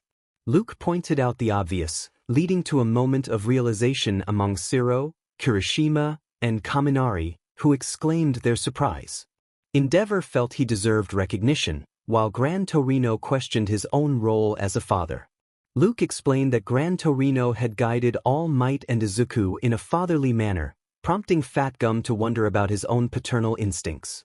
Luke reassured him that he was like a dad to Kirishima and Tamaki, which left Izuku confused. Luke simply thought it looked cute. Izuku remarked on how everyone looked in the morning, while Tsu recalled a similar incident at the park, noting her presence during that time. Shoto and Rei found the situation amusing, though they expressed their disapproval. Luke shared a funny story about an alternate universe where Bakugo's behavior led to his imprisonment, which drew a mixed reaction from the group. Monoma posed a question to Aizawa, who warned him of expulsion if he attempted to copy a quirk. Vlad King supported Aizawa's stance, emphasizing the seriousness of the situation. Izuku, All Might, and Mirio reacted in disbelief. The group collectively gasped, except for Bakugo, who remained grumpy. Kami reassured him that it was okay. Todoroki expressed his bewilderment at the unfolding events, while Kurogiri noted that this was typical for his role in the league. Mineta's loud plea for help was met with Aizawa's sharp retort. Luke concluded his meme-sharing session, thanking everyone for their attention. As Luke emerged from a portal, he addressed the teachers, suggesting they allow Bakugo back into the hero course. The teachers and Bakugo were taken aback by this sudden change of heart. Aizawa questioned Luke's inconsistency, reminding him that he had initially wanted Bakugo expelled. Luke explained that his perspective shifted after watching a movie about their adventures on Nabu Island. Suddenly, a portal opened, revealing Katsuma, Mahoro, and the dead. Izuku greeted Katsuma warmly, while Bakugo acknowledged Mahoro. The two boys exchanged friendly hugs with their respective heroes. Mahoro inquired about Bakugo's expulsion, to which he replied that it was complicated. Ochako asked Luke why he brought them there, and he explained that he wanted Mahoro to see Bakugo become a pro-hero, as she looked up to him. Niza granted Bakugo a final chance to return to Class 1A, warning him that any further bullying would result in permanent expulsion. Bakugo accepted the terms gratefully. Luke invited Katsuma, Mahoro, and their dad to take a seat as they prepared to start the next universe, mentioning that he had invited them to watch Deku-Verse as well. Katsuma, Mahoro, and their dad settled in, and Eri introduced herself to them, while Kota joined in the friendly exchange. Luke excitedly announced the continuation of the Deku-Verse. He then introduced the next universe, explaining it was based on a comedy from his world, where most of them worked at a paper company called Dunder Mifflin, being filmed for a documentary. Mina expressed her skepticism, but Luke assured her it would be hilarious, referencing a fire drill episode. The scene shifted to Ochako at the receptionist desk, who soon left the room. Luke noted that she would later be promoted in the series. The camera then focused on Ida, who was watching her leave and gestured for the camera crew to join him. Ida, a paper salesman and safety instructor, opened his desk drawer to reveal a blowtorch and lighter fluid, expressing concern over their presence. Izuku encouraged him to keep watching, as Ida exited the room and locked the door behind him. He recalled giving a fire safety talk that no one paid attention to, leading to his increasingly worried demeanor. As Ida took drastic measures to secure the door, he reflected on the consequences of his previous presentation methods. He concluded that experience was the best teacher, while the scene showed him preparing for an unexpected fire drill. The story continued to unfold, promising more comedic moments ahead.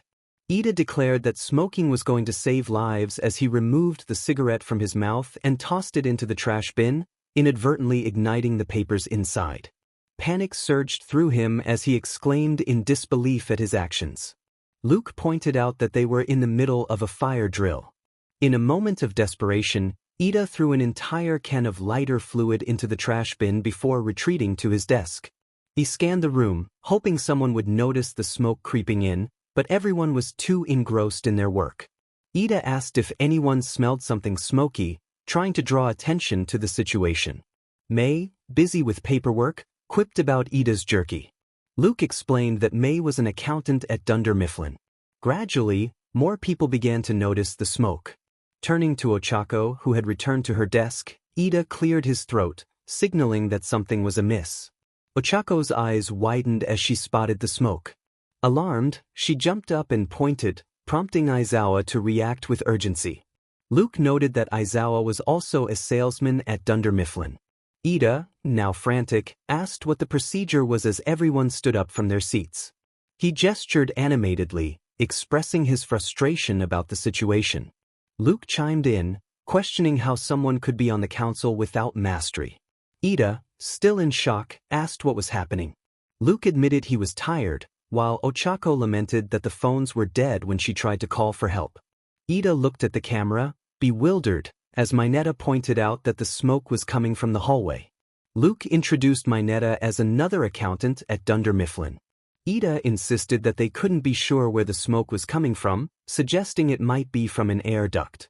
Present Mike emerged from his office, urging everyone to stay calm, but his efforts were met with rising panic. As chaos ensued, people began to laugh at the absurdity of the situation. Mike, trying to regain control, warned everyone not to touch the door handle if it felt hot. Ida urged caution, and Mike carefully tested the handle, questioning what it meant if it was warm. With panic escalating, Ida suggested trying the other door. Ochako encouraged everyone to move quickly, while Mike attempted to maintain order. Kaminari found another door and reported that the handle was warm, prompting Ida to direct everyone to the back door. As the crowd surged, Ida struggled to keep order, reminding them not to bunch up. Amid the chaos, 13 realized she had forgotten her purse, but Aizawa insisted they leave it behind. Mike shouted for everyone to move, emphasizing that material things could be replaced, but lives could not. In the back room, Aoyama and Kaminari tested the door handles, both recoiling from the heat. Mike declared they were trapped, and the group began to panic, pushing and shoving as they sought an escape. Ida attempted to calm everyone down, but the chaos continued.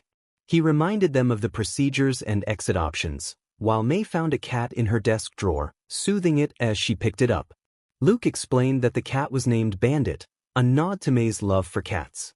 Ida suggested using a damp rag to cover their mouths, while Aoyama climbed onto his desk to access the ceiling. May noticed and rushed over, urging him to stay safe. Aoyama assured her he was getting help, but when May asked to be pulled up, he dismissed her, claiming she was too heavy. In a moment of desperation, May threw Bandit up to Aoyama, but the cat fell through another ceiling panel, causing Aizawa to react with alarm. Ida, realizing the gravity of the situation, suggested calling 911, but Izuku reminded him that the phone lines were disabled. Mike, in the meeting room, attempted to break a window by throwing a chair, but it bounced off without breaking. Meanwhile, Mineta resorted to throwing a chair into the vending machine, shattering its glass front. The chaos continued as everyone scrambled to find a way out. He then started filling his pockets with the snacks he found. Luke remarked that Mineta was a pig in this universe. Momo countered that at least he wasn't a pervert. Luke pointed out that he was still a pervert, just not as much as he was in Momo's universe. The scene shifted back to Ida and the others in the main room. Ochako expressed her panic, wondering what they should do. Ida encouraged her to use the surge of fear and adrenaline to shape her decision-making. Tensei criticized Ida's suggestion, calling it a terrible idea. Izuku, determined not to die there, urged Ochako to follow him. Luke noted that Izuku was also a salesman and that he and Ochako were now dating at this point in the show. Ida lit a firecracker and threw it on the floor before casually walking over to the fire alarm. The firecracker began to go off, causing May to panic and scream. Kaminari shouted that the fire was shooting at them, which made most people burst out laughing. Jiro teased Kaminari, saying that no matter the universe, he was always an idiot. Kaminari defended himself, insisting that it wasn't true. 13 expressed confusion about what was happening. Ida activated the fire alarm. The scene then shifted to Izuku and Kaminari attempting to move a copying machine. Izuku suggested they try using it as a battering ram, and Kaminari enthusiastically agreed. Suddenly, Aoyama's legs crashed through the ceiling, causing more chaos and screams. Kaminari shouted for them to go as he and Izuku rammed the copying machine into the door, but it was ineffective. Mei screamed again. The scene cut back to Mike in the meeting room, throwing a projector through the glass window, shattering it. Mike yelled for help through the window. The camera then focused on Aizawa, who expressed his fear of dying while clutching his side. Izuku and Kaminari tried ramming the door again with the copier, but only ended up breaking it further. Finally, Ida stood on a stool and blew a horn, bringing silence to the room. He announced that the situation was a test of their emergency preparedness and that there was no fire, it was merely a simulation. Izuku was shocked by the revelation. Ida clarified that the fire was not real and that it was just a training exercise. Aoyama then dropped from the ceiling, adding to the confusion. Ida asked what they had learned from the experience. Suddenly, Aizawa collapsed onto the floor, unconscious. Mike reacted dramatically, insisting that Aizawa would not die. Present Mike shouted for Aizawa to stay alive, calling out various names in a panic. Aizawa, still conscious, told Mike that his screaming wasn't helping. Mike insisted he would give Aizawa mouth-to-mouth, which Izuku protested against. Mike continued to worry that Aizawa would swallow his tongue, while Aizawa assured them he was fine. Amidst the chaos, Mineta accidentally spilled his snacks on everyone. The screen then cut to black. Aizawa asked if he would be okay, and Luke reassured him that he would survive. Siro commented that they should never let Ida run a fire drill, to which Ida defended himself, claiming it was another universe. The scene shifted to the cafeteria, where Luke announced it was time for a surprise. They entered to find All Might-themed birthday decorations everywhere. Luke wished Todoroki a happy birthday, and Todoroki acknowledged it was his birthday. They followed the usual routine, playing games and singing happy birthday to Shoto, who then blew out the candles on the cake while Endeavor was locked in the basement with Overhaul. Todoroki expressed gratitude for having a real birthday for once. Everyone presented Todoroki with gifts, most of which were All Might-themed. Momo handed her boyfriend a wrapped gift, which he opened to find a frozen pack of soba. After a moment of silence, Momo asked if he didn't like it. Shoto responded by embracing Momo, expressing his love for the gift. Luke commented on the moment, while Momo blushed in response. Dabi then handed Shoto a small wrapped gift, avoiding eye contact. Shoto opened it to find a photo of himself as a baby with his mother and siblings, with Endeavor cropped out. Shoto hugged Dabi, thanking him for the thoughtful gift. Dabi replied casually, and Luke suggested they return to the theater. The scene changed again, and Luke snapped his fingers, announcing he was sending the kids to the kids' room. Ochako questioned why, and Luke pressed a button on his remote, starting a news report. The anchor announced that more than half the heroes in Japan were dead, shocking the audience. Death Arms demanded to know who was responsible. The report continued, revealing that the heroes were killed by the hero killer Stain and his partner, prompting Ida to express concern about the existence of a second villain. The scene shifted to Hosu, where Ida rushed into an alleyway and confronted Stain, vowing to make him pay for what he had done to his brother. Stain claimed it was his apprentice who had harmed Ida's brother, and just then, Izuku landed on top of Ida, pinning him down. Izuku, dressed in an outfit resembling Stain's, declared that he was going to put an end to all the fakes. Ida was bewildered, questioning why Midoriya was working with Stain in this universe. The explanation unfolded, revealing that in this universe, Stain had witnessed Izuku's bravery during the sludge villain incident while the pros stood by. Luke recalled the day when the professionals had scolded Izuku for his recklessness, treating him poorly despite the fact that he had saved Bakugo's life while they stood by, doing nothing. The pros, now with their heads hung low in shame, were a stark contrast to the hero they had belittled. After that incident, All Might chose not to pursue Izuku or offer him one for all, likely believing that Izuku's actions were too reckless. Instead, Stain took Izuku under his wing. With the knowledge from his notebooks, Izuku quickly became a formidable hero killer. He targeted the heroes who had scorned him, taking them down one by one. Now, he and Stain had either eliminated or severely injured nearly every hero in Japan, including some who were genuine, like Ida's brother. Ida, filled with disbelief, confronted Izuku, questioning what Stain had done to influence him. Izuku explained that Stain had merely opened his eyes to the corruption within hero society, including UA. He recounted how the teachers had struggled to protect their students from the League of Villains and mentioned a tragic incident during the entrance exam. Luke interjected, clarifying that Izuku was referring to Ochako. Izuku then ominously declared that Ida, of the Ingenium bloodline, would be next to fall, swinging his sword down as the scene faded to black, leaving only the sound of Ida's screams. Luke remarked that this was the end for that universe, while Stain casually suggested that if the hero path didn't work out for Izuku, he should reach out to him. The scene shifted as Luke announced they would return to the Fallout universe, snapping his fingers to send Eri, Kota, Katsuma, and Mahoro to the kid's room before pressing a button on his remote. Izuku and Dogmeat were traversing the Commonwealth toward Diamond City. Along the way, they encountered a trader who provided directions and intervened in a dispute between a chem dealer and a trade shop owner. Izuku enjoyed listening to Diamond City radio on his Pip-Boy, reminiscing about the classic songs from his time. Jiro commented on the music, expressing her disdain for the 1950s tunes. Luke added that music had not evolved in this world, remaining stuck in the past. As they approached Cambridge, Izuku picked up a distress signal on his Pip-Boy, identifying it as Military Frequency AF-95. He tuned in to hear an automated message from Scribe Kodai, who reported that their unit had sustained casualties and was low on supplies, requesting support or evacuation from Cambridge Police Station. Kendo expressed concern for Yui, who reassured everyone that she was fine.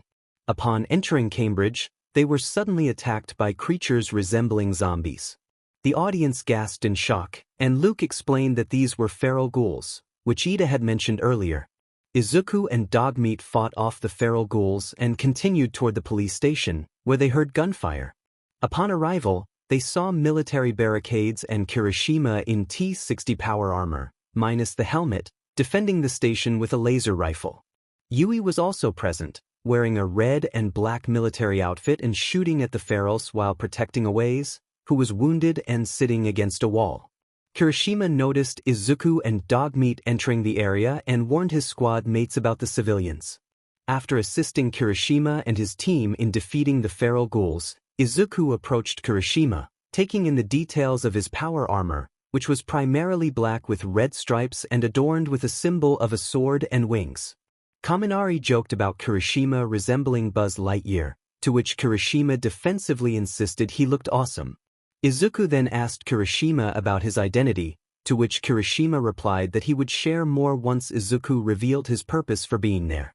Mina protested, pointing out that Izuku had just saved their lives. Izuku explained that he was simply trying to survive, but Kirishima questioned his background, finding it hard to believe someone could charge in so boldly without being from a local settlement. Izuku clarified that he was from Vault 111, prompting Kirishima to acknowledge the rarity of a vault dweller admitting such a thing. Kirishima explained that their mission had been challenging, constantly under fire since arriving in the Commonwealth. He invited Izuku to join their efforts, revealing that he was Paladin Kirishima of the Brotherhood of Steel, with Scribe Kodai and Knight Awaze as his team members. They were on recon duty but were short on manpower and supplies, struggling to send a distress call due to weak signals. Ochako inquired about the Brotherhood of Steel, to which Luke humorously described them as a group in power armor with a less-than-stellar reputation. Yui then asked for permission to speak, and Kirishima granted it, acknowledging that she had modified the radio tower on the police station's roof, but it still wasn't sufficient. Yui expressed the need for something to enhance their signal.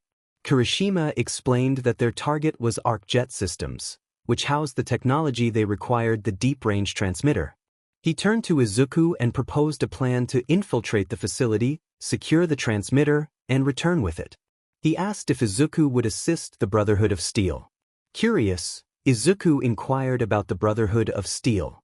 Kirishima elaborated that their order aimed to understand technology's nature, its power, and its significance to humanity. They fought to protect that power from those who might misuse it. Izuku then asked how humanity had abused technology. Kirishima recounted that before the Great War, advancements in science and technology had become burdensome, citing the atom bomb and bioengineered plagues as examples of the devastation caused by such progress. Their mission was to prevent history from repeating itself. Luke interjected, cautioning Izuku not to trust Kirishima, claiming the Brotherhood's true goal was to hoard technology for themselves. Izuku echoed Luke's sentiment, questioning whether they indeed stole technology for personal gain. Kirishima defended their intentions, assuring Izuku that their motivations were entirely selfless. He then asked Izuku if he would help them, to which Izuku responded that it was a solid plan, provided they made it back safely. Kirishima expressed confidence in their abilities as they approached Yui and Awase. Kirishima instructed Kodai to take Awase inside and tend to his wounds. Yui complied without hesitation. Kirishima then directed Awase to ensure the perimeter was secure once he was able.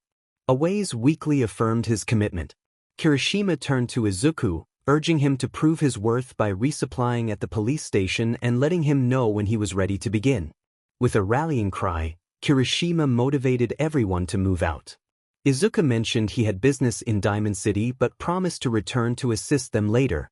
As Izuku and Dogmeat continued their journey to Diamond City, they passed two large blue cylinders known as Pulowski preservation shelters. One was already open and empty. Luke explained that these shelters were designed for individual use but often failed to protect their occupants from the horrors of the bombs. He opened the other shelter to discover building blocks, a toy alien, and a Vault-Tec lunchbox. Upon opening the lunchbox, a surprise party sound echoed, and a Nuka-Cola cherry popped out. Luke noted that Vault-Tec lunchboxes could contain valuable items or useless junk. Izuku added the Nuka cherry and lunchbox to his inventory, and he and Dogmeat continued down the road, eventually passing the ruins of CIT College. David recognized the place as MIT, but Luke corrected him, explaining that in this universe, it was referred to as the Commonwealth Institute of Technology. They crossed a bridge over a river, where an old boat below held raiders who were unaware of Izuku and Dogmeat's presence. As they neared Diamond City, gunfire erupted nearby. They rounded a corner to witness individuals in old umpire gear shooting at large green creatures armed with weapons. Ochako expressed her shock at the sight. Luke identified the creatures as super mutants, common enemies created from FEV, while the individuals they were attacking were Diamond City security. Izuku pulled out his weapon and joined the fight alongside the security guards. When two giant green mutant hounds charged at him, he swiftly dispatched them. Luke explained that these creatures served as the super mutants' attack dogs. Afterward, Izuku assisted the Diamond City security in eliminating the remaining super mutants. One of the guards remarked on Izuku's bravery, indicating that he was their kind of person. Continuing down the road, Izuku and Dogmeat reached the entrance to Diamond City. All Might recognized it as Fenway Park, but Luke pointed out that it was no longer the same. As Izuku approached the entrance, he noticed the door was closed. A woman named Sue was speaking into the intercom outside, expressing her frustration at being denied entry. She wore a news cap, a red leather jacket with tears, and a green scarf. Sue argued with Danny, the man on the other end of the speaker, who informed her that he had orders not to let her in due to an article she had written that had upset Mayor Zero. Sue demanded entry, insisting she lived there and could not be locked out. She then turned to Izuku, whispering that he wanted to enter Diamond City. Izuku, still new to the area, agreed. Sue urged him to play along, suggesting he pretend to be a trader with enough supplies to stock the general store for a month. She used this tactic to convince Danny to open the gate, and after a moment of hesitation, he complied. Sue advised Izuku to enter quickly before Danny caught on to their ruse. With that, they prepared to step inside Diamond City. Izuku expressed his eagerness to explore, while Sue remarked on the pleasant day in Diamond City as she brushed off some dust. Upon entering, they encountered a man who bore a resemblance to Zero, albeit with some differences. Zero was quick to clarify that this man was not him but rather his brother from a different universe where he was not an only child and served as a mayor for a different community. Luke informed them that Zero would appear later in the story. The mayor, visibly agitated, confronted Tsu about her unauthorized return, accusing her of spreading falsehoods through her newspaper. Tsu playfully challenged the mayor, suggesting that his actions could be seen as suppressing free speech. She then turned to Izuku, inviting him to weigh in on the matter. Izuku, unsure of the situation, inquired about the newspaper in question. Tsu explained that it was called Public Occurrences, dedicated to uncovering the truth, and pressed Izuku to take a side. He hesitated, stating it wasn't his concern, but the mayor welcomed him to Diamond City, painting it as a safe and happy place. Curious about the argument, Izuku asked for clarification. Tsu lamented that while lies made everyone content, the truth often led to trouble. The mayor, dismissive, asked if there was something specific Izuku sought in the city. Izuku replied vaguely, indicating it was his business alone. Tsu warned him against seeking help from Diamond City security, and the mayor issued a warning to her regarding her sister, Satsuki. After Tsu departed, Izuku approached a man in Diamond City security armor, who recognized him as the traitor Tsu had mentioned. The man, Danny, explained that Tsu often exaggerated threats, but he usually allowed her in. He asked Izuku what had brought him to town, but Izuku remained evasive, leading Danny to apologize for prying. As Izuku entered Diamond City, he passed another security officer who greeted him. Their brief exchange revealed the man's indifference, prompting Izuku to feel slighted before moving on with Dogmeat. They ascended the stairs into the stadium, now transformed into a bustling city. Izuku marveled at the sight, questioning how they had built a city within Fenway Park. They soon spotted Tsu heading toward a large shack labeled Public Occurrences. Tsu commented on the misspelling, and Luke noted he was unsure if it was intentional. Satsuki, Tsu's younger sister, was distributing newspapers nearby. She joyfully welcomed Tsu back, but when asked about their parents and brother, Luke revealed a grim truth: their parents were gone, and their brother never existed in this universe. Tsu inquired about the state of the newspaper, and Satsuki reported that the presses were struggling. Tsu reassured her sister, suggesting she stop worrying and head into the office. Ignoring Satsuki's concerns, Tsu left, prompting Satsuki to return to her task. Izuku, having witnessed the exchange, approached Satsuki, who offered him a newspaper with a warning about the Institute, a mysterious entity that abducted people. Intrigued, Izuku asked for more information, and Satsuki explained that many had gone missing over the years, urging him to be cautious. She handed him a copy of the newspaper titled, The Synthetic Truth.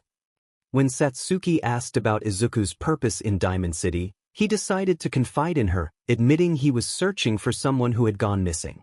"That's what I'm telling you." "So who is it?" Satsuki asked.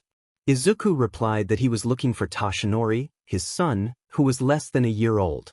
Satsuki remarked on his age, suggesting he was old to have a child. Izuku noted that Tsu, Satsuki's sister, didn't need to insult him about it. Tsu defended herself, saying she was just a kid. Satsuki warned Izuku that he was in bad luck, as no one in Diamond City would try to find missing people. She explained that missing people often meant the Institute was involved, and no one wanted to attract their attention. All Might expressed concern about the Institute, asking what made it such a threat. Satsuki explained that the Institute created synths to replace people, living in the shadows where no one could reach them. The townspeople feared being replaced or discovering that someone they knew was no longer human. She advised Izuku not to expect help from anyone. Izuku, confused, asked what synths were. Luke interjected, stating that the Institute had been making them for years. The older models looked somewhat human but were clearly robots, while the newer models were more dangerous, resembling real humans with synthetic flesh and blood. Luke detailed the different generations of synths, explaining how they could infiltrate settlements by replacing people. Ochako expressed her disapproval, calling it evil. Izuku sought out someone in town who might not be afraid of the Institute. Satsuki mentioned Mr. Shoto Todoroki, a detective who wasn't afraid of anything, suggesting he could help. Izuku thanked Satsuki for her assistance, and she reminded him to watch his back due to the Institute's presence. Afterward, Izuku explored the town, meeting various merchants, including a weapons dealer and a noodle-selling robot named Takashi. When Takashi asked what Izuku wanted to eat, Izuku was confused by the language barrier. A woman at the noodle bar advised him to simply say yes, which he did, but he declined the noodles. Noticing a crowd gathering near the stage by the old scoreboards, Izuku took a seat on a bench. Mayor Siro called for everyone's attention, addressing an article written by Tsuyu that suggested he might be a synth. Tsu was surprised by the accusation. Luke clarified that the article claimed the mayor was a synth. The mayor defended himself, emphasizing the unity of Diamond City and the importance of trust among its citizens, dismissing the article as an attempt to create division. As the mayor concluded his speech, most of the crowd cheered, though Izuku overheard a citizen muttering skepticism. He decided to speak with Tsu about the article and found her sitting on a couch in public occurrences. Tsu greeted him and referred to him as Blue, because of his blue jumpsuit, a nod to his background as a vault dweller. Ochako, feeling protective, reminded Tsu that she was the one who gave Izuku nicknames. Tsu proposed an interview to share Izuku's life story and provide an outside perspective on the Commonwealth. She promised to accompany him to help him navigate the world above ground. Intrigued, Izuku agreed to the interview. Tsu was ready to get down to business. She asked Izuku about his time in the vault, curious about his experiences. Izuku explained that he and his family had been frozen, and he hadn't spent much time there. Tsu was surprised to learn that he was over 200 years old, referring to him as the man out of time. Tsu then inquired about his impressions of the Commonwealth and Diamond City, and Izuku shared that seeing people survive and rebuild gave him hope. Tsu noted how inspiring that was and shifted to a more serious topic, asking if he was searching for someone in Diamond City. Izuku revealed that his son, Toshinori, had been kidnapped and was not even a year old. Tsu expressed sympathy for Izuku's situation and asked if he suspected the Institute's involvement. Izuku admitted he didn't know, and Momo chimed in, suggesting that the advanced hazmat suit worn by one of Toshinori's kidnappers could indicate the Institute's connection. Luke teased that they would have to keep watching to find out. For the final part of the interview, Tsu wanted Izuku to address the people of Diamond City directly. She highlighted the ignored threat of kidnapping in the Commonwealth and asked what he would say to someone who had lost a loved one but felt too scared or numb to search for them. After a moment of thought, Izuku encouraged them to hold on to hope, no matter how difficult it seemed. All Might praised Izuku's inspirational words, and Tsu thanked him, noting that his story would provide plenty of discussion for Diamond City. She offered to accompany him, ready to watch his back. Izuku agreed and decided to send Dogmeat back to the Red Rocket truck stop before heading outside with Tsu. As they stepped out, they heard a commotion near the noodle bar. A crowd had gathered around a man pointing a gun at another man with his hands raised. Ida asked what was happening, and Luke explained that the man believed his brother was a synth. The situation escalated as the man demanded to know where his brother was, insisting he was not a synth. Suddenly, security guards arrived, ordering the man to drop his weapon. In a tragic turn, the guards shot the man, causing panic among the onlookers. Izuku approached the guard who had fired the shot, seeking to understand what had transpired. The guard explained that the man had threatened his own brother, fueled by paranoia stirred up by the local newspaper. Nizu remarked on the fear gripping the city due to the Institute's rumored activities. The guard urged Izuku to move on, insisting that it was better to forget the incident. Izuku then approached Riley, who was still in shock over his brother's fate. He reassured Riley that he was safe now, but Riley was overwhelmed with grief and confusion, questioning why his brother hadn't believed him. The guard continued to urge the crowd to disperse, frustrated by their lingering presence. Afterward, Izuku noticed a man in rags sitting on the ground, groaning about his thirst. Tsu identified him as Sheffield, who had been in that spot for a while. Izuku offered Sheffield a Nuka-Cola, which the man gratefully accepted. After drinking it, Sheffield felt revitalized and expressed his gratitude. Izuku then offered Sheffield a job, instructing him to go to Sanctuary Hills and mention his name. Sheffield eagerly agreed and set off. With that, Izuku and Tsu made their way to Todoroki's detective agency. Upon entering, they found a woman rummaging through some items. Izuku approached her, and she mentioned Shoto's ties, indicating concern. Momo, feeling a twinge of jealousy, asked who she was. Luke reassured her that Ellie was just Shoto's secretary and not the type to worry about. Izuku asked Ellie if something was wrong, and she explained that the detective had gone missing while working a case involving Skinny Malone's gang, who had kidnapped a young woman. Tsu expressed concern about Shoto's safety, and Izuku asked Ellie if she had any leads on how to find him. There was an old vault down there that served as a base. Ellie mentioned to Shoto that he was walking into a trap, but he simply smiled and walked out the door as he always did. Izuku inquired about a character named Skinny Malone. Ellie explained that she didn't know much about him, but he was from Good Neighbor, a place known for its stylish thugs and ruthless behavior. She emphasized that the people in power there cared about two things: style and body count. Luke noted that Izuku would be visiting Good Neighbor later in the story, prompting Izuku to add the location to his Pip-Boy, vowing to find Malone. Ellie expressed her gratitude, saying Shoto should be easy to spot due to his distinctive old hat and trench coat. She urged Izuku to hurry. Afterward, Izuku and Tsu went to the Red Rocket truck stop. Izuku grabbed dog meat and left Tsu behind, heading to Sanctuary where Sheffield was located. He approached Night Eye and asked if he had the jet they discussed. Night Eye confirmed he had it, and Izuku handed him some jet he had found earlier. Mirio cautioned that the substance could be dangerous, but Izuku defended his actions, stating it was to find his son. Night Eye prepared to use the inhaler, stating he was looking for a man who could help, though he wouldn't be the person Izuku expected. He described the man as being deep in a dark place, surrounded by people with cruel intentions. Night Eye mentioned an echo from the past that could assist Izuku, advising him to tell the fat man and the angry woman to remember the quarry and Lily June on the rocks to gain passage. Todoroki questioned if he was the one meant to help, and Luke confirmed he was. Todoroki expressed confusion about not being the person Izuku would expect, while Mina inquired about Night Eye's cryptic message. Luke urged them to keep watching. Night Eye then remarked that the experience had drained him and he needed to rest. Afterward, Izuku returned to the truck stop and went to bed as it was getting late. The next morning he and Dogmeat set off to find Shoto Todoroki. The screen then faded to black, with Luke mentioning that more Fallout 4 would be shown later. In the next scene, Izuku was seen sleeping in a bed adorned with All Might posters, though the eyes were crossed out. A knock on the door stirred him awake, and Todoroki's voice called for him to join the meeting. Izuku got up, dressed in clothes reminiscent of the villain Deku from the previous universe.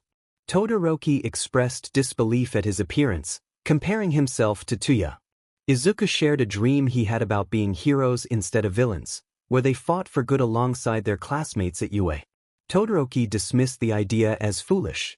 As they walked down the hallway, they reached the meeting room where their classmates awaited them. Izuku complimented Ochako on her villainous appearance, and she responded with a kiss on his cheek. Todoroki echoed the sentiment toward Momo, who also kissed him on the cheek. Izuku then addressed everyone, announcing their plan for a full-scale attack on UA, assuring them that their enemies wouldn't see it coming. Curious about their villainous roles, Izuku questioned why they had become villains. Luke explained that in this universe, after Izuku saved Bakugo from the sludge villain, All Might had scolded him instead of offering one for all. Disheartened, Izuku was recruited by All for One and became the leader of the villain alliance. He had taken drastic actions against those who had belittled him, including All Might and his allies. Ochako wondered about her own villainous path, and Luke revealed that she had fallen in love with Izuku after he offered to help her family. Todoroki learned that he had joined the villain alliance after escaping his father's abuse and meeting Izuku. Ida found out that he had reluctantly joined the villains to save his brother, who had been injured by Stain, agreeing to their terms despite his reservations. Luke explained that Bakugo was now part of the alliance to keep his brother alive. Bakugo questioned why he was labeled a villain. Luke clarified that Bakugo was the only one who wasn't a villain of his own choosing. He had been a student at UA until Izuku and the others attacked, causing chaos and destruction. They had taken Bakugo captive, subjected him to intense suffering, and manipulated him, turning him into a pawn. When Izuku grew bored, he would unleash Bakugo on the city, prompting him to wreak havoc. Luke continued, stating that the others in the group had their own reasons for being labeled as villains. Some had faced abusive parents, others had been bullied, some had lost loved ones due to reckless heroes, and a few had simply chosen to use their powers for malevolent purposes. Regardless, Izuku had recruited each of them in the end. Mineta looked around, confused, and asked where he was, noticing he was absent from the room. Luke informed him that he had been part of the villain alliance and had been wanted for serious crimes. Initially, the others didn't care, but when Izuku and his friends discovered Mineta's intentions towards several girls, they took matters into their own hands. Mineta turned pale as everyone glared at him. Ochako playfully suggested cuddling with Izuku after everything was over, while Mina remarked that their love stories continued in this universe. They then stood outside UA, where Bakugo blasted a hole through the outer wall, triggering alarms. As they prepared to attack, they were suddenly pushed back by a surge of blue fire. Rising to their feet, they saw Dabi, Shigaraki, Toga, Kurogyari, Twice, and the rest of the League, all dressed in hero costumes. Shigaraki questioned their attire, and Luke explained that in this universe, Class 1A were villains, while they were the heroes known as the League of Heroes. The League of Villains was in disbelief. Luke elaborated that in this reality, the roles were reversed. The good guys were the bad guys and vice versa. Shigaraki was outraged, demanding to know why he was a hero. Luke explained that in this universe, Shigaraki had not accidentally harmed his family. Instead, he had learned to control his quirk after a near mishap, and his father's abusive behavior had led to his mother divorcing him, allowing Shigaraki to pursue heroism. Dabi asked why he was a hero, and Luke explained that he had not let jealousy consume him. Instead, he had aimed to become a hero that Shoto could admire. Kurogyari inquired about his identity, and Luke confirmed that he was using the body of Oboro Shirakumo, a former friend of Aizawa and present Mike, who had not died but had instead awakened from a coma and become a mentor to the League of Heroes. Toga asked about her character, and Luke noted that she was less extreme in this universe. Vlad King questioned the similarity of their costumes, and Toga revealed her admiration for him as a child, which left Vlad feeling uneasy. Luke informed the rest of the League that they all had their own unique reasons for being heroes, which he wouldn't delve into. Suddenly, Tenko shouted for the villains to surrender or face the consequences. Izuku retorted that they were there to finish UA once and for all. Shigaraki challenged Izuku, revealing that he was the 9th holder of One for All, which had been passed to him just before All Might's demise. The two groups charged at one another, with Izuku clashing against Tenko and Shoto facing off against Tuya. Tuya pleaded with Shoto to return home, claiming their family missed him and that their father was trying to change. Shoto dismissed his brother's words, launching an icy attack. Ochako confronted Toga, eager for another round. Toga excitedly accepted the challenge and charged at her with a needle. The battle raged on until Izuku grew impatient, declaring it was time to escalate the fight. He activated All for One, surrounded by black and red lightning, and launched Tenko through a wall, overpowering him. The League of Heroes soon realized they were on the verge of defeat. Tuya urged Shirakumo to help them escape. Shirakumo opened multiple warp gates, allowing himself, Tuya, Tenko, Toga, and the other League members to flee the area. Izuku was determined to finish the job. He turned to Bakugo, instructing him on what to do. Bakugo responded with a blank expression, as if under a spell. With a powerful explosion, Bakugo unleashed a massive blast aimed at UA, causing the building to crumble. Nizu stood in shock, unable to comprehend the destruction. Izuku and the others watched with maniacal laughter as the scene unfolded. The screen then faded to black. Luke expressed his apologies for any disturbance caused by the previous events. He had been eager to write this chapter for a while and appreciated the reader's engagement. As the scene shifted, Luke snapped his fingers, bringing Eri, Koda, Katsuma, and Mahoro back into the theater.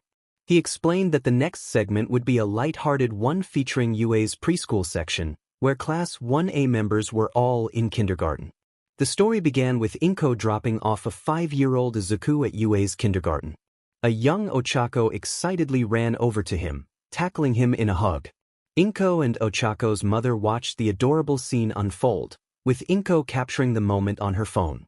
Inko wished Izuku a fun day, and he eagerly responded before he and Ochako joined the other children. A 5-year-old Bakugo marched over, declaring his territory. Kami found Bakugo's demeanor adorable, while Ochako playfully claimed Izuku as her boyfriend, much to Bakugo's annoyance. Aizawa gathered the children for a lesson on sharing, starting with Bakugo and an apple. After a few attempts to explain the math problem, Bakugo's response took a dark turn, reflecting his unique personality even in preschool. Later, during nap time, Izuku and Ochako cuddled together, eliciting coos from the other children. Todoroki and Momo, Kaminari and Jiro, Toru and Ojiro, Tsu and Tokoyami, and Mina and Kirishima were also seen cuddling, though the audience noted Kirishima's hair was black instead of red. When questioned, Kirishima explained that he had dyed his hair red to resemble Crimson Riot. Ochako, in her sleep, murmured her affection for Izuku, and the screen faded to black again. Luke concluded that this universe's story had come to an end, and Nizu pondered the idea of establishing a preschool section at UA in their universe. Aizawa humorously protested, expressing his reluctance to babysit any more children. Luke then transitioned to a segment featuring memes, with Aoyama declaring himself the sun. Nostalgic memories were shared, and light-hearted banter ensued among the characters. Ida recounted a recent babysitting experience with Eri, who had tried to sneak cookies before dinner. Aizawa remarked on his desire for sleep, prompting laughter from the others. As the memes continued, the characters reacted with humor and disbelief, sharing their childhood experiences and playful jabs at one another. Luke concluded the meme segment, and the children were sent to the kids' room as the scene shifted to a nighttime setting. People were seen running in fear from an unseen threat, cornering themselves in an alleyway. They turned to see a group of robotic soldiers standing before them. Kaminari expressed his admiration for the robots, while Luke informed everyone that they were called Sentinels. One of the people present pleaded for them to leave in peace, but the robot's deep voice echoed a warning about curfew, stating that all individuals with quirks were required to be indoors by 8 p.m. and that they must surrender or face consequences. Momo questioned the existence of a curfew for people with quirks, and Luke urged everyone to keep watching. In a moment of defiance, another individual attempted to attack the robots by shooting tiny spikes from his hand, but the spikes harmlessly bounced off the Sentinels. The robot then declared that lethal force was authorized, and with a swift motion, it incapacitated the man. The scene shifted to a tall skyscraper in the city, where Izuku sat in a high-tech throne on the top floor, reviewing the number of quirked individuals who had been killed or arrested. He wore a sinister grin as he reflected on the purging of those with quirks. Ida was shocked and questioned what Izuku was doing. Luke explained that in this universe, quirkless individuals had grown tired of being looked down upon, leading Izuku and others to take control of the world. All Might asked if anyone had tried to stop them, to which Luke replied that no one took quirkless people seriously, believing them to be weak. Izuku and his army had taken over almost overnight. In this universe, Izuku never received one for all but still managed to enter UA after saving Ochako. However, he was despised for being quirkless, even winning the sports festival only to be disqualified and expelled. His parents had also turned against him, leading him to recruit other quirkless individuals for his cause. A voice interrupted their conversation, and Izuku turned to see Ochako and Melissa. Ochako inquired about her presence, and Luke explained that she was the only student who had been kind to Izuku. After his expulsion, she left UA to join him, sacrificing her quirk in the process. Melissa was also curious about her role, and Luke revealed that she had joined Izuku after being disowned by her father for being quirkless. In return for his help, she built his army of robotic soldiers. Izuku asked what they wanted, and Melissa informed him that it was time for the execution. Rising from his throne, Izuku led them to a room where Class 1A and their teachers were bound and kneeling. Kaminari expressed his shock at the sight. Izuku confronted them, revealing his anger over how they had treated him for being different, despite having saved some of their lives. He laughed maniacally, declaring that they would now face his wrath. Momo whimpered for mercy, but Izuku silenced her harshly, reminding her of the experiments he had conducted on them. Luke explained that Izuku had used Momo to create weapons for his army and had exploited Kaminari as a power source. The situation escalated as Izuku prepared to demonstrate his power. Afterward, he returned to his throne, declaring that the Quirkless Empire was unstoppable. The screen faded to black, and Luke warned that this could happen in their universe unless they began treating quirkless individuals with respect. Nizu suggested spreading awareness about quirkless people upon their return, and everyone nodded in agreement. Luke snapped his fingers, and the kids found themselves back in the theater, though Mineta was mysteriously absent. Mina questioned his absence, and Luke explained that the next universe they would visit had reversed genders. The scene transitioned to the girls' side of the 1A dorms, where a young woman emerged Izuku, now as a girl. Izuku expressed curiosity about her appearance as a girl, and Luke informed her that her name in this universe was Izuki Midoriya. Ochako complimented her, and Izuki headed downstairs for breakfast with her classmates, where she found her boyfriend and friends already eating. Luke pointed out that Bakugo's name was now Katsumi Bakugo, clarifying that he was not to be confused with his daughter from another universe. Bakugo noted the resemblance between himself and his daughter, while Luke shared a humorous story about Katsumi having a son with the male version of Kami. He introduced Shoka Todoroki, and the group admired their new appearances. Luke explained that in this universe, Ochako was now Akuro Uraraka, and he and Izuki had been dating for some time. Izuki sat with Akuro and affectionately kissed him on the cheek. "Morning, babe," she said. "Morning, Deku," Akuro replied. Suddenly, a male Eri came downstairs, tears streaming down his face. Eri's name is still Eri. Since Eri is technically also a boy's name, Luke explained. "Mama! Papa!" Eri cried out. "Oh, Eri, what's wrong?" Izuki exclaimed as she rushed over to her son and enveloped him in a comforting hug. "I had another nightmare about that mean lady," Eri sobbed. "He's referring to the female overhaul," Luke clarified. "It's okay, son.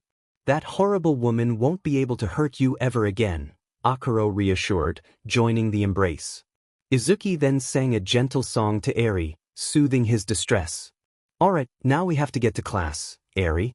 Don't worry, the big three will look after you until we return," Akuro said. Just then, the gender-bent big three entered the dorms. "You both look so cute," Nijire exclaimed. "Hey, everyone," the female Mirio greeted. "Miria!" Eri shouted joyfully as he dashed over to the female Mirio and hugged her tightly.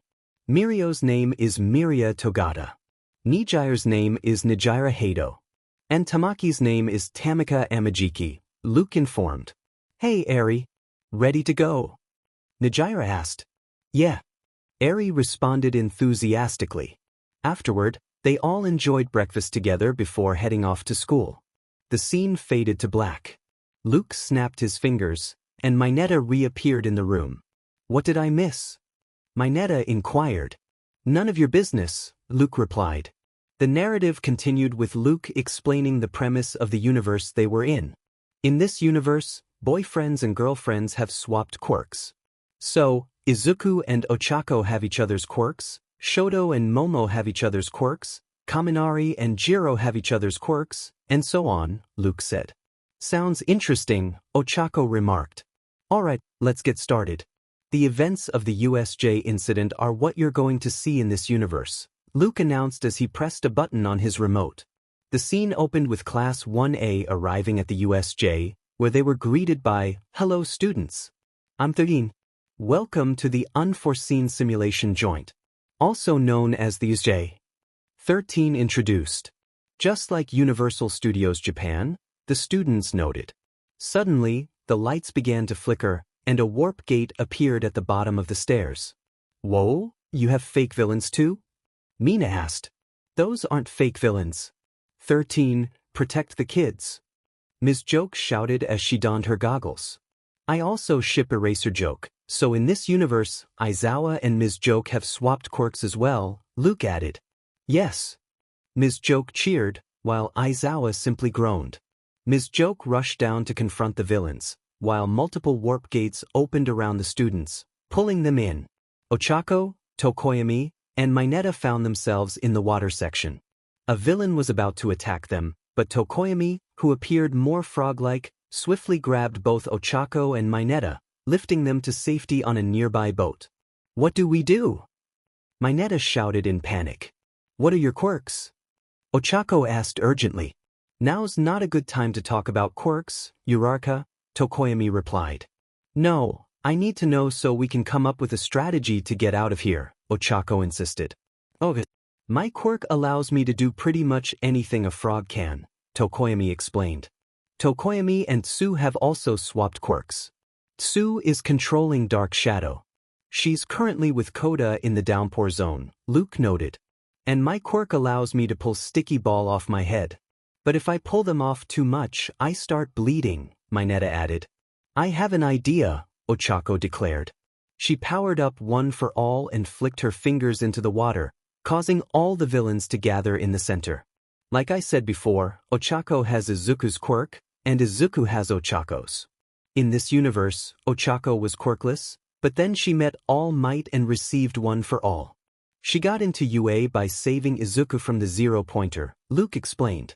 Quick, Mineta. Throw your sticky ball in there now. Ochako urged. Okay. Mineta replied, starting to throw his sticky ball into the fray, causing the villains to become entangled. Tokoyami, get us out of here. Ochako shouted. You got it. Tokoyami responded, using his tongue to grab Ochako and Mineta, pulling them to safety. I think we passed the water area, Tokoyami announced. Meanwhile, Todoroki, Kaminari, and Jiro found themselves in the mountain zone, surrounded by multiple villains. Todoroki, wearing a unique outfit, created a staff for himself and a sword for Kaminari, who had earphone jacks protruding from his ears. The audience struggled to contain their laughter at Todoroki's outfit. Hey, don't I get a weapon? Jiro exclaimed. You have your electricity quirk. Todoroki replied. If I use it too much, I go into a dummy phase. Jiro protested. Like I said before, Jiro and Kaminari have also swapped quirks, Luke reiterated. Please tell me I'm not as foolish as him, Jiro requested. You're not. Kaminari's still the fool. You do have a jamming phase like your alternate counterpart mentioned, but that's it, Luke assured. As the villains prepared to attack, Todoroki had an idea. Wait, I have a plan, he said, creating a large tarp with his quirk. Oh, I remember this, Momo remarked. Jiro, activate your quirk at full blast. Todoroki commanded. You got it. Jiro replied, charging up her quirk. Kaminari. Under the tarp. Now. Todoroki instructed. They all took cover under the tarp as Jiro unleashed a powerful blast of electricity. Todoroki peeked out to check if it worked, noticing part of his costume had been singed away. The villains were defeated, but Kaminari noticed that part of Todoroki's costume was burned, revealing more than intended. Dude, your outfit? Kaminari exclaimed. It's fine. I can just create a new one, Todoroki said nonchalantly. Jiro wandered around, clearly excited, giving a thumbs up and exclaiming joyfully. Don't look at him, Kaminari said, stepping in front of Todoroki to shield him from Jiro's gaze. Why is he trying to cover up my outfit? Todoroki wondered aloud. Well, in our universe, something similar happened to me at the USJ. My outfit was exposed, and Jiro helped cover me up when Kaminari was acting foolishly, Momo explained. I wish I had been there for that, Mineta chimed in before Todoroki playfully blasted him with ice. Meanwhile, in the ruins zone, Kami and Mina were also battling a group of villains. Take this, fam.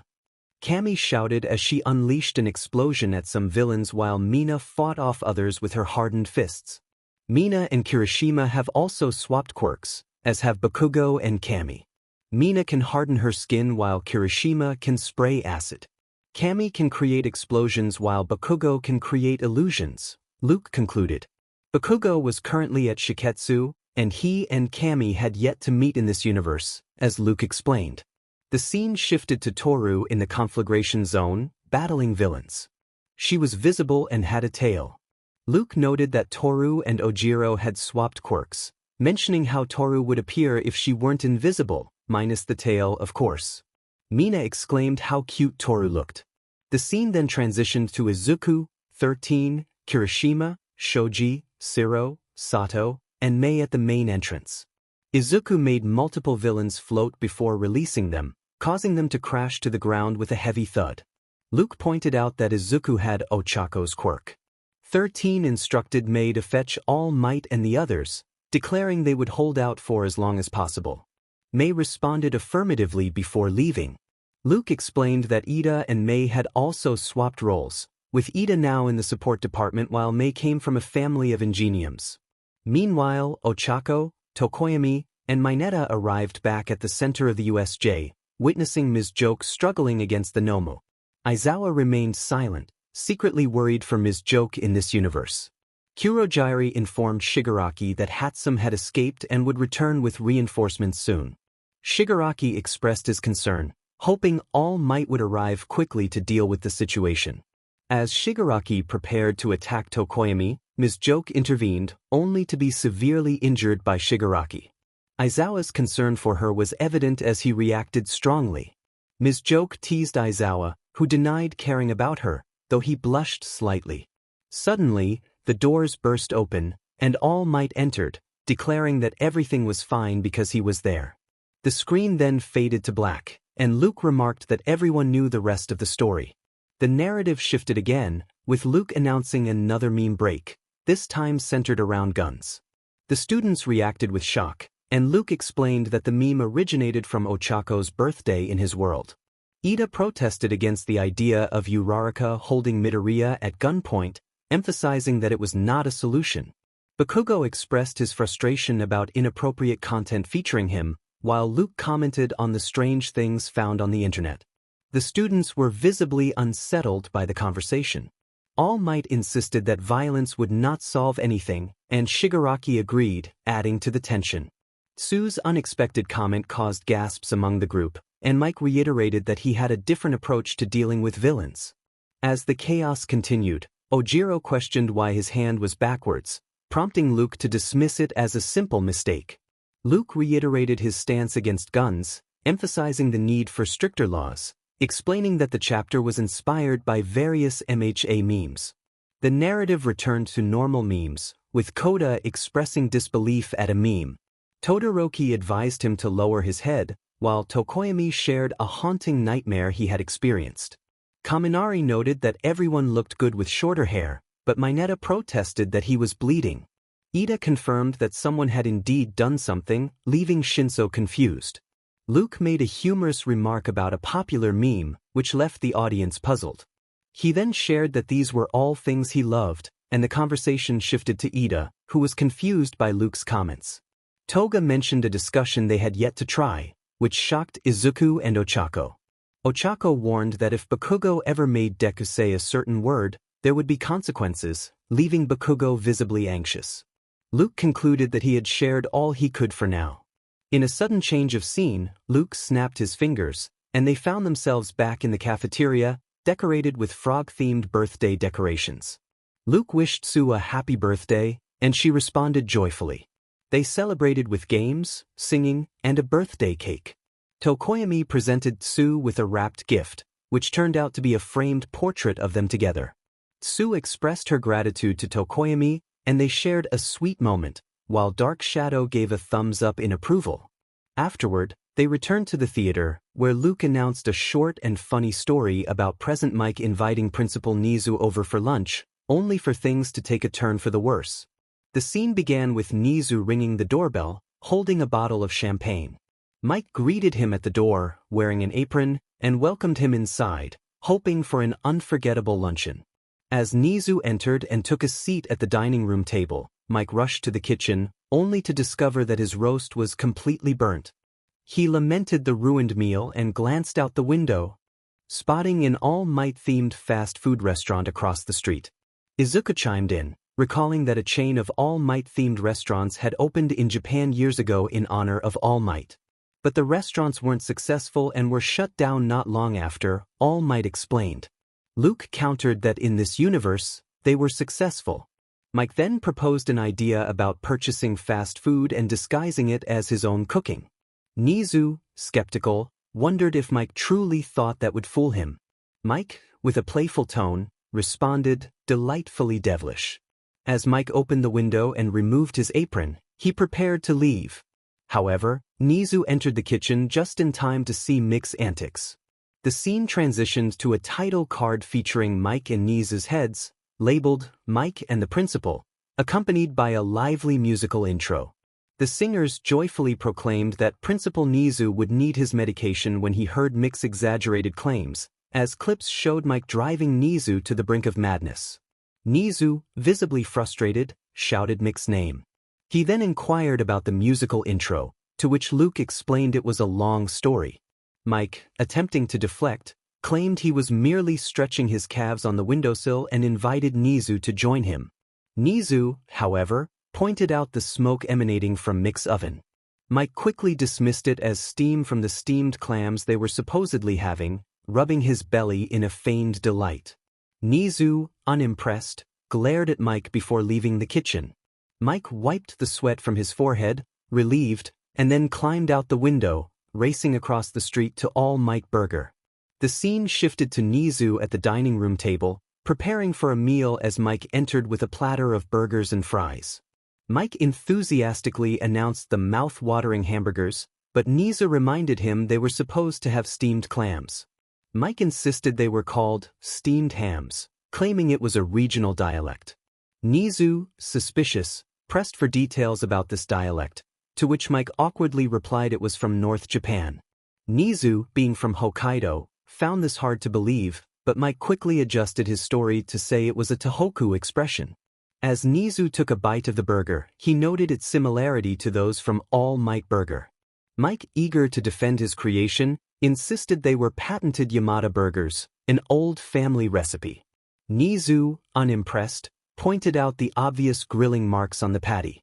Mike, realizing he was caught, excused himself for a moment. While Nizu continued eating, Mike dashed back to the kitchen, which was now engulfed in flames. He returned to the dining room, yawning and claiming everyone had a wonderful time. Nizu, noticing the bright orange light from the kitchen, jumped up in alarm, questioning what was happening. Mike quickly claimed it was the aurora borealis localized entirely within his kitchen. Nizu, incredulous, asked to see it, but Mike declined. They both stepped outside just as a woman screamed from upstairs about the house being on fire. Mike, confused, wondered what his mother was doing there, and Luke explained that in this universe he still lived with her. Mike reassured his mother it was just the northern lights, while Nizu commented on Mike being an odd fellow but admitted he made a good ham. As Nizu walked away, Mick's mother continued to scream for help. Nizu turned back, hearing the commotion, but Mike simply gave him a thumbs up and a smile. Nizu then departed, and a fire truck with backdraft and firefighters raced toward Mick's house. The screen faded to black, with laughter echoing in the background, while Nizu felt exasperated with his alternate self. The scene shifted to Luke suggesting they head to the cafe. When Izuku asked if it was for another birthday, Luke replied no. They entered the cafeteria, adorned with Valentine's Day decorations, and Luke greeted everyone with a cheerful, Happy Valentine's Day. The group celebrated, with various couples dancing together, including Izuku and Ochako, Todoroki and Momo and others. Izuku noticed All Might dancing with his mother, prompting him to question the situation. All Might revealed he was dating Izuku's mother, which shocked Izuku. Inko explained that they started dating after hearing from their children that they were a couple in another universe. Izuku realized this was why they had been brought to the theater. As the couples continued to dance, Luke, enjoying a slice of stuffed crust pepperoni pizza, lamented his lack of a girlfriend. After the festivities, they returned to the theater, where it was revealed that today was Valentine's Day, prompting a chapter dedicated to the occasion. The narrative then shifted back to the Pyro Deku universe, where it was explained that in this reality, Izuku was born with a quirk called pyrokinesis, a combination of his parents' abilities, while Bakugo was diagnosed as quirkless. When All Might offered one for all to Izuku, he declined, suggesting it be given to Bakugo instead. So now the two of them are best friends who go to UA together. However, instead of Bakugo being kidnapped by the League of Villains, it was Izuku. The story unfolds from there. Bakugo sat at home on his couch, still shaken from the events of the training camp. He gazed up at the ceiling, feeling the weight of his failure. He whispered to himself that he couldn't save his closest friend. Suddenly his phone rang. He pulled it out and answered. Kirishima's voice came through, urging Bakugo to meet him and the others at the hospital because he had a plan to rescue Midoriya.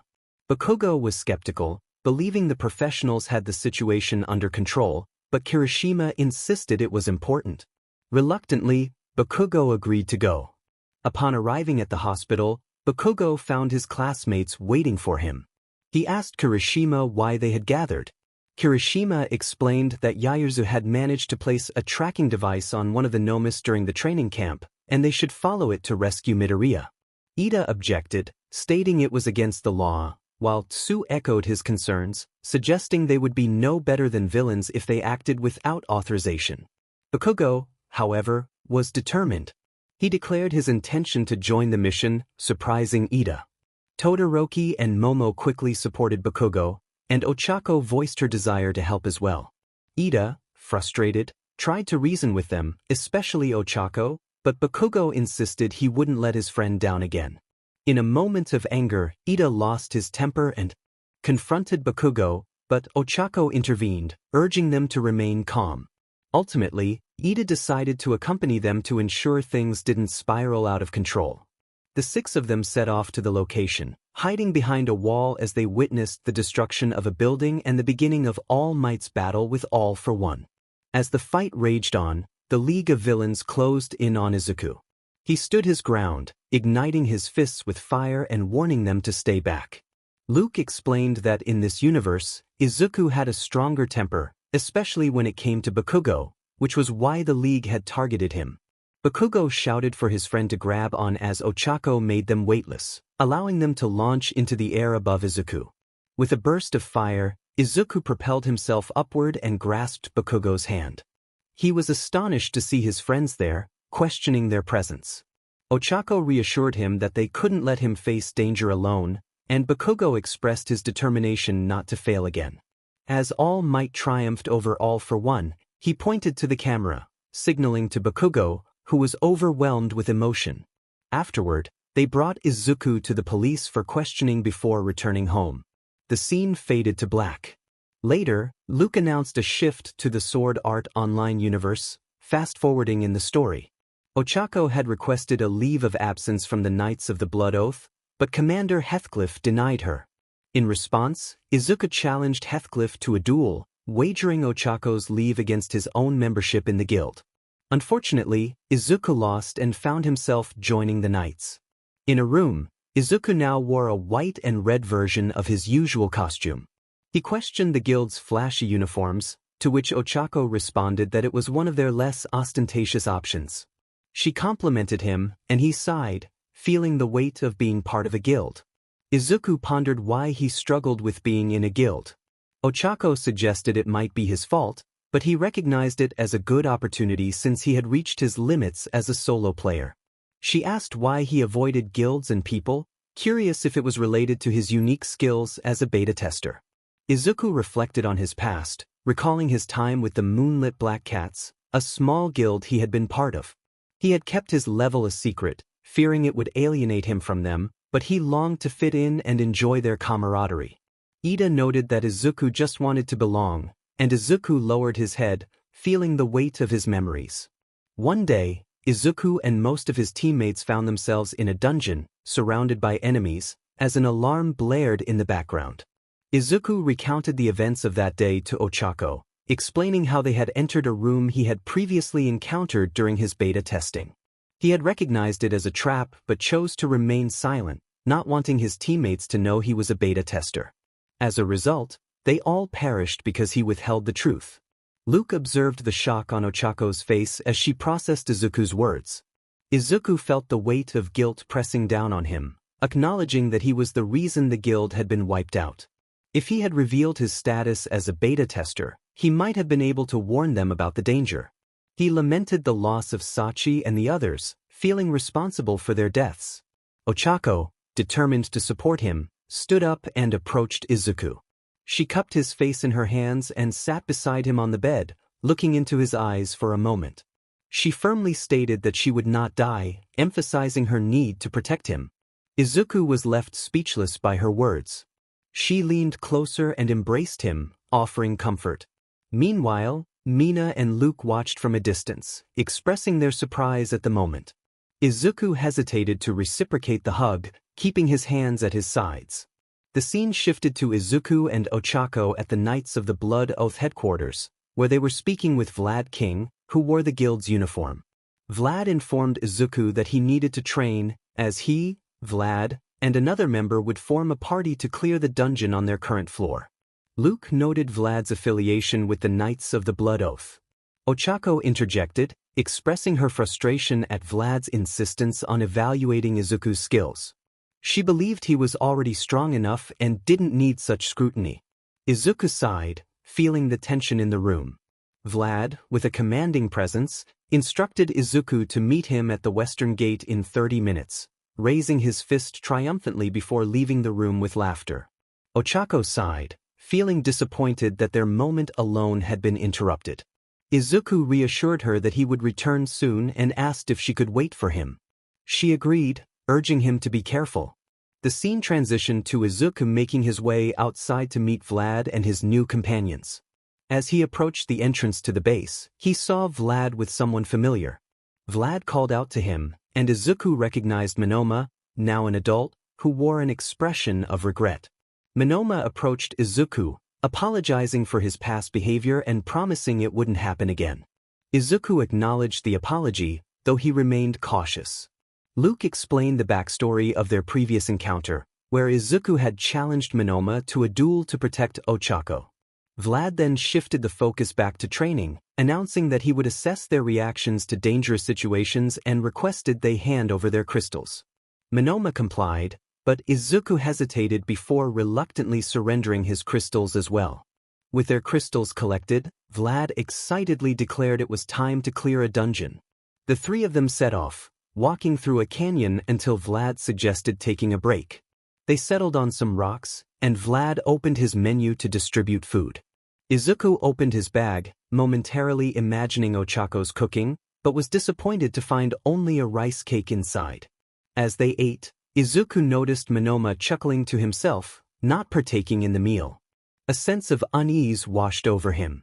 Suddenly, Izuku realized the water he had been drinking was poisoned and quickly discarded it. As the drink shattered on the ground, he felt his health points drop, and he saw Vlad collapse beside him, also affected by the poison. Panic set in as Izuku mentally screamed for help, realizing the gravity of the situation. Monoma, however, began to laugh maniacally, revealing his true intentions. Vlad, weakened, demanded to know what Monoma had done. Moment of desperation, Izuku called for antidote crystals, but Monoma kicked them away, taunting Vlad about his foolishness. Tension escalated as Monoma drew his sword, and Vlad pleaded for him to reconsider. The atmosphere grew heavy with impending danger as Monoma prepared to strike. As Vlad's health began to decline, he noticed the crystal above Monoma's head shift from green to orange. In pain, Vlad pleaded for Monoma to stop as he felt the sword being pulled from his back. Monoma, with a twisted grin, explained his plan, recounting how their party had been ambushed by a gang of rogue players. He swung the sword down into Vlad's back again, relishing the moment as he continued his tale of heroism, claiming he had fought off the attackers single-handedly. Izuku watched in horror as Monoma relentlessly struck Vlad, leaving glowing red marks across his body. With a primal scream, Monoma drove the tip of his sword into Vlad's back once more. Class 1B erupted in cries of despair, urging Monoma to stop. Tetsu confronted Monoma, furious, while Awase shouted threats. Monoma, in tears, called out to his other self as he plunged the sword deeper into Vlad. In an instant, Glad's body shattered into particles. Turning to Izuku, Monoma wore a psychotic smile. Izuku struggled to rise but found himself immobilized. Monoma taunted him, claiming he had killed an innocent because of Izuku. Izuku, defiant, questioned why someone like Monoma would join the Knights of the Blood Oath, suggesting he belonged with the criminal guilds instead. Monoma acknowledged the observation, revealing his affiliation with Laughing Coffin, a notorious murder guild. As Monoma prepared to finish Izuku off, he jabbed his sword into Izuku's wrist, causing him to scream in pain. Monoma twisted the blade, enjoying the moment. Izuku felt the poison coursing through him, his health rapidly depleting. Monoma continued to taunt him, relishing the impending defeat. Izuku recalled the loss of Melissa and realized he couldn't give up. He needed to return to Ochako. With renewed determination, Izuku grasped the sword, attempting to pull it out. Monoma mocked his struggle, but Izuku insisted he wasn't ready to die yet. Monoma, thrilled by the challenge, pushed the sword deeper. Just as Izuku felt his strength waning, a flash of green light erupted in the distance, revealing Ochako rushing toward him. She pulled out a healing crystal and with a heartfelt plea, restored Izuku's health. Overwhelmed with gratitude, Izuku looked up at Ochako, who had tracked him throughout the battle. She expressed her relief at finding him alive, and together they prepared to confront Monoma. Ochako stood tall, ready to finish the fight. Kirishima encouraged her, and as she approached Monoma, he panicked, attempting to explain himself. But Ochako swiftly struck him, leaving glowing marks on his skin. Monoma stumbled back, surrendering and begging for mercy. He promised to leave the guild and never return, but his pleas were met with disdain. As Ochako prepared to strike again, Monoma resorted to a desperate trick, grabbing his sword and attempting to attack her. Izuku, however, intervened, blocking the blow and sacrificing his own virtual hand to protect Ochako. With a surge of power, he delivered a decisive blow to Monoma's chest. As Monoma's health plummeted, he whispered in defeat before vanishing into particles. Exhausted, Izuku collapsed to his knees, and Luke announced he would bring everyone back. Ochako knelt beside Izuku, offering her support as they faced the aftermath of the battle together. Ochako hesitated to reach for his hand, feeling the weight of her emotions. She lowered her head, expressing her guilt. She believed it was all her fault. Izuku, determined to lift her spirits, urged her not to think that way. Tears began to fall from Ochako's eyes, landing softly on her hand. Izuku turned to her, concern etched on his face. She continued to apologize, her voice trembling as she expressed her desire to keep her distance for his sake. Izuku, refusing to let her go, placed a gentle hand on her shoulder and pulled her in for a kiss. Mina, watching from a distance, commented on the sweet moment.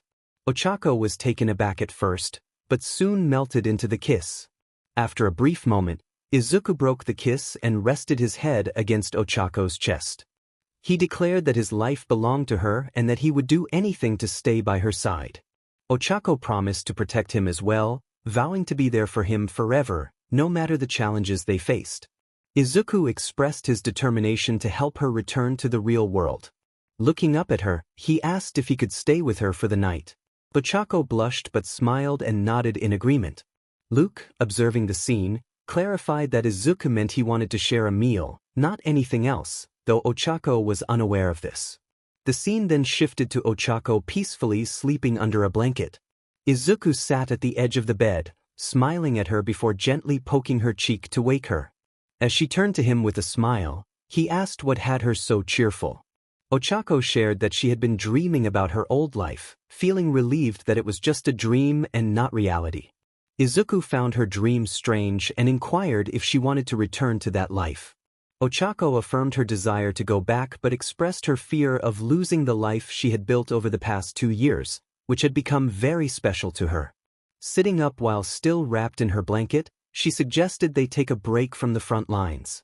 Izuku was surprised by her request. Ochako admitted her fear of returning to battle, worried that something bad would happen again, or perhaps she was simply exhausted from it all.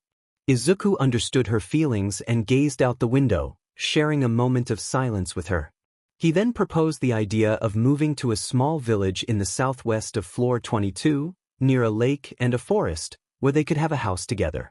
Ochako was curious about what would come next. With a smile, Izuku turned to her and suggested they could get married. Luke explained to the audience that while it wasn't a real marriage, players in the game had the option to marry. Ochako was initially shocked, but tears of joy welled in her eyes as she enthusiastically agreed. The scene faded to black, leaving the audience with a lingering sense of hope and excitement. "You'll be seeing more sword art online later," Luke mentioned. He then announced that the next universe would be quite disturbing and decided to send the younger ones to another room. When All Might inquired about the content, Luke simply replied that they would have to see for themselves. He pulled out his remote and pressed a button. The scene began with the remnants of UA, the only evidence of the school being its dented logo and a fragment of the front gate. Nizu expressed his concern about what had happened to UA. Luke urged everyone to keep watching, and as the camera zoomed out, it revealed that not only UA had been destroyed but all of Mizudafu. The entire city lay in ruins. The group gasped in shock, demanding to know what had transpired. Luke instructed them to continue watching. A news report then appeared, displaying images of the devastated city alongside the headline, "Mizudafu destroyed, millions dead." Momo covered her mouth in horror, while Ida questioned who could commit such an atrocity. Luke urged them to keep watching, and the scene shifted to people around the world, glued to their screens in disbelief. It then cut to outside a heavily guarded interrogation room, where manic laughter echoed from within. The laughter belonged to an older Shigaraki, who was being interrogated by an adult Ida. Dabi commented on Shigaraki's unsettling laugh, to which Shigaraki denied it. Ida slammed his hands on the table, demanding to know where Shigaraki had obtained the nuclear weapon. Mina realized that Shigaraki was responsible for the deaths of countless people, while Kaminari called him a monster. Shigaraki taunted them, claiming that this version of him had succeeded against them. In a fit of rage, Ida lifted Shigaraki into the air, but suddenly, the wall burst open, revealing an adult Izuku, now capable of flight and wearing a cape. Kirishima was astonished by Izuku's new ability, while All Might noted that he had mastered Nana's quirk. Izuku's face was a mask of fury, his eyes glowing green for a brief moment as he demanded that Ida step away from Shigaraki. Ida insisted he was in control of the situation. Izuku approached Shigaraki, clearing the table aside before slamming him against the interrogation room mirror. He then lowered his head, murmuring about Ochako, Eri, and his son. Momo questioned what Izuku was referring to, and Luke explained that in this universe, Izuku and Ochako were married, and she was P-Arginanti. However, Shigaraki had drugged Izuku, causing him to hallucinate that Ochako was muscular. When the drag wore off, Izuku realized he had harmed his wife and their unborn child. To make matters worse, Shigaraki had linked Ochako's heart to a nuclear bomb in Mizudafu, triggering the explosion when her heart stopped. Izuku had lost his wife and both children that day. All Might was horrified by the revelation. In a fit of rage, Izuku lunged at Shigaraki, attempting to choke him, but the others intervened to pull him away. Ochako comforted Izuku, assuring him that she was there for him. Shigaraki mocked Izuku, suggesting that the people he loved tended to meet tragic ends. Izuku pulled back his fist, while Ida urged him not to act rashly. Izuku punched the wall next to Shigaraki's head, and Shigaraki taunted him further, claiming that he would never have a family because of his choices. Izuku's anger intensified as Shigaraki continued to belittle him. Shigaraki suggested that Izuku would never be able to keep his next family safe. All for One commented on Shigaraki's twisted sense of humor. Finally, Izuku snapped.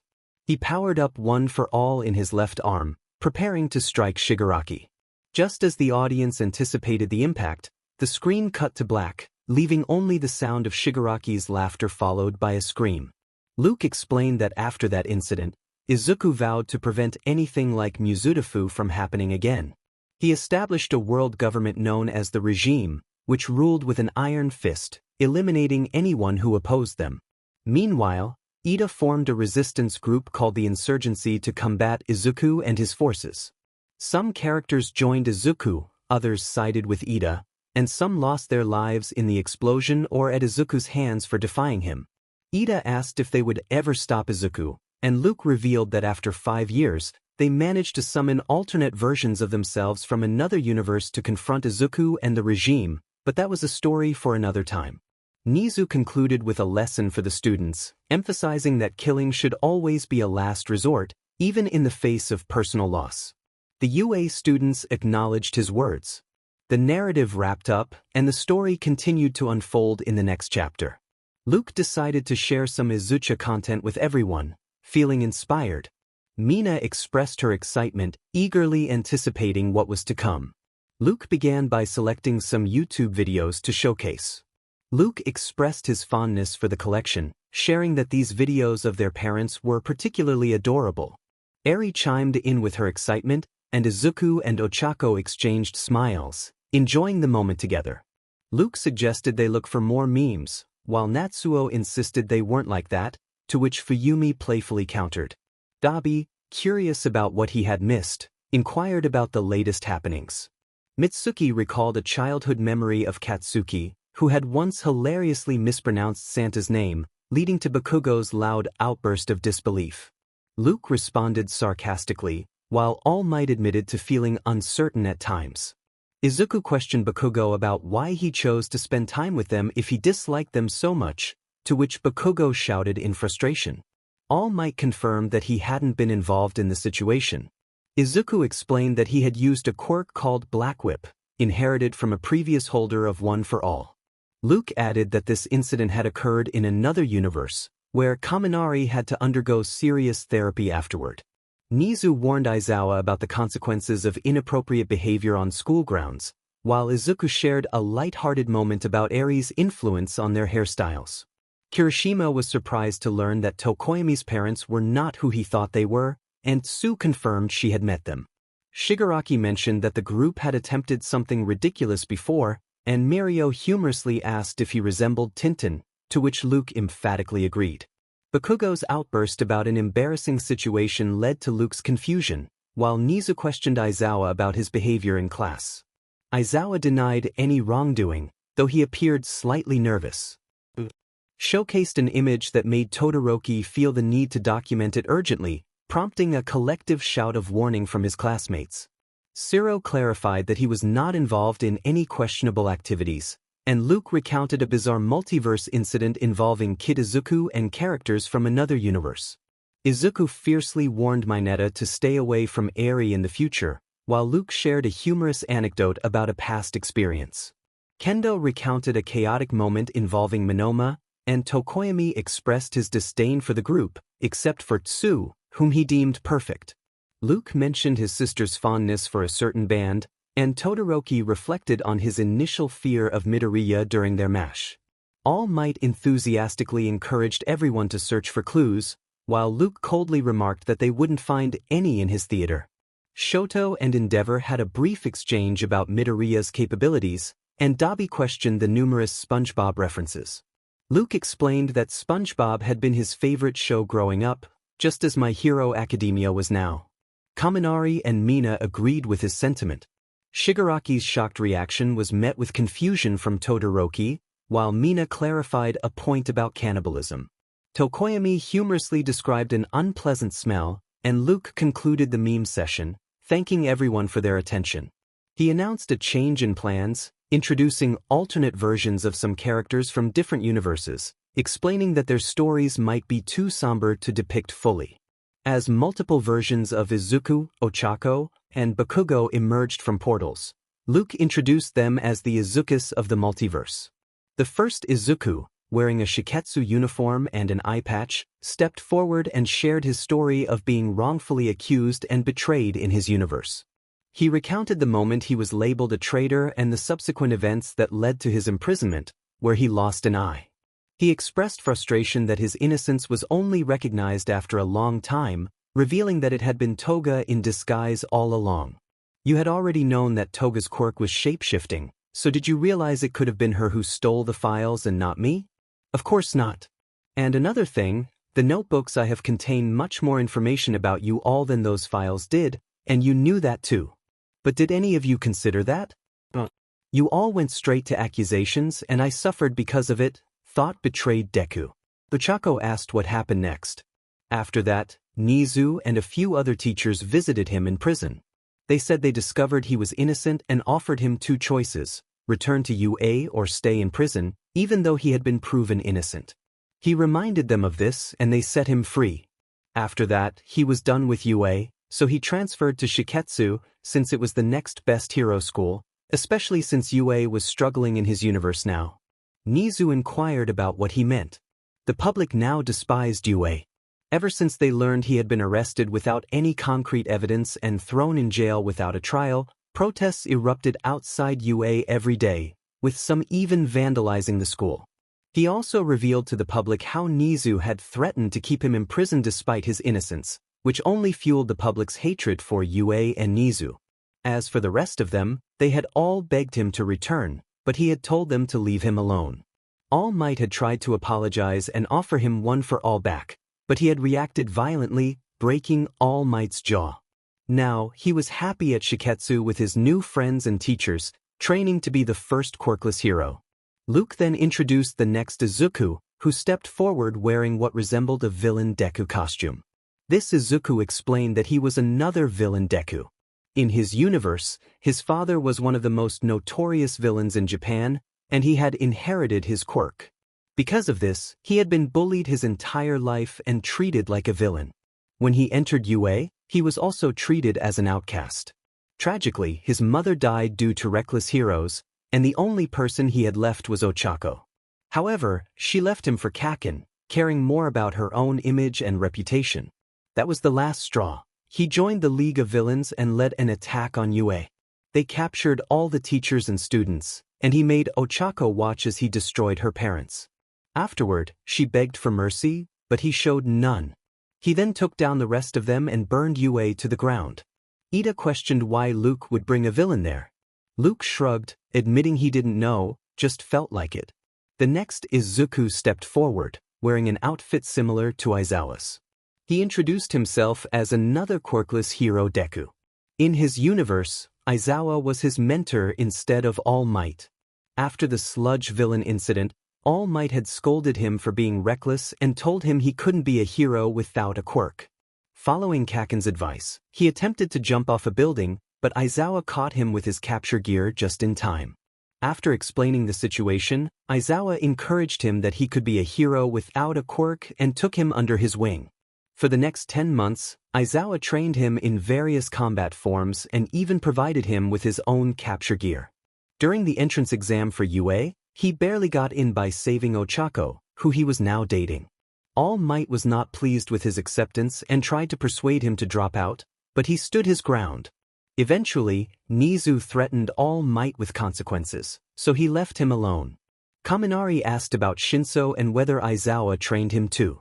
The quirkless hero Deku confirmed that Aizawa was like a father to both of them, and he and Shinso were like brothers in his universe. The next Izuku stepped forward, looking much like the original Izuku. He introduced himself as the cheated-on Izuku. In his universe, he and Ochako had been dating, but she had betrayed him. She claimed it was to earn money to help her parents. He expressed his disgust and disappointment, stating that she had chosen to cheat on him despite having other options. Nizu remarked that her actions were disgraceful to UA.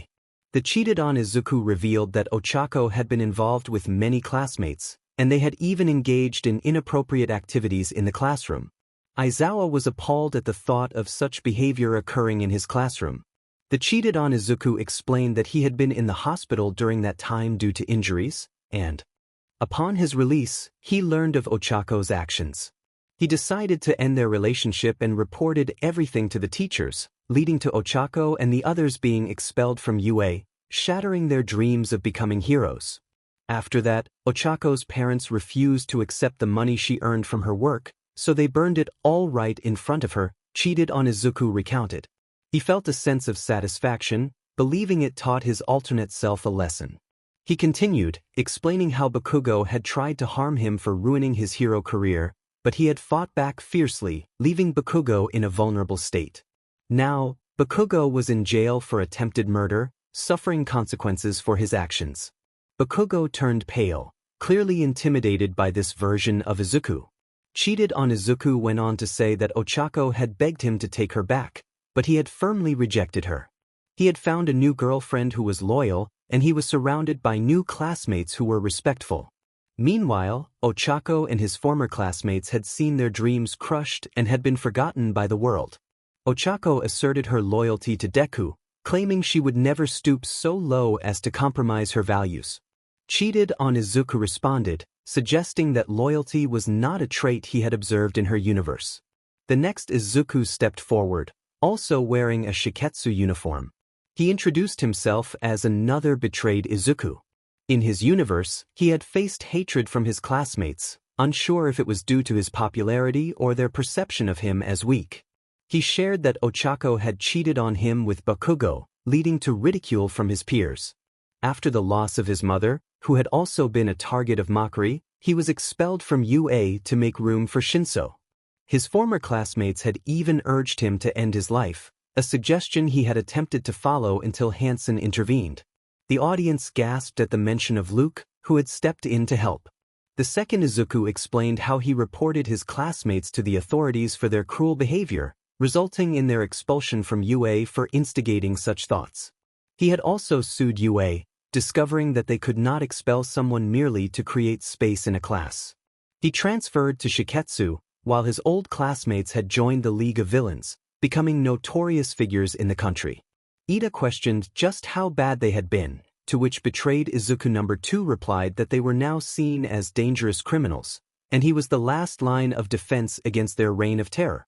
Next, a clown-like Izuku stepped forward, introducing himself as Joker Deku. He claimed that in his universe, he had been betrayed by everyone. He detailed a tragic series of events, including the loss of his mother and being falsely accused by Ochako, which led to his expulsion from UA and the loss of One for All. This betrayal drove him to madness, and he lamented the state of society. When asked what happened next, he explained that he had joined the League of Villains, becoming the Joker, with Toga as his assistant.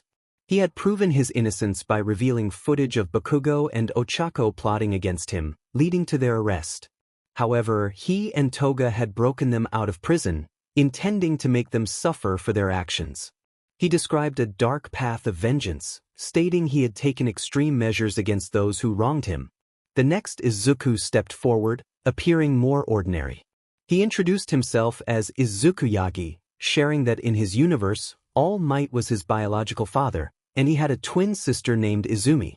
He recounted how he was neglected while his sister and her friends bullied him.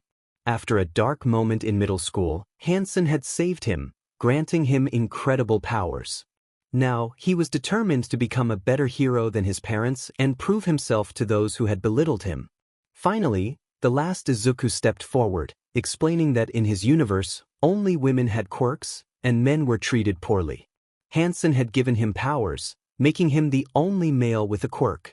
He was now at UA, leading a movement for equal rights for men. With all the Izukus introduced, Luke turned to the Ochakos.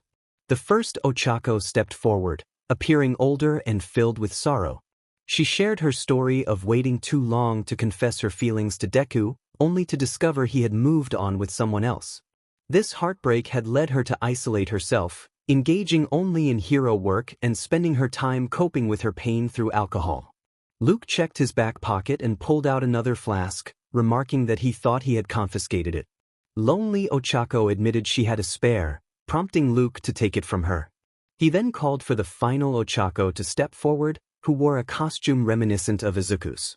This Ochako introduced herself as One for All Ochako.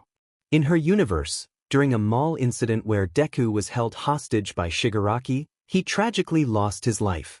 She recalled holding him in her arms as he passed, sharing a moment that transferred One for All to her through a kiss.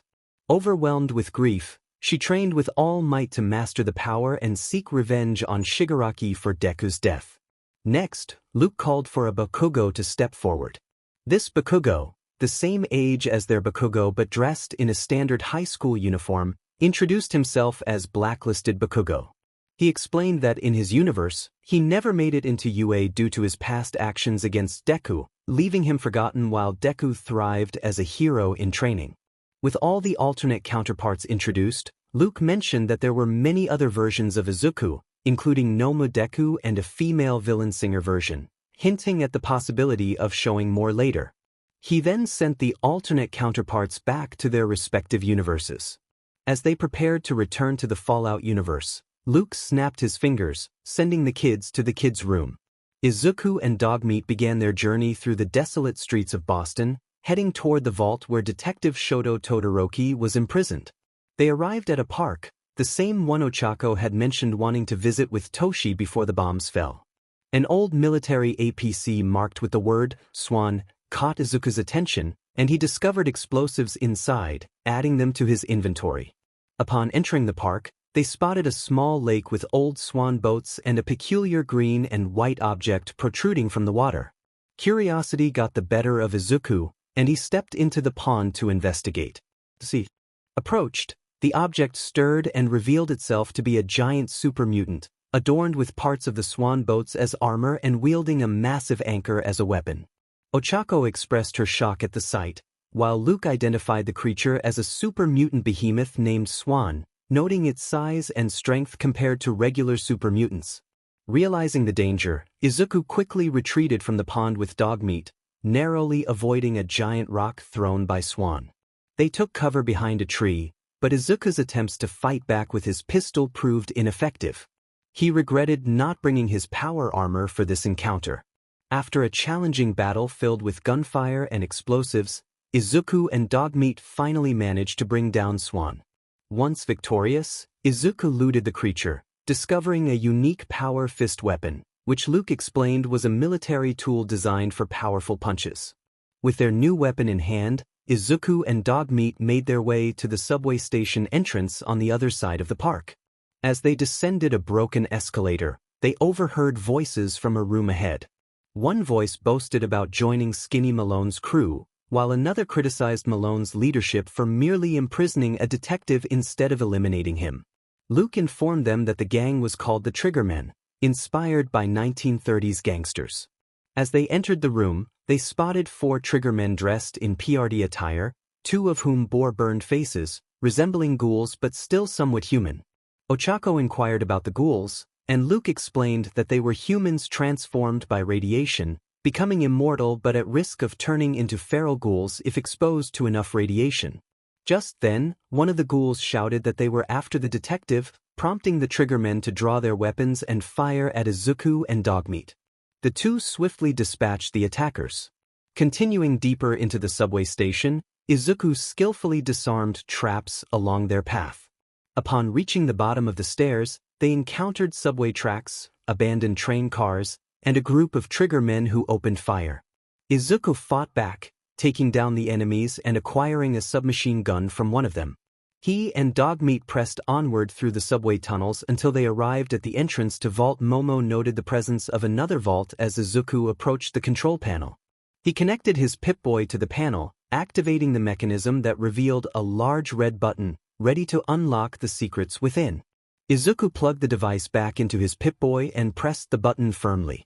Suddenly, alarms blared, and the door opened. The metal bridge extended toward them, allowing Izuku and Dogmeat to enter the vault.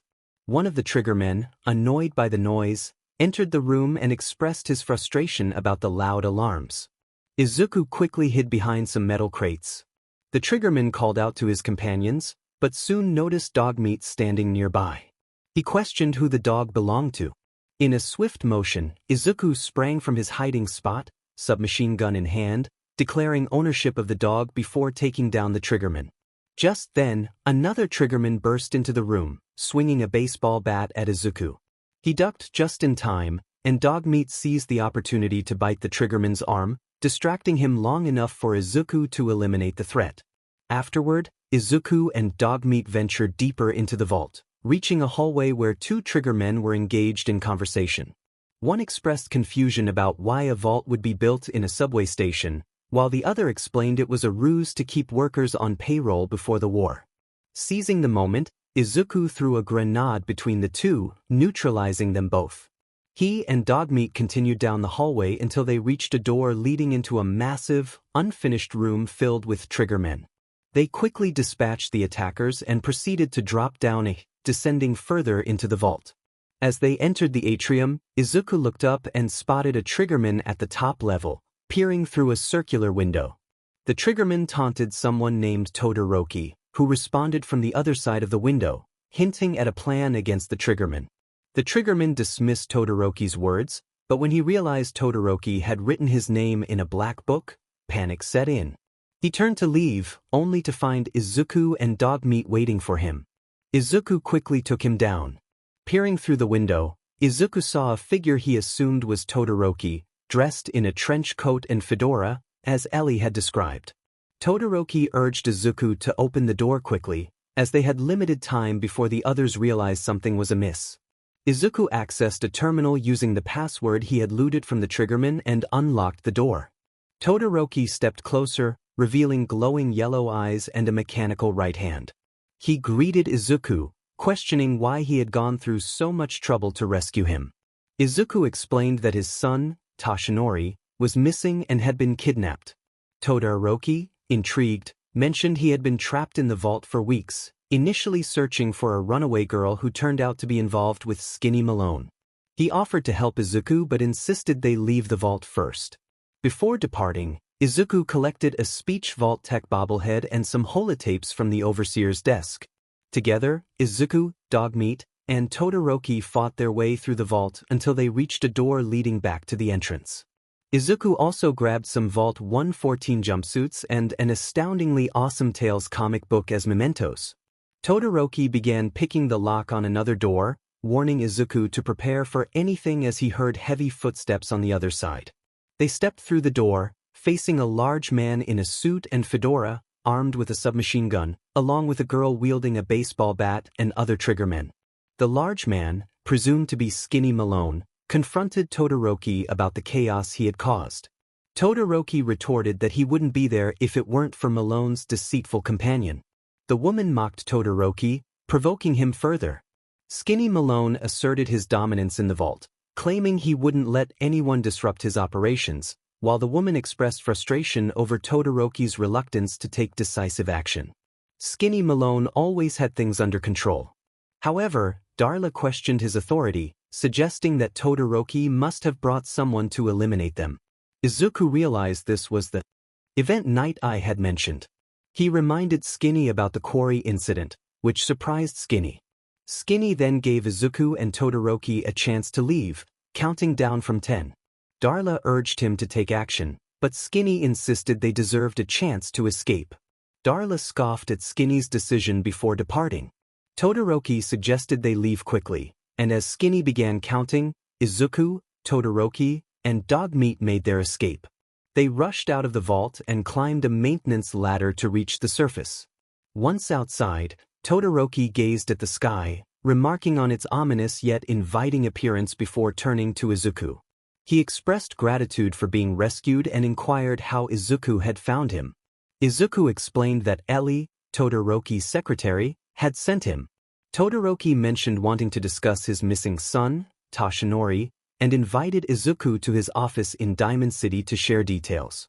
Izuku agreed to meet him there. Afterward, Izuku attempted to navigate his way back to Diamond City but found himself lost at Bunker Hill, a trading outpost. A woman guarding the entrance questioned him about his affiliation, asking if he was part of a caravan or a raider. Confused, Izuku clarified that he was on his own. The woman allowed him entry, warning him against any gunfire as the market was open for trading. Inside, Izuku spotted a familiar man in trader attire, wearing sunglasses. The man greeted Izuku, and they exchanged pleasantries about their travels. The man inquired if Izuku had important matters to attend to which Izuku confirmed he did. After that brief encounter, Izuku got lost again and ended up back at the Cambridge police station, where Kirishima and his team were stationed. Deciding to assist them, he approached Awaze first. Awaze confronted him about his attitude, and Izuku defended himself, stating he had completed his tasks. Awaze acknowledged Izuku's determination and suggested he check if Top needed anything else. Next, Izuku spoke with Yui, who expressed sympathy for the treatment he received from the others. She shared her own experience of joining the Brotherhood and reassured Izuku that Kirishima and Owaze were good people, despite their tough exteriors. Finally, Izuku approached Kirishima, who asked if he was ready to move out. Kirishima explained the strategic importance of the police station and their mission to search for weapons and ammunition. He noted that while the facility might not be as grand as the Citadel, it served their purposes. Izuku confirmed he was ready, and Kirishima instructed him to follow closely. The scene shifted to after the mission, where Izuku, Dogmeat, and Kirishima exited a lab facility. Izuku reflected on the mission's challenges, while Kirishima critiqued their performance, acknowledging that Izuku's extra firepower had been crucial. Kirishima then offered Izuku a modified laser rifle as a reward for his assistance, emphasizing that it was not the only weapon at his disposal. Izuku accepted the gift, grateful for the support and camaraderie they had developed during their mission. As for the second matter, Kirishima wanted to make a proposal. They had faced many challenges, and their operation could have ended in disaster. However, Izuku had remained calm and handled the situation like a true soldier. Kirishima believed that Izuku had what it took to succeed. He presented Izuku with a choice. He could continue wandering from place to place, trading his skills for meager rewards, or he could join the Brotherhood of Steel and leave a lasting mark on the world. Izuku was curious about what joining would entail. Kirishima explained that he would be under his command and would need to follow orders. No more mercenary work, this was serious business. Joining the Brotherhood would grant him access to advanced military weapons and his own personal suit of power armor. Most importantly, he would have the Brotherhood's support, ready to protect him at all costs. The offer was still on the table, and Kirishima wanted to know if they could count on him. Izuku hesitated. As the general of the Minutemen, he found the Brotherhood's reputation a bit too ruthless for his liking. He needed time to think. Kirishima understood the weight of the decision and assured Izuku that if he chose to join, they would be there for him. With that, Kirishima left, and Izuku made his way back to Diamond City. He entered Todoroki's detective agency, where Todoroki had just arrived. Todoroki called out for Ellie, and her voice responded from another room. When she rushed in, relief washed over her as she confirmed it was really him. Todoroki joked about his unmistakable appearance, but Ellie warned him that laughing at death could have consequences. He replied that as long as he had friends to support him, he felt secure. Ellie expressed her gratitude to Izuku for saving Todoroki and the agency, offering him a reward of 100 caps along with a matching hat and outfit. She suggested that if he was looking for work, he could partner with Todoroki. However, Todoroki reminded her that they needed to focus on helping their new friend first. Todoroki invited Izuku to take a seat and get comfortable as ominous music played in the background. He explained that when searching for a missing person, the details were crucial, and he needed Izuku to share everything he could, no matter how painful it might be. Izuku revealed that he was searching for his son, Toshinori, who was less than a year old. He questioned why anyone would take an infant. Todoroki noted the peculiar nature of the kidnapping, suggesting it was not random and that whoever took Toshinori had a specific agenda. He mentioned various groups in the Commonwealth known for abductions, including Raiders, Super Mutants, and the Institute. When Izuku asked if the Institute could be responsible, Todoroki explained that they were often blamed for misfortunes in the Commonwealth. Their early synth models were notorious for violence, while the newer ones could blend in and manipulate from the shadows. He revealed that he himself was a synth, a discarded prototype, which intrigued Izuku. Determined to find his son, Izuku urged them to focus on the details of the kidnapping. He described the appearance of the kidnappers, a woman in a hazard suit and a man with a metal brace on his arm. Todoroki speculated that the man might have been wearing improvised armor, and the hazard suit was unusual for mercenaries. Izuku recalled that the man who had harmed his wife had a handgun, and the sound of it haunted him. Todoroki considered that it could have been a large-caliber revolver and began to piece together a clearer picture of the suspect. Izuku then described the voice of the man, low and rough, which left a lasting impression on him. Suddenly, Bakugo's name came to mind, and Todoroki's expression changed. He asked Izuku if he had heard the name during the encounter. Izuku was confused and wanted to know who Bakugo was and if he had taken Toshinori. Todoroki noted the coincidence and asked Ellie for any notes on the Bakugo case. She confirmed that the description matched: spiked blonde hair, a scar, and a reputation for dangerous mercenary work, but no one knew who he worked for. Todoroki then mentioned that Bakugo had recently purchased a house in town, raising the stakes in their search for Toshinori. And he had a kid with him, didn't he? Todoroki inquired. Yes, that's right. The house in the abandoned west stands. The boy with him was around 10 years old, Ellie replied. Izuku was shocked that the man he had been searching for lived right here in Diamond City, but his focus shifted to the fact that a child was with him. He couldn't help but feel hopeful that it was Toshinori. It has to be Toshi. Somehow, Izuku thought.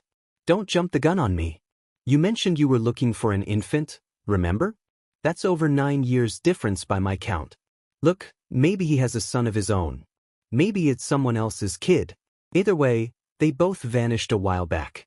Let's take a walk over to Bakugo's last known address and see if we can figure out where he went, Todoroki suggested as he stood up. Security doesn't really patrol that part of town, but you two should still be careful, Ellie warned. I always am, Todoroki replied. Izuku, Todoroki, and Dogmeat then stepped outside into the rain and began making their way toward Bakugo's house. I didn't want Ellie to hear this, but I think you should know. Everything I uncovered about Bakugo before his disappearance is troubling. He's more than just a mercenary. He's a professional. Quick, clean, thorough. He has no enemies because they're all gone. Except you. But 9 to 1 odds say he's our man. It's more than just you identifying his distinguishing features. The method of operation is all him as well. Leading a small team to kidnap a baby and leaving one of the parents alive for later? Not many mercs in the Commonwealth can pull that off, Todoroki explained as they walked. They soon arrived at Bakugo's abandoned house. Here we are. Keep an eye out, will you? Let's see if I can get this open, Todoroki said. Izuku kept watch while Todoroki attempted to pick the lock on the door. That's quite a lock. Got something to hide, Bakugo? Todoroki mused. Why don't you give it a try? He suggested. Izuku examined the lock but realized it was beyond his skill level. No way I can pick this, he admitted. No luck? Guess we'll need to find a key. See that platform in the distance? Near the city entrance? That's the elevator to the mayor's office. Why don't you go ask around there? Todoroki pointed toward a lift across town. I'll stay here and see if I can jimmy this lock, Todoroki decided. Izuku and Dogmeat took the lift up to the mayor's office, which was located in the old score booth. When they reached the top, Izuku saw Tsu there, arguing with the mayor's secretary. Why doesn't the mayor come out of his office, huh? Is he afraid of talking to the press? I bet if I said I was with the institute, he'd come running, Tsu exclaimed. You ever think maybe you could get a man's attention earlier if you used softer words? Maybe shout a little less, the secretary suggested. Ah, that reminds me of this article I'm writing about the mayor's affair with a certain air-headed blonde. Tsu added. Tsu then noticed Izuku standing there. Oh, look who it is. What brings you to the mayor's office? Tsu asked. I need to see the mayor about something, Izuku replied. Really? You came to the mayor's office to see the mayor? Who'd have thought? Keep your secrets. Sooner or later, I'll find out. I always do, Tsu said with a mischievous smile. If you are done crowding the reception area, Miss Tsuyu, the mayor needs to make time for more responsible citizens, the secretary interjected. I was just leaving anyway, Tsu said before departing. The mayor is receiving visitors as long as they aren't members of the press. Did you need help? The secretary asked. So I can just head in and talk to Shiro? Izuku inquired. Go right ahead. His office is open. He likes to make time for everyone when he can, the secretary replied. Izuku entered the mayor's office, where he found him looking out a window at Diamond City. Yes. I remember you. Our new arrival. I wish I were in your shoes, getting to see our glorious city for the first time. How can I help you? The mayor asked. Shoto Todoroki wanted me to see you, Izuku said. Did he now? Some investigation, I assume? You two aren't trying to get me into trouble now, are you? The mayor chuckled. A man named Bakugo used to live in this city. I need to search his house, Izuku stated. I see. Well, whatever reasons you have, I take my citizens' privacy very seriously. Even after they've left. I can't allow you to invade someone else's home. That's all there is to it, the mayor replied. Please, Mayor Shiro. This man Bakugo kidnapped my son. I need to find him, Izuku pleaded. Of course, I will do everything in my power to help you overcome this horrible personal tragedy. I remember Mr. Bakugo. Didn't like him myself. Paranoid. Never talked to anyone. I doubt you'll find him. But I insist you take the key to his old house. It's been abandoned. I'm afraid this whole thing might be fruitless, Mayor Shiro said as he handed the key to Bakugo's house to Izuku. Once he had the key, Izuku and Dogmeat made their way back to Todoroki, who was still waiting outside Bakugo's house. Got the key? All right. Let's head in. You do the honors, Todoroki said. Izuku used the key to unlock the door, and the three of them entered Bakugo's home. Let's take a look around. Bakugo must have left something behind, Todoroki suggested. They searched the house but found little of interest. Does this place seem small to you? I figured a guy like Bakugo would think big, Todoroki remarked. Izuku went upstairs and noticed a bed with a sleeping bag next to it. It must have been where the child slept. He knelt down and placed his hand on the sleeping bag, knowing his son had to have been in it. He then returned downstairs. Nothing here. Did you check out that desk? Todoroki asked. Izuku examined Bakugo's desk and noticed a button underneath it. He pressed it, and a wall opened up, revealing a hidden, dimly lit room. That's one way to hide a room, Todoroki commented. They entered the room and saw a chair in the center, surrounded by shelves and tables filled with food, ammunition, and other supplies. Look at this. All of a merc's favorite things, Todoroki observed. Izuku noticed a small table next to the chair. It held a bottle of beer, a bullet, and some fancy cigars. He picked them up. Gwinnett Stout beer, 44 caliber bullets, and cigars. San Francisco Sunlights, Izuku noted as he examined the items. Interesting brand, Todoroki replied. Todoroki noted that they wouldn't get anywhere on their own. Izuku asked if he had any suggestions. Todoroki proposed Dogmeat, a Commonwealth mutt capable of tracking a man's scent for miles. Dogmeat barked in agreement. Todoroki suggested letting Dogmeat have a whiff of something to see if he could pick up the trail. He acknowledged that this was personal for Izuku and offered his support if he needed to face Bakugo alone. Izuku expressed his desire to have Todoroki with him for this mission. They stepped outside, and Izuku showed Dogmeat the cigar, instructing him to get the scent. Dogmeat sniffed the cigar and then barked, ready to lead them. They fast-forwarded to when they reached Bakugo's location. Following Dogmeat halfway across the Commonwealth, they arrived at an old military base known as Fort Hagen. Dogmeat barked at the barricaded front entrance, prompting Izuku to ask if this was the place. Todoroki confirmed that Dogmeat had indeed found their target and suggested they take over from there, sending Dogmeat back to the Red Rocket truck stop. Izuku and Todoroki made their way to the roof of the fort, where they encountered some turrets. They managed to disable them and entered through a hatch on the roof. Inside, they were met by a large group of Gen 2 synths, resembling Todoroki but without clothing and with intact plastic skin. They wielded laser weapons that fired blue beams. As they fought their way down to the lower levels, they heard Bakugo's voice over the speaker, mocking Izuku with references to their past encounters. Izuku remained focused on his goal, determined to confront Bakugo. They reached the command center, where Bakugo continued to taunt them, expressing surprise at their arrival.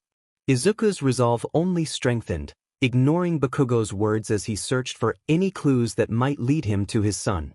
As they approached what seemed to be Bakugo's quarters, they found the door locked. Bakugo's voice came through again, acknowledging their progress and inviting them to talk. The door opened, revealing a large dark room filled with computers. As the lights flickered on, many synths emerged from hiding, along with Bakugo, who appeared unchanged and held a weapon. Izuku demanded to know where his son, Toshinori, was. Bakugo responded cryptically, revealing that Toshinori was with those controlling him, hinting at the Institute. Izuku's frustration grew as he pressed for answers, but Bakugo only offered vague responses, suggesting that the Institute would find him rather than the other way around. Todoroki encouraged Izuku to take action, and the battle commenced. They quickly dispatched Bakugo's synths, but Bakugo himself used a device to turn invisible. As the fight continued, Todoroki was injured, leaving Izuku to face Bakugo alone.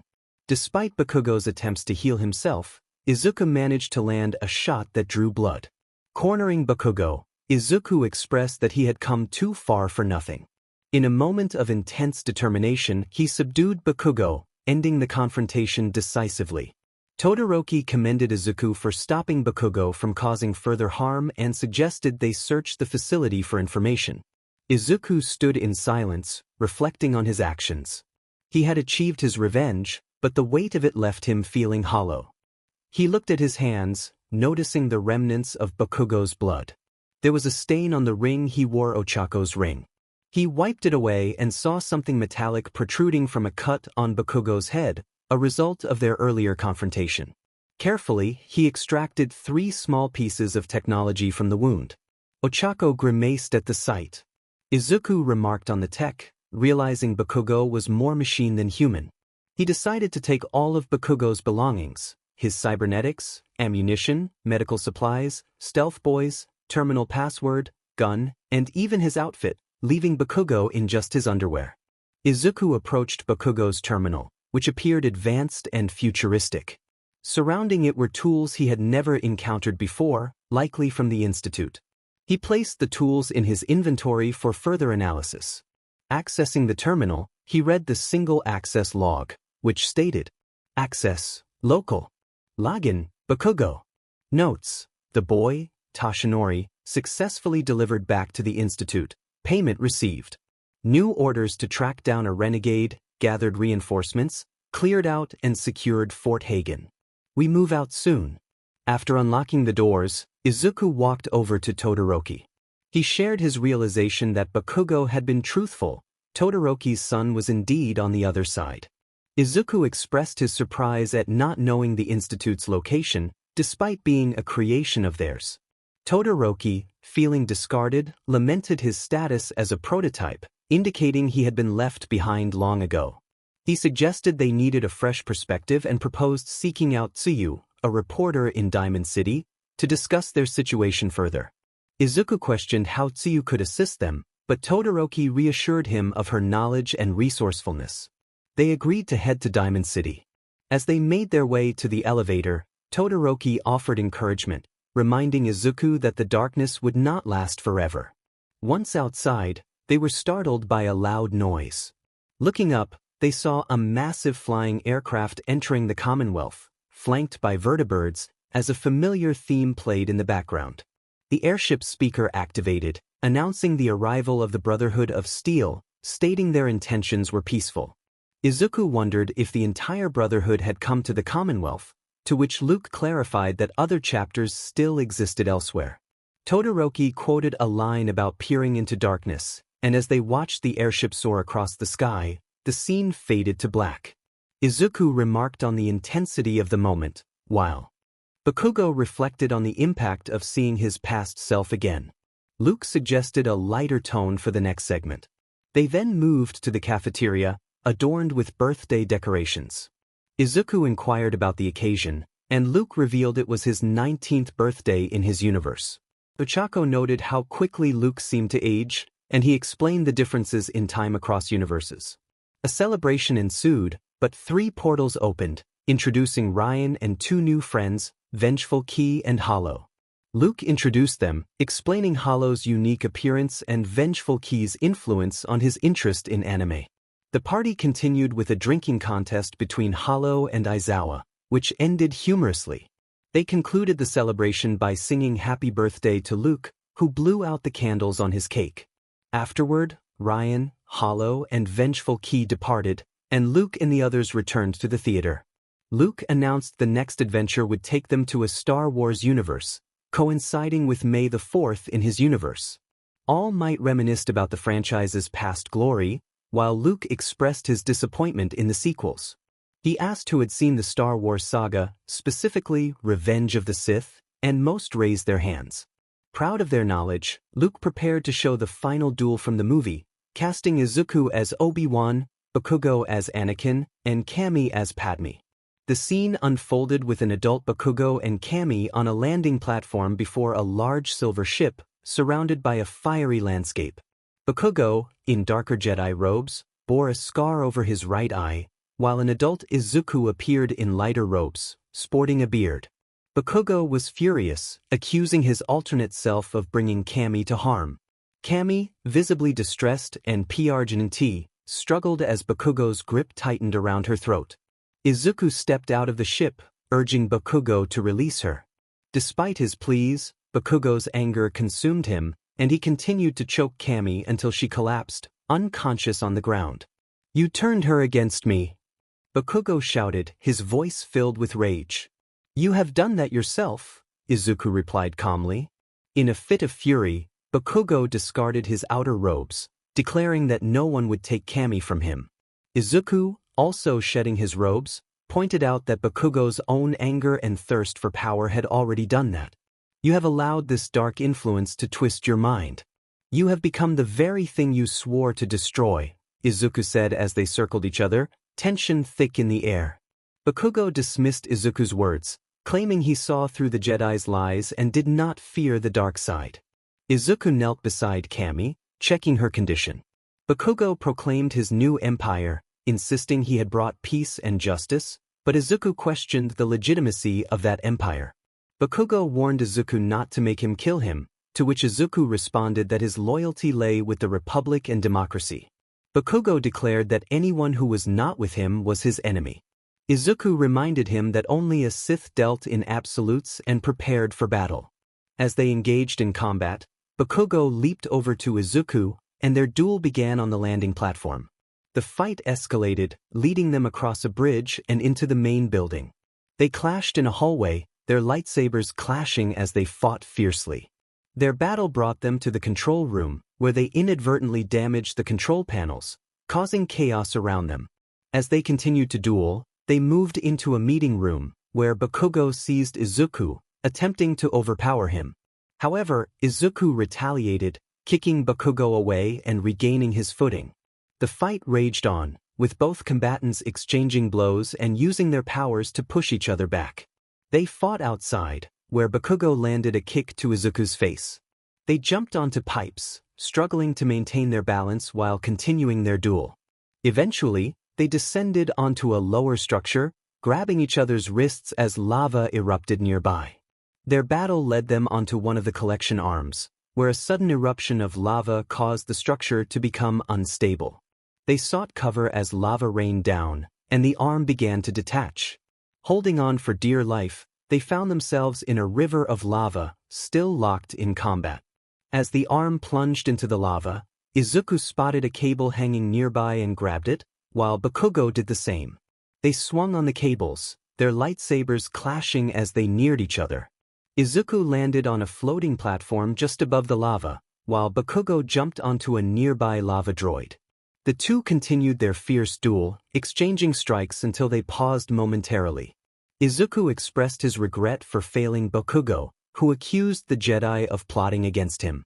Izuku insisted that Chancellor Shigaraki was evil, but Bakugo misunderstood, believing Izuku referred to Tamura instead of All for One. Bakugo declared that from his perspective, the Jedi were the true villains. Izuku countered, asserting that Bakugo was lost in his beliefs. As they fought, they passed by native inhabitants of Mustafar, who emerged from the lava on their own platforms. Bakugo then leaped onto Izuku's platform, and the battle resumed. Izuku, finding himself at a high vantage point, declared that it was over, asserting he had the high ground. Bakugo glared defiantly, underestimating Izuku's power. Ignoring the warning, Bakugo attempted to leap over Izuku, but Izuku swiftly countered, gaining the upper hand. Bakugo, realizing the gravity of his situation, expressed disbelief at how easily he had been defeated. Izuku acknowledged the significance of the high ground, while Bakugo rolled to the edge of the shore, perilously close to the lava. Bakugo screamed in pain. Izuku turned off his lightsaber and secured it on his belt. He expressed his anguish over Bakugo's choices, lamenting that Bakugo was meant to be the chosen one who would bring balance to the Force, not succumb to darkness. Izuku then picked up Bakugo's lightsaber. Bakugo, struggling to rise, shouted his hatred. Izuku, filled with sorrow, reminded Bakugo that they were once brothers and that he loved him. The emotional weight of the moment was palpable, and Mina observed the scene with tears in her eyes. Inko and Mitsuki felt heartbroken watching their sons in conflict. Suddenly, Bakugo began to ignite, and his cries of pain intensified. Unable to bear the sight, Izuku turned away and left as Bakugo suffered. The screen faded to black. Luke acknowledged that everyone knew what happened next. As the scene shifted, Luke made a light-hearted comment about the day, wishing everyone a happy May the 4th. Luke then suggested that he needed to work on more memes, to which Bakugo agreed. Izuku warned Todoroki not to even think about it, while Overhaul claimed he had been a greater challenge. Shigaraki and Stain both argued about their own difficulties against Izuku, who admitted that all of them had posed a challenge. Ida passionately declared that those who commit terrible acts do not deserve sympathy. Toru expressed a desire for a family like that, while Izuku defended his actions, stating that Ida's life had been in danger. Endeavor reflected on the need to pay more attention to his other sons, prompting Dabi and Natsuo to respond with sarcasm. Masaru insisted he was not weak, but Katsuki retorted before Mitsuki intervened, reprimanding him for his disrespect. Izuku expressed his longing for his father, while Shinso reminisced about a significant day. Ida admitted confusion about the situation, and Luke explained it was a reference to a British comedy. Class 1B interrupted, and Luke defended his statement, affirming its truth. Izuku and Shoji agreed on its accuracy, while Mike mentioned having printed missing posters in the past. Luke humorously noted that he found the meme funny, though the Todorokis vehemently disagreed. Aizawa, with a touch of humor, remarked on his resilience, while Aoyama proudly stated he was looking sharp. Kirishima summarized their training experiences, and Jiro recalled a peculiar moment involving spaghetti. Todoroki suddenly declared his need to document everything, prompting his classmates to urge him to stop. Katsuma's father chimed in, identifying himself, while Izuku pointed out Bakugo's tendency to accuse him of stalking, even as Bakugo had been doing the same. Luke mentioned a missed opportunity for a different edition of their story, and Cammy expressed her discomfort over a villain impersonating her. Toga explained it was all part of a plan to reach Izuku. Kendo humorously noted they had a leash for Monoma, who was taken aback by the revelation. All Might warned Izuku against being too rough with Uraraka, while Toga shared a past plan with Twice to infiltrate Yue. Bakugo revealed he had learned sign language for a specific purpose, and Luke playfully introduced himself with a catchy phrase. Dabi questioned Luke's statement, while Shinso confirmed it was indeed his hairstyle. Shigaraki and Mike shared their own experiences of unusual occurrences, and Aizawa issued a detention to Kaminari, who protested. Luke declared it the ultimate mashup, and the chapter concluded with a thank you for reading. In the next chapter, Luke emerged from a portal, his expression filled with concern. Izuku inquired if something was wrong, and Luke expressed his worries about the multiverse, leaving everyone anxious about their safety. The multiverse had faced danger countless times before, but this threat was different, Luke explained. Izuku was curious about how it could be so significant. Luke revealed that another villain, known as Deku, had been building an army by recruiting other villainous versions of Deku to his cause. He then prepared to show Izuku a video of what he had discovered. The video began with the remains of Kirishima's headpiece displayed in a glass case. Kirishima's voice echoed, expressing his determination to act before losing his identity as a hero. Next, Ida's damaged helmet appeared, accompanied by his voice declaring his commitment to saving lives. Then Ochako's cracked helmet was shown, with her voice questioning who would protect the heroes in their time of need. The scene shifted to a man seated on a throne, observing holographic projections of various universes, flanked by guards dressed similarly to Kirishima. The video continued with glimpses of Toshinori Midoriya rallying his classmates, fighting against villains. Sir Deku and his companions were seen battling Lord Shigaraki's forces, proclaiming their resolve to protect the kingdom of Yue. Todoroki emphasized the importance of unity in their efforts, while Recovery Girl praised their class's exceptional qualities. The tension escalated as All for One confronted All Might, and Shigaraki commanded his forces to attack. Nana Shimura's voice resonated, reminding them that true heroes shine the brightest, while All Might encouraged a young man to embrace his potential. The camera then focused on an adult Izuku, seated on the throne, observing the universes with a contemplative expression. His longer hair and dark green costume signified a transformation. He reflected on the squandered potential of so many heroes. Suddenly, a woman dressed similarly to Bakugo approached him, informing him that the generals awaited his command. Izuku turned to see a projection of his younger self interacting with Class 1A, expressing the importance of their friendship. The projection faded, and the adult Izuku looked down, resolved to set things right. A helmet resembling All for One's, with elements similar to his own mask, formed around his head. He rose from his seat and walked toward the balcony with the woman. They would invade other worlds, dismantling any defenses that stood in their way. When the heroes were powerless and alone, they would come to realize the truth that they could have been gods. The scene shifted to show an army gathered before Izuku's fortress, with him overseeing the preparations. He raised his arms, signaling multiple ships to take off, and the screen cut to black. The group reacted in shock, processing the revelation of Lord Deku, an evil version of Izuku who had built a multiverse army and was invading other realities, eliminating alternate versions of their friends. Kaminari expressed concern about the potential for their world to be next, but Luke reassured them that he had placed a dimensional barrier around their universe and others for protection. He suggested they watch something else to distract themselves. With a snap of his fingers, Luke transported everyone to the cafeteria, where they celebrated All Might's birthday. They threw a party, played games, sang, and All Might blew out the candles. Inko kissed All Might on the cheek, and Izuku presented him with a gift. All Might opened it to find a picture of himself with Izuku, expressing his gratitude. Luke then mentioned he had a special surprise for All Might's birthday, though it would only last for a few seconds. With another snap, Nana Shimura appeared, much to All Might's shock and joy.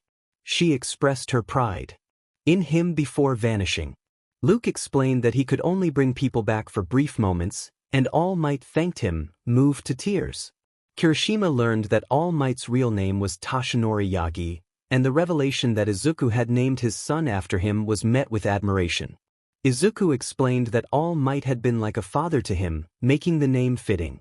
Luke then suggested they return to the theater, relieved he had remembered to celebrate All Might's birthday before the day ended. Ochako admired the performance, expressing how beautiful it was. Luke, pleased with her reaction, decided to share another piece. He mentioned how much he loved the movie from which the song originated, further engaging his friends. Toru found the moment delightful, calling it adorable. Luke, eager to continue, presented yet another piece. Mina echoed Ochako's sentiments, praising the beauty of the performance. With enthusiasm, Luke announced that he would now share some animatics, excited to showcase more of his favorite artist's work.